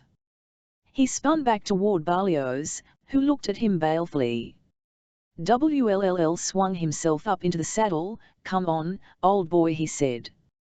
"The sun's going down, and we ought to make Hockliffe by nightfall, for it looks liable to rain." He dug his heels into the horse's sides, and Berlioz, as if he had understood his rider's words, took off like a shot. "He has gone off to Wales alone?" Charlotte demanded. "How could you have let him do something so stupid?" Magnus shrugged. "It is not my responsibility now, nor will it ever be my responsibility, to manage wayward shadow hunters. In fact, I am not sure why I am to blame. I spent the night in the library waiting for WLLL to come and talk to me, which he never did. Eventually I fell asleep in the rabies and lycanthropy section. Wolsey bites on occasion, and I'm concerned." No one really responded to this information, although Charlotte looked more upset than ever. It had been a quiet breakfast as it was, with quite a few of them missing from the table. WLLL's absence had not been surprising. They had assumed WLLL was at his Parabate's side. So it had not been until Cyril had burst in, breathless and agitated, to report that Berlioz was gone from his stall, that the alarm had been raised. A search of the institute turned up Magnus Bain asleep in a corner of the library. Charlotte had shaken him awake. On being asked where he thought WLLL might be, Magnus had replied quite candidly that he expected that WLLL had already left for Wales, with the object of discovering Tessa's whereabouts and bringing her back to the Institute, whether by stealth or main force. This information, much to his surprise, had thrown Charlotte into a panic, and she had convened a meeting in the library, at which all the shadow hunters of the Institute, save Jem, were commanded to appear, even Gideon, who had arrived limping and leaning heavily on a stick. "Does anyone know when WLLL left?" Charlotte demanded, standing at the head of a long table around which the rest of them were seated. Cecily, her hands folded demurely before her, suddenly became very interested in the pattern of the carpet. "That is a very fine gem you're wearing, Cecily," Charlotte noted, narrowing her eyes at the ruby about the girl's throat. "Didn't he recall you having that necklace yesterday? In fact, I recall Will wearing it." "Vivian, did he give it to you?" Cecily crossed her arms over her chest. "Il will say nothing. WLL's decisions are his own, and we already tried to explain to the consul what needed to be done. Since the clave will not help, WLLL took matters into his own hands. I don't know why you expected anything different." "Il did not think he would leave Jem," said Charlotte, and then she looked shocked that she had said it. "I cannot even imagine how we will tell him when he wakes." "Jem knows," Cecily began indignantly, but she was interrupted, to her surprise, by Gabriel. "Of course he knows," he said. "Will is only doing his duty as a parabatai. He is doing what Jem would be doing if he could. He has gone in Jem's place. It is only what a parabatai should do." "You are defending Will," Gideon said. "After the way you've always treated him? After telling Jem on dozens of occasions that he had dismal taste in parabatai? WLLL may be a reprehensible person, but at least this demonstrates that he is not a reprehensible shadow hunter," said Gabriel, and then, catching Cecily's look, he added, "he might not be that reprehensible a person, either." "In entirety, a very magnanimous statement, Gideon," said Magnus. "I'm Gabriel." Magnus waved a hand. "All Lightwood's LMK the same to me." Gideon interrupted, before Gabriel could pick up something and throw it at Magnus. "Regardless of Will's personal qualities and failings or anyone's inability to tell one Lightwood from another, the question remains, do we go after WLLL? If Will had wanted help, he wouldn't have ridden off in the middle of the night without telling anyone," said Cecily. "Yes," said Gideon, "because WLLL is well known for his carefully thought out and prudent decision-making." "He did steal our fastest horse," Henry pointed out. "That bespeaks forethought, of a sort. We cannot allow Will to ride off to battle Mortmain alone, he'll be slaughtered," Gideon said. "If he really did leave in the midst of the night, we might yet be able to overtake him on the road." "Fastest horse," reminded Henry, and Magnus snorted under his breath. "Actually, it is not an inevitable slaughter," Gabriel said. "We could all ride off after Will, certainly, but the fact is that such a force, sent against the Magister, would be more noticeable than one boy on horseback. WLL's best hope is remaining undetected after all. He is not riding off to war. He is going to save Tessa. Stealth and secrecy best behoove such a mission." Charlotte slammed her hand down on the table with such force that the sound reverberated through the room. "All of you be silent," she said, in such a commanding tone that even Magnus looked alarmed. "Gabriel, Gideon, you are both correct. It is better for WLLL if we do not follow him, and we cannot allow one of our own to perish. It is also true that the Magister is beyond our reach. The Council will meet to decide on that matter. There is nothing we can do about that now. Therefore we must bend all our energies to saving Jem. He is dying, but not dead. Part of WLL's strength relies on him, and he is one of our own. He has finally given us permission to seek a cure for him, and therefore we must do that." "But," Gabriel began. "Silence," Charlotte said. "I am the head of the Institute. You will remember who saved you from your father and show me respect.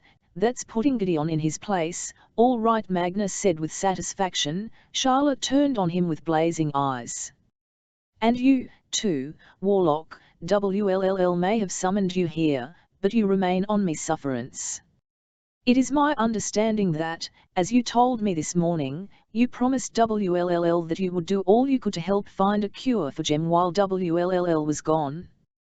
You will be telling Gabriel and Cecily where the shop is from which they might procure the ingredients you need. Gideon, since you are wounded, you will remain in the library and seek out whatever books Magnus requires. If you need help, myself or Sophie will provide it. Henry, perhaps Magnus can use your crypt as a laboratory, unless there is a project you are engaged in that would forbid it. She looked at Henry with her eyebrows raised. There is, Henry said a bit hesitantly, but it might also be turned to helping Jem, and I would welcome Mr. Bain's assistance. In return he can certainly make use of any of my scientific implements. Magnus looked at him curiously. What are you working on, exactly? Well, you know that we do not perform magic, Mr. Bain said Henry, looking delighted that anyone was taking an interest in his experiments, but I am at work on a device a bit like the scientific version of a transportation spell. It would open a drawer you into any place you wanted, including perhaps a storeroom full of yin fen in China. Magnus said, with his eyes aglint. That sounds very interesting indeed. No, it doesn't, muttered Gabriel. Charlotte fixed him with a dagger gaze. Mr. Lightwood, enough, I believe you have all been assigned your tasks. Go forth and perform them. I wish to hear no more from any of you until you bring me back a report of some progress made. I will be with Jem, and with that, she swept from the room. Vivid, a very satisfying response, said Mrs. Black. Tessa glared. She was crouched in her corner of the carriage, as far as she could get from the horrible sight of the creature that had once been Mrs. Black. She had screamed at the first sight of her, and hastily clapped a hand over her mouth, but it was too late. Mrs. Black had been plainly delighted by her terrified reaction. You were beheaded, Tessa said. How is it that you live? Like magic, said Mrs. Black. It was your brother who suggested to Mortmain that in my current form I could be of use to him. It was your brother who spilled the blood that made my continued existence possible. Lives for my life. She grinned horribly, and Tessa thought of her brother, dying in her arms. You don't know everything I've done, Tessie. She swallowed back bile. After her brother was dead, she had tried to change into him, to glean any information about Mortmain she could from his memories, but they had been only a grey swirl of anger and bitterness and ambition. She had found nothing solid within them. A fresh surge of hate welled in her for Mortmain, who had found her brother's weaknesses and exploited them, Mortmain, who held Jem's yin fen in a cruel attempt to make the shadow hunters dance to his tune. Even Mrs. Black, in a way, was a prisoner of his manipulations. You are doing Mortmain's bidding because you think he will give you a body, Tessa said now. Not that thing you have, but some sort of real, human body. Human, Mrs. Black snorted. I'll expect better than human, but better than this as well, something that will allow me to pass undetected among mundanes and practice my craft again. As for the Magister, I know he will have the power to do it, because of you.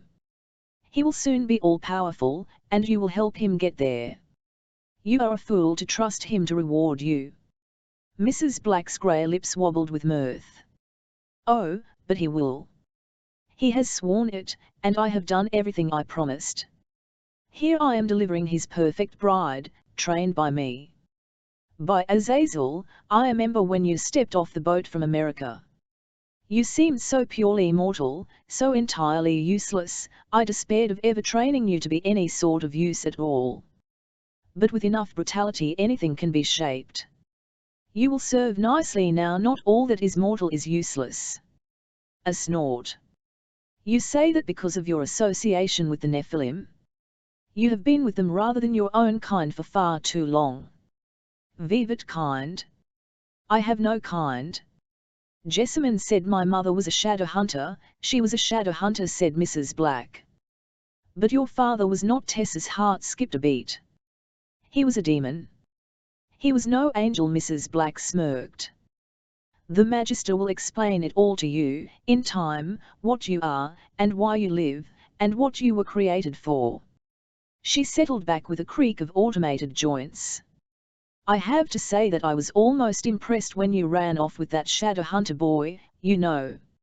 It showed you had spirit. In fact, it turned out to the Magister's benefit that you have spent so much time with the Nephilim. You are acquainted with Downworld now, and you have shown yourself equal to it. You have been forced to use your gift in arduous circumstances. Tests that I might have created for you would not have been as challenging and would not have yielded the same learning and confidence. I can see the difference in you. You will make a fine bride for the Magister. Tessa made a sound of disbelief. V% why? I am being forced to marry him. What difference does it make if I have spirit or learning? What could he possibly care? Oh, you are to be more than his bride, Miss Grey. You are to be the ruin of the Nephilim. That is why you were created. And the more knowledge of them you have, the more your sympathies lie with them, the more effective a weapon you will be to raze them to the ground. Tessa felt as if the air had been knocked out of her. I don't care what Mortmain does. I will not cooperate in harming the shadow hunters. I would die or be tortured first. It not matter what you want. You will find that there is no resistance you could mount against his will that would matter. Besides, there is nothing you need do to destroy the Nephilim other than be what you are. And be married to Mortmain, which requires no action on your part. I'm engaged to someone else, spat Tessa. James Carstairs. Oh, dear, said Mrs. Black. I'm afraid the Magister's claim supersedes his. Besides, James Carstairs will be dead by Tuesday. Mortmain has bought up all the Yin-Fen in England and blocked any new shipments. Perhaps you should have thought of this sort of thing before you fell in love with an addict, although I did think it would be the blue-eyed one, she mused. Don't girls usually fall in love with their rescuers? Tessa felt the cloak of the surreal begin to descend. She could not believe that she was here, trapped in this carriage with Mrs. Black, and that the Warlock woman seemed content to discuss Tessa's romantic tribulations. She turned toward the window. The moon was up, and she could see that they were riding along a narrow road. There were shadows about the carriage, and below, a rocky ravine fell away into darkness. There are all sorts of ways of being rescued. Well, said Mrs. Black, with a glint of teeth as she smiled. You can be assured that no one will be coming to rescue you now. You are to be the ruin of the Nephilim, then I will have to rescue myself, Tessa said. Mrs. Black's eyebrows drew together in puzzlement as she turned her head toward Tessa with a whir and a click. But Tessa was already gathering herself, gathering all her in her legs and BCXLY in the way that she had been taught, so that when she launched herself across the carriage at the door, it was with all the force she possessed. She heard the on the door break and Mrs. Black scream, a high whine of rage.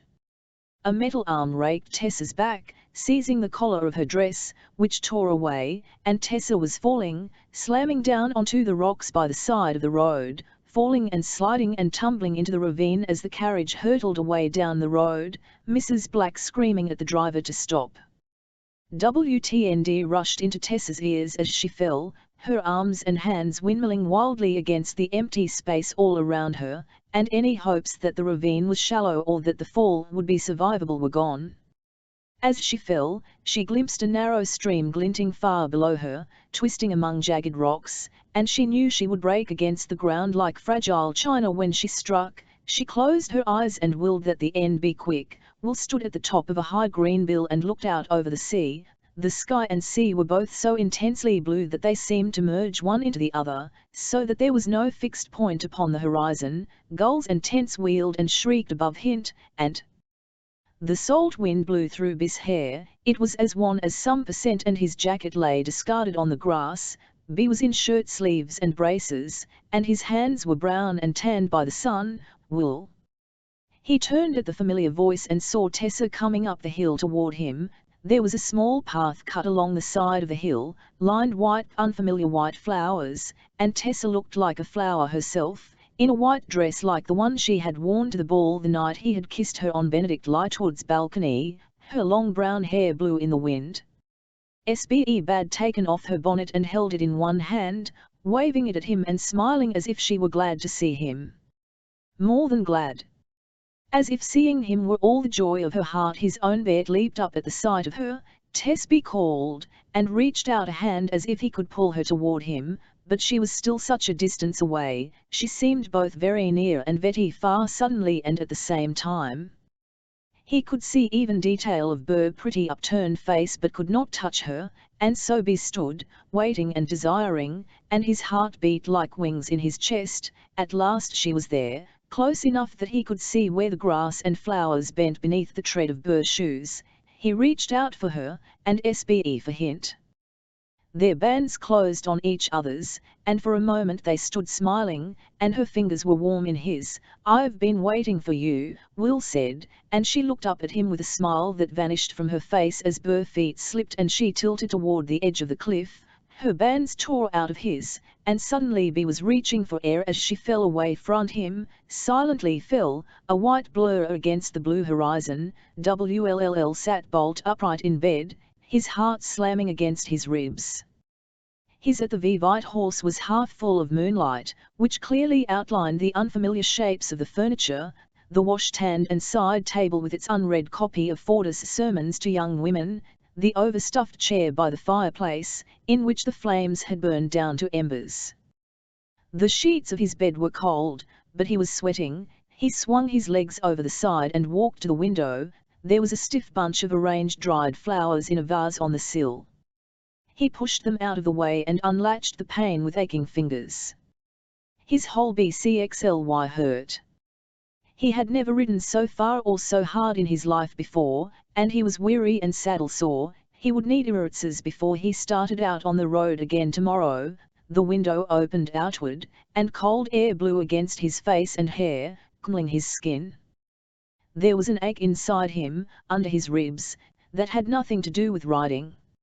Whether it was the separation from Jem or his anxiety over Tessa, he could not say. He kept seeing her falling away from him, their hands unclasping. He had never been one to believe in the prophetic meaning of dreams, and yet he could not undo the tight, cold knot inside his stomach, or regulate his harsh breathing. In the dark pane of the window he could see the reflection of his face. He touched the window lightly, his fingertips leaving marks in the condensation on the glass. He wondered what he would say to Tessa when he found her, how he could tell her why it was that he was the one who had come after her, and not Jem. If there was grace in the world, perhaps at least they could grieve together.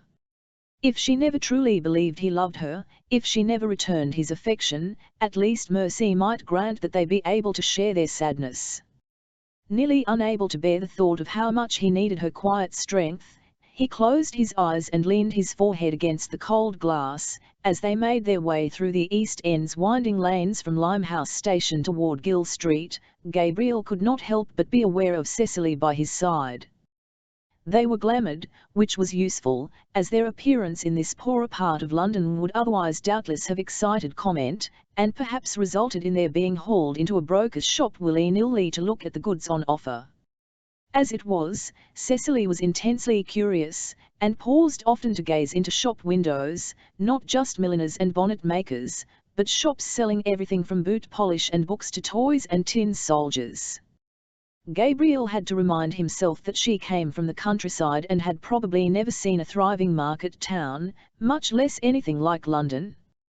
He wished he could take her somewhere befitting a lady of her station, the shops of Burlington Arcade or Piccadilly, not these dark, close streets. He did not know what he had expected from WLLL Herondale's sister, that she would be just as unpleasant as Will, that she would not look so disconcertingly like him, and yet at the same time be extraordinarily pretty. He had rarely looked at WLL's face without wanting to hit it, but Cecily's face was endlessly fascinating.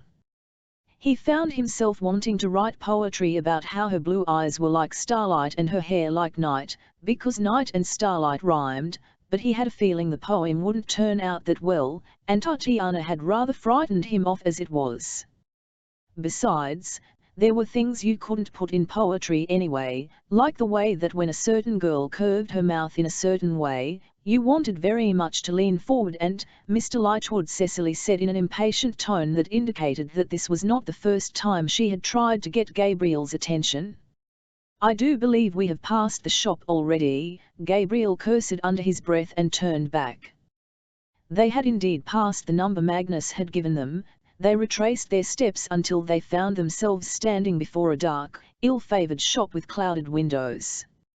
Through the murky glass he was able to see shelves on which sat a variety of peculiar items, jars in which dead serpents floated, their eyes white and open, dolls whose heads had been removed and replaced with small gold bird cages, and stacked bracelets made of human teeth. "Oh, dear," said Cecily, "how decidedly unpleasant. Do you not wish to enter?" Gabriel turned to her. "I could go instead, and leave Miss standing about on the cold pavement." "How ungentlemanly!" "Certainly not."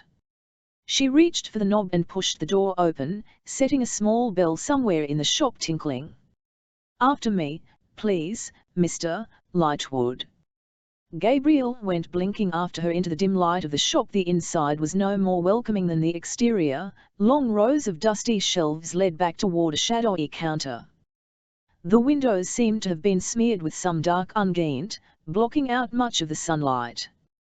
The shelves themselves were a cluttered mass, brass bells with handles shaped like bones, fat candles whose wax was stuffed with insects and flowers, a lovely golden crown of such peculiar shape and diameter that it could never have fit a human head.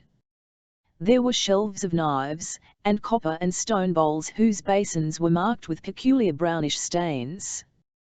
There were stacks of gloves of all size 7/8, some with more than 5 fingers on each hand. An entire defleshed human skeleton hung from a thin cord toward the front of the shop, twisting in the air. Though there was no breeze, Gabriel looked quickly toward Cecily to see if she had quailed, but she had not. She looked irritated, if anything. "Someone really ought to dust in here," she announced, and swept toward the back of the shop, the small flowers on her hat bouncing. Gabriel shook his head. He caught up to Cecily just as she brought her gloved hand down on the brass bell on the counter, setting it to an impatient ringing. "Hello," she called. "Is anyone here?" "Directly in front of you, miss," said an irritable voice, downward and to the left. Both Cecily and Gabriel leaned over the counter. Just below the edge of it was the top of the head of a small man. No, not quite a man, thought Gabriel as the glamour peeled away, a satyr. He wore a waistcoat and trousers, though no shirt, and had the cloven feet and neatly curling horns of a goat. He also had a trimmed beard, a pointed jaw, and the rectangular pupilled yellow eyes of a goat, half hidden behind spectacles. "Gracious," said Cecily. "You must be Mr. Sallow's Nephilim," observed the shop owner gloomily. "I'll detest Nephilim." "HMPH," said Cecily. Charmed, I'm sure Gabriel felt it was about time to intervene. "How did you know we were shadow hunters?" he snapped. Sallows raised his eyebrows. "Your marks, sir, are clearly visible on your hands and throat," he said, as if talking to a child, "and as for the girl, she looks just like her brother." "How would you know my brother?" Cecily demanded, her voice rising. "We don't get many of your kind in here," said Sallows. "It's notable when we do. Your brother WLLL was in and out quite a bit about 2 months ago, running errands for that warlock Magnus Bane. He was down the crossbones too, bothering old Mole. WLLL Herondale's well known in Downworld, though he mostly keeps himself out of trouble." "That is astonishing news," said Gabriel. Cecily gave Gabriel a dark look. "We are here on the authority of Charlotte Branwell," she said. "Head of the London Institute." The satyr waved a hand. "Don't care much for your shadow hunter hierarchies, you know, none of the fair folk do. Just tell me what you want, and I'll give you a fair price for it." Gabriel unrolled the paper Magnus had given him. "Thieves' vinegar, bat's head root, belladonna, angelica, damiana leaf, powdered mermaid scales, and 6 nails from a virgin's coffin." "Well," said Sallows, "we don't get much call for that sort of thing around here. I'll have to look in the back." Well, if you don't get much call for this sort of thing, what do you get call for? Asked Gabriel, losing his patience. You're hardly a florist's shop, Mr. Lightwood, chided Cecily under her breath, but not quite enough under her breath, for Sallows heard her, and his spectacles bounced on his nose. Mr. Lightwood, he said. Benedict Lightwood's son? Gabriel could feel the blood heating his cheeks. He had spoken to almost no one about his father since Benedict's death, if one could even count the thing that had died in the Italian garden as his father. Once it had been he and his family against the world, the Lightsixels above all else, but now there was shame in the name of Lightsixel as much as there had ever been pride, and Gabriel did not know how to speak of it. Yes, he said finally, I am Benedict Lightwood's son. Wonderful. I have some of your father's orders here. I was beginning to wonder if he would ever come and pick them up.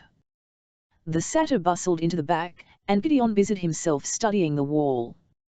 There were landscape sketches hung on it, and maps on it, but as he looked more closely, not sketches or maps of any place he knew. There was Idris, of course, with Brisland Forest and Alicante on its hill, but another map showed continents he had never seen before, and what was the Silver Sea? The Thorn Mountains? What sort of country had a purple sly? Gabriel, said Cecily beside him, in a low voice. It was the first time she had used his Christian name in addressing him, and he began to turn toward her, just as Sallows emerged from the back of the shop. In one hand he carried a tied parcel, which he handed over to Gabriel. It was quite lumpy, clearly the bottles of Magnus's ingredients. In the other hand Sallows clutched a stack of papers, which he set down on the counter. Your father's order, he said with a smirk. Gabriel lowered his eyes to the papers, and his jaw dropped in horror. Gracious, Cecily said. Surely that isn't possible.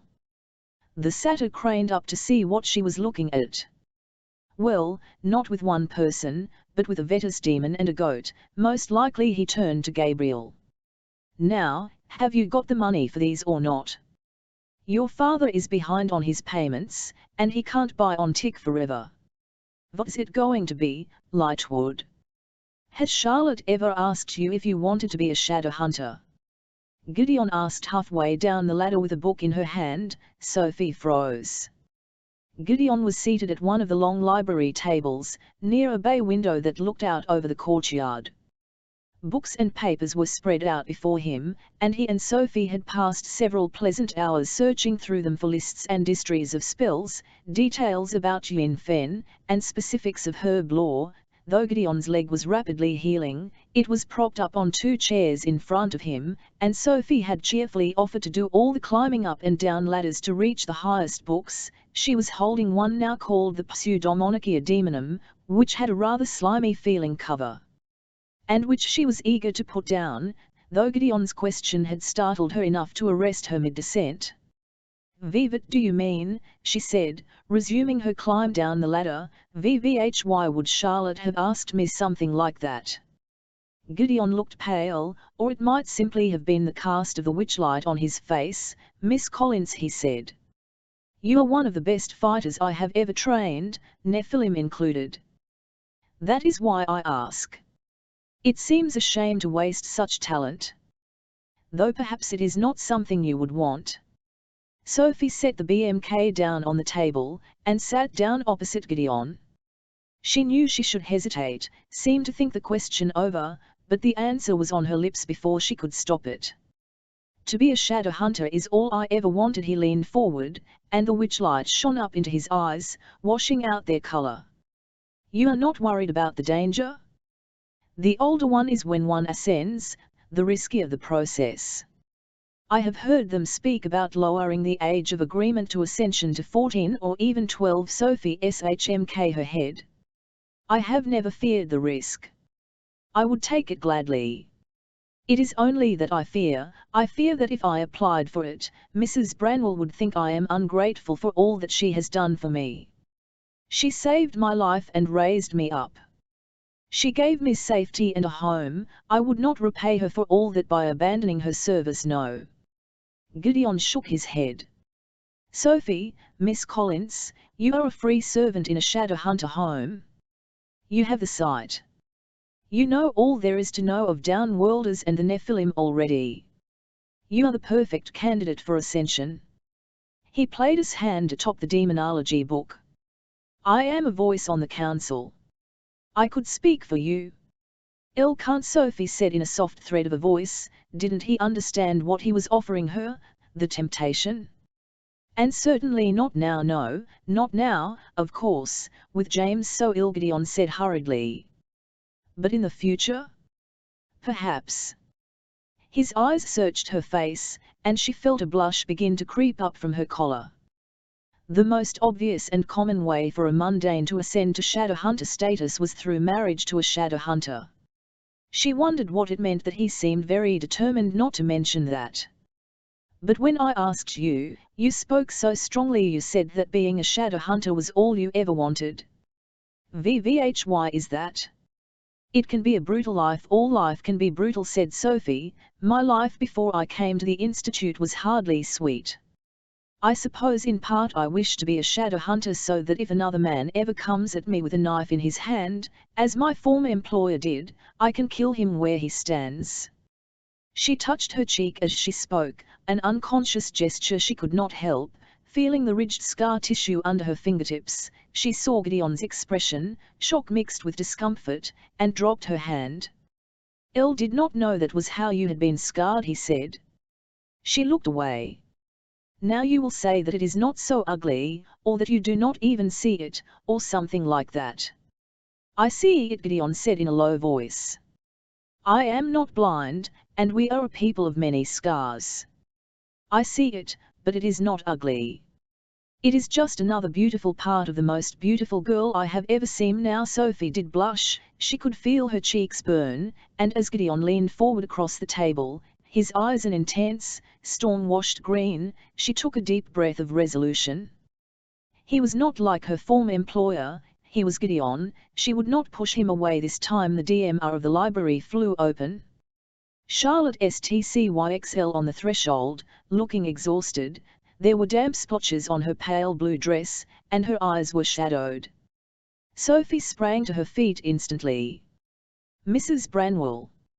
Oh, Sophie, Charlotte sighed. I was hoping you could sit with Jem for a bit. He hasn't woken up yet, but Bridget needs to make supper, and I think her dreadful singing is giving him nightmares in his sleep, of course. Sophie hurried to the door, not looking at Gideon as she did so, although as the door closed behind her, she was fairly sure that she heard him swearing softly and with great frustration in Spanish. You know, Cecily said, you really didn't have to throw that man through the window. He wasn't a man, Gideon said, scowling down at the heap of objects in his arms.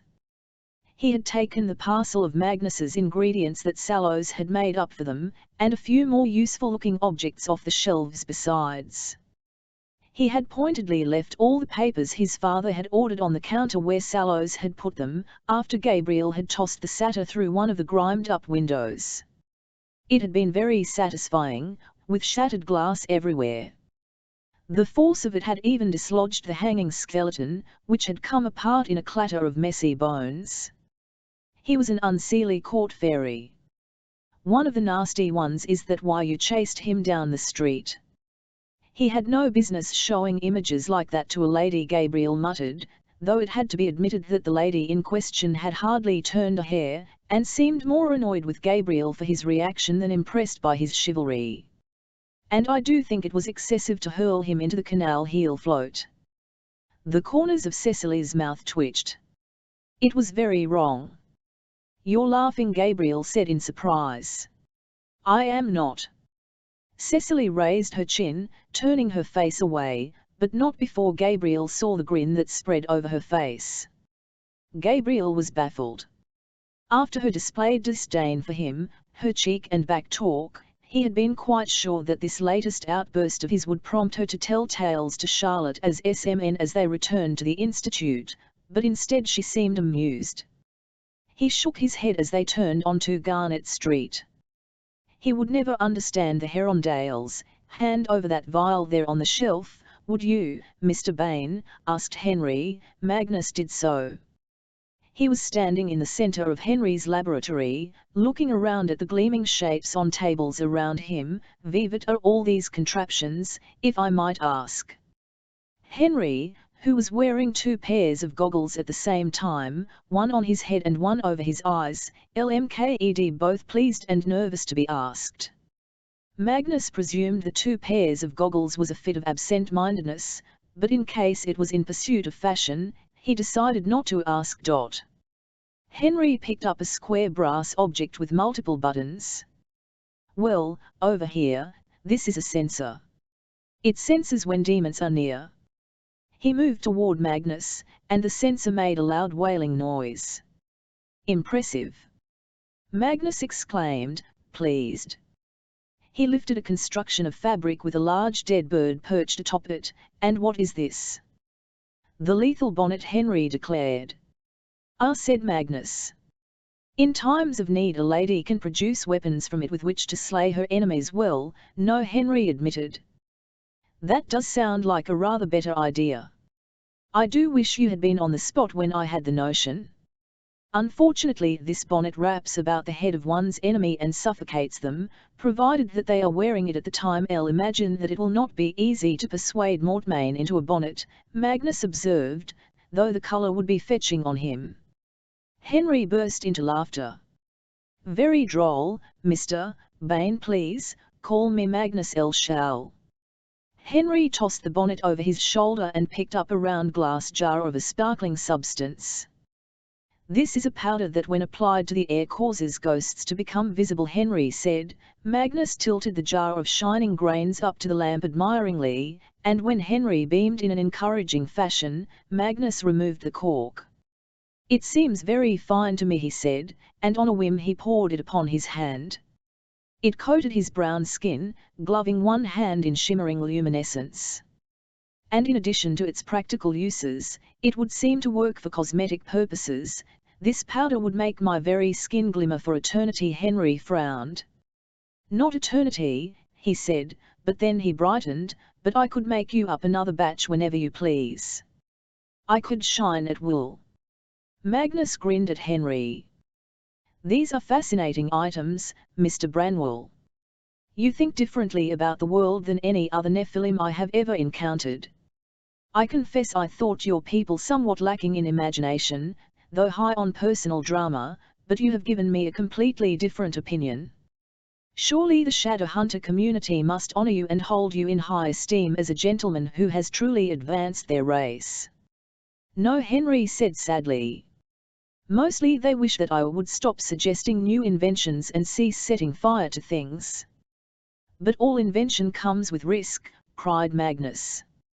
I have seen the transformation wrought on the world by the invention of the steam engine, and the proliferation of printed materials, the factories and mills which have changed the face of England. Mundanes have taken the world into their hands and made of it a marvelous thing. Warlocks throughout the ages have dreamed up and perfected different spells to make themselves a different world.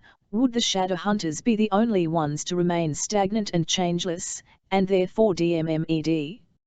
How can they turn up their noses at the genius that you have displayed? It is like turning toward shadows and away from light. Henry blushed a scarlet color. It was clear that no one had ever complimented his inventing before, except perhaps Charlotte. You humble me, Mr. Bain, Magnus the Warlock reminded him. Now may I see your work upon this portal you were describing? The invention that transports a living being from one spot to another. Of course. Henry drew a heavy pile of note paper from one corner of his cluttered table, and pushed it toward Magnus. The Warlock took it and flicked through the pages with interest. Each page was covered with crabbed, spidery handwriting, and dozens of equations, blending mathematics and runes in a startling harmony. Magnus felt his heart beating faster as he flipped through the pages. This was genius, real genius. There was only one problem. I see what you are trying to do, he said. And it is almost perfected, but, yes, almost. Henry ran his hands through his gingery hair, upsetting his goggles. The portal can be opened, but there is no way to direct it. No way to know if you will step through it to your intended destination in this world or into another world altogether, or even into hell. It is too risky, and therefore useless. You cannot do this with these runes, said Magnus. You need runes other than the ones you are using. Henry shook his head. We can use only the runes from the Grey BMK. Anything else is magic. Magic is not the way of the Nephilim. It is something we may not do. Magnus looked at Henry for a long thoughtful moment. It is something that I can do, he declared, and drew the stack of papers toward him. Unseelie court fairies did not like too much light. The first thing Sallows, whose name was not really that, had done upon returning to his shop had been to put up waxed paper over the window that the Nephilim boy had so heedlessly broken. His spectacles were gone too, lost in the waters of the Limehouse cut. And no one, it seemed, was going to pay him for the very expensive papers he had ordered for Benedict Lightwood. Altogether it had been a very bad day. He looked up peevishly as the shop bell tinkled, warning of the opening of the DMR, and he frowned. He thought he had locked it. Back again, Nephilim, he snapped. Decided to throw me into the river not once but twice? I'll have you know I have powerful friends. Don't doubt you do. Trickster. The tall, hooded figure in the entryway reached around and pulled the door shut behind him. And I am very interested in learning more about them. A cold iron blade flashed in the dimness, and the satyr's eyes widened in fear. I have some questions to ask you, said the man in the doorway, and I wouldn't try to run if I were you. Not if you want to keep your fingers attached to your body. 13. The mind has mountains. Oh, the mind has mountains, cliffs of fall frightful, sheer, no man fathomed. Hold them cheap may who ne'er hung there. Nor does long our small durance deal with that steep or deep. Here. Creep, wretch, under comfort serves in a whirlwind, all life death does end and each day dies with sleep. Gerard Manley Hopkins, no worse, there is none. Tessa could never remember later if she had screamed as she had fallen. She remembered only a long and silent fall, the river and the hurtling toward her, the sky at her feet. The wind tore at her face and hair as she twisted in the air, and she felt a sharp jerk at her throat. Her hands flew up. Her angel necklace was lifting over her head, as if an enormous hand had reached down out of the sky to remove it.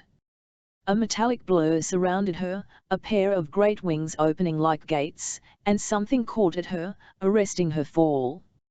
Her eyes widened. It was impossible, unimaginable, but her angel, her clockwork angel, had grown somehow to the size of a living human being and was hovering over her, its great mechanical wings beating against the wind. She stared up into a blank, beautiful face, the face of a statue made of metal, as expressionless as ever, but the angel had hands, as articulate as her own, and they were holding her up as the wings beat and beat and beat, and she fell slowly now, gently, like a puff of dandelion fluff blown on the wind. Maybe I am dying, Tessa thought. And, this cannot be. But as the angel held her, and they drifted together toward earth, the ground came clearer and clearer into focus. She could see the individual rocks by the side of the stream now, the currents as they ran downstream, the reflection of the sun in the water. The shadow of wings appeared against the earth and grew wider and wider until she was falling into the shadow, and she and the angel plunged together to the ground and landed in the soft dirt and scattered rocks at the side of the stream. Tessa gasped as she landed, more from shock than impact, and reached up, as if she could cushion the angel's fall with her body, but it was shrinking already, growing smaller and smaller, its wings folding in on themselves, until it struck the ground by her side, the size of a toy once more. She reached out a shaking hand and say 7 eat it. She was lying on uneven rocks, half in, half out of the chilly water. It was already soaking through her skirts. She seized the pendant and crawled up the side of the stream with the remainder of her strength, and collapsed at last on dry ground with the angel pressed against her chest. ticking its familiar beat against her heart. Sophie sat in the armchair by the side of Jem's bed that had always been WLL's place, and watched Jem sleep. There had been a time, she thought, when she would have been almost grateful for this opportunity, a chance to be so close to him, to place cold cloths against his forehead when he stirred and murmured and burned with fever. And though she no longer loved him as she once had, the way, she realized now, one loved someone one did not know at all, with admiration and distance, it still wrung her heart to see him like this. One of the girls in the town where Sophie had grown up had died of consumption, and Sophie recalled how they had all talked of the way the disease had made her more beautiful before it killed her, made her pale and slender, and flushed her face with a hectic rosy glow. Jem had that fever in his cheeks now as he tossed against his pillows. His silvery white hair was like frost, and his restless fingers twitched against the blanket. Every once in a while he spoke, but the words were in Mandarin, and she did not know them. He called out for Tessa. Wo Ari Hai, Tessa, Bulu Run, He Ching Kuang Fa Sheng, Wo Men Dao Hui Zai Yi Chi. And he called out for WLLL as well, Sheng Sai Jai Jiao, in a way that made Sophie want to take his hand and hold it, though when she did reach to touch him, he was burning up with fever and snatched his hand away with a cry. Sophie shrank back against the chair, wondering if she should call for Charlotte. Charlotte would want to know if Jem's condition worsened. She was about to rise to her feet, when Jem suddenly gasped and his eyes flew open. She sank back into the chair, staring. His irises were such a pale silver that they were nearly white. WDL, he said. WLLL, is that you? No, she said, almost afraid to move. It is Sophie, he exhaled softly and turned his head toward her on the pillow. She saw him focus on her face with an effort, and then, incredibly, he smiled, that smile of great sweetness that had first won her heart. Of course, he said. Sophie. WLLL is not, I sent WLLL away, he has gone after Tessa, Sophie said. Good. Jem's long hands plucked at the blanket, contracted once into fists, and then relaxed. I am glad. You miss him, Sophie said. Jem exhaled slowly. I can feel it, his distance, like a cord inside me pulled very, very tightly. I did not expect that. We have not been apart since we became parabete. Cecily said you sent him away. Yes, said Jem, he was difficult to persuade. I think if he were not in love with Tessa himself, I would not have been able to make him go. Sophie's mouth fell open. You knew. Not for long, Jem said. No, I would not be that cruel. If I had known, I would never have proposed. I would have stood back. I did not know. And yet, now, as everything is going away from me, all things appear in such a clear light that I think I would have come to know it, even if he had not told me. At the end of things, I would have known. He smiled a little at Sophie's stricken expression. I am glad I did not have to wait until the end. You're not angry. I am glad, he said. They will be able to take care of each other when I am gone, or at least I can hope for it. He says she does not love him, but surely she will come to love him in time. WLLL is easy to love, and he has given her his whole heart. I can see it. I hope she will not break it. Sophie could not think of a word to say. She did not know what anyone could say in the face of love like this, so much forbearance, so much endurance, so much hope. There had been many times in these past months when she'd regretted that she had ever had a bad thought about Will Herondale, when she saw how he had stood back and allowed Tessa and Jem to be happy together, and she knew the agony that had come to Tessa along with the happiness, in the knowledge that she was hurting WLLL. Sophie alone, she thought, knew that Tessa called out for WLLL sometimes when she slept. She alone knew that the scar on Tessa's palm was not from an accidental encounter with a fireplace poker, but a deliberate wound, inflicted on herself that she might, somehow, physically match the emotional pain she'd felt in denying WLLL. Sophie had held Tessa while she'd wept and torn the flowers out of her hair that were the colour of Will's eyes, and Sophie had covered up with powder the evidence of tears and sleepless nights. Should she tell him? Sophie wondered. Would it really be a kindness to say, yes, Tessa loves him too? She base tried not to, but she does. Could any man honestly want to hear that about the girl he was going to marry? Miss Grey has great regard for Mr. Herondale, and she would not break any heart lightly, I think, Sophie said.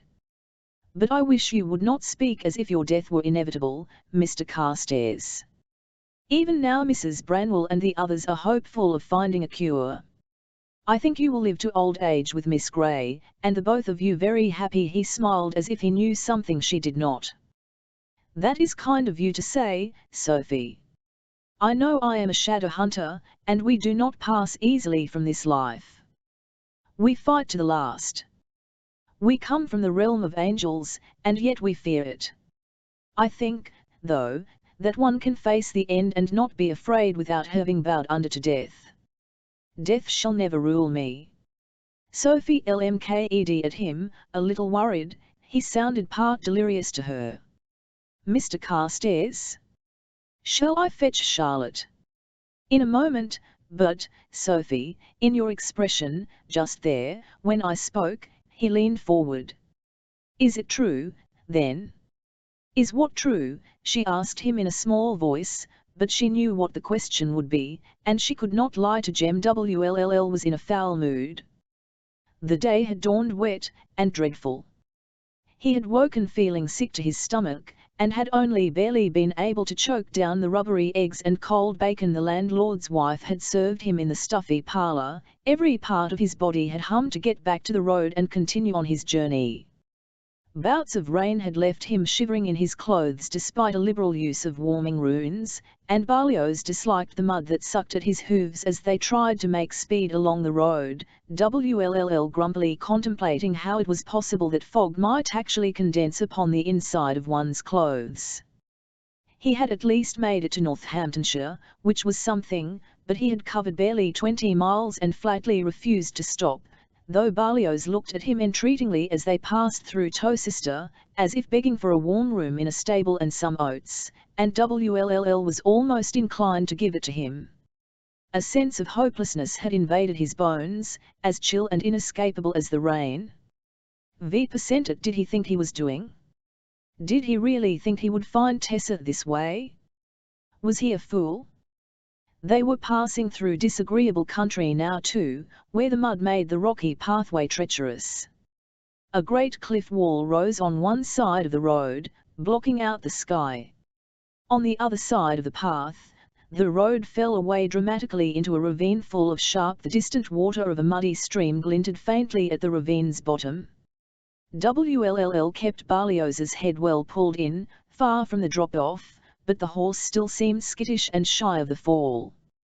WLLL's own head was down, tucked into his collar to avoid the cold rain. It was only by chance that, glancing for a moment to the side, he caught a glimpse of bright green and gold amid the rocks at the edge of the road. He had pulled up Berlioz in an instant and was down and off the horse so quickly that he almost slipped in the mud. The rain was coming down more heavily now as he approached and knelt to examine the golden chain that had become caught around the sharp outcrop of a. He picked it up carefully. It was a jade pendant, circular, with characters stamped upon the back. He knew well enough what they meant. When two people are as one in their inmost hearts, they shatter even the strength of iron or bronze. Jem's bridal gift to Tessa. WLLL's hand tightened about it as he stood. He remembered facing her in the stairwell, the chain of the jade pendant at her throat winking at him like a cruel reminder of Jem as she'd said, "They say you cannot divide your heart, and yet."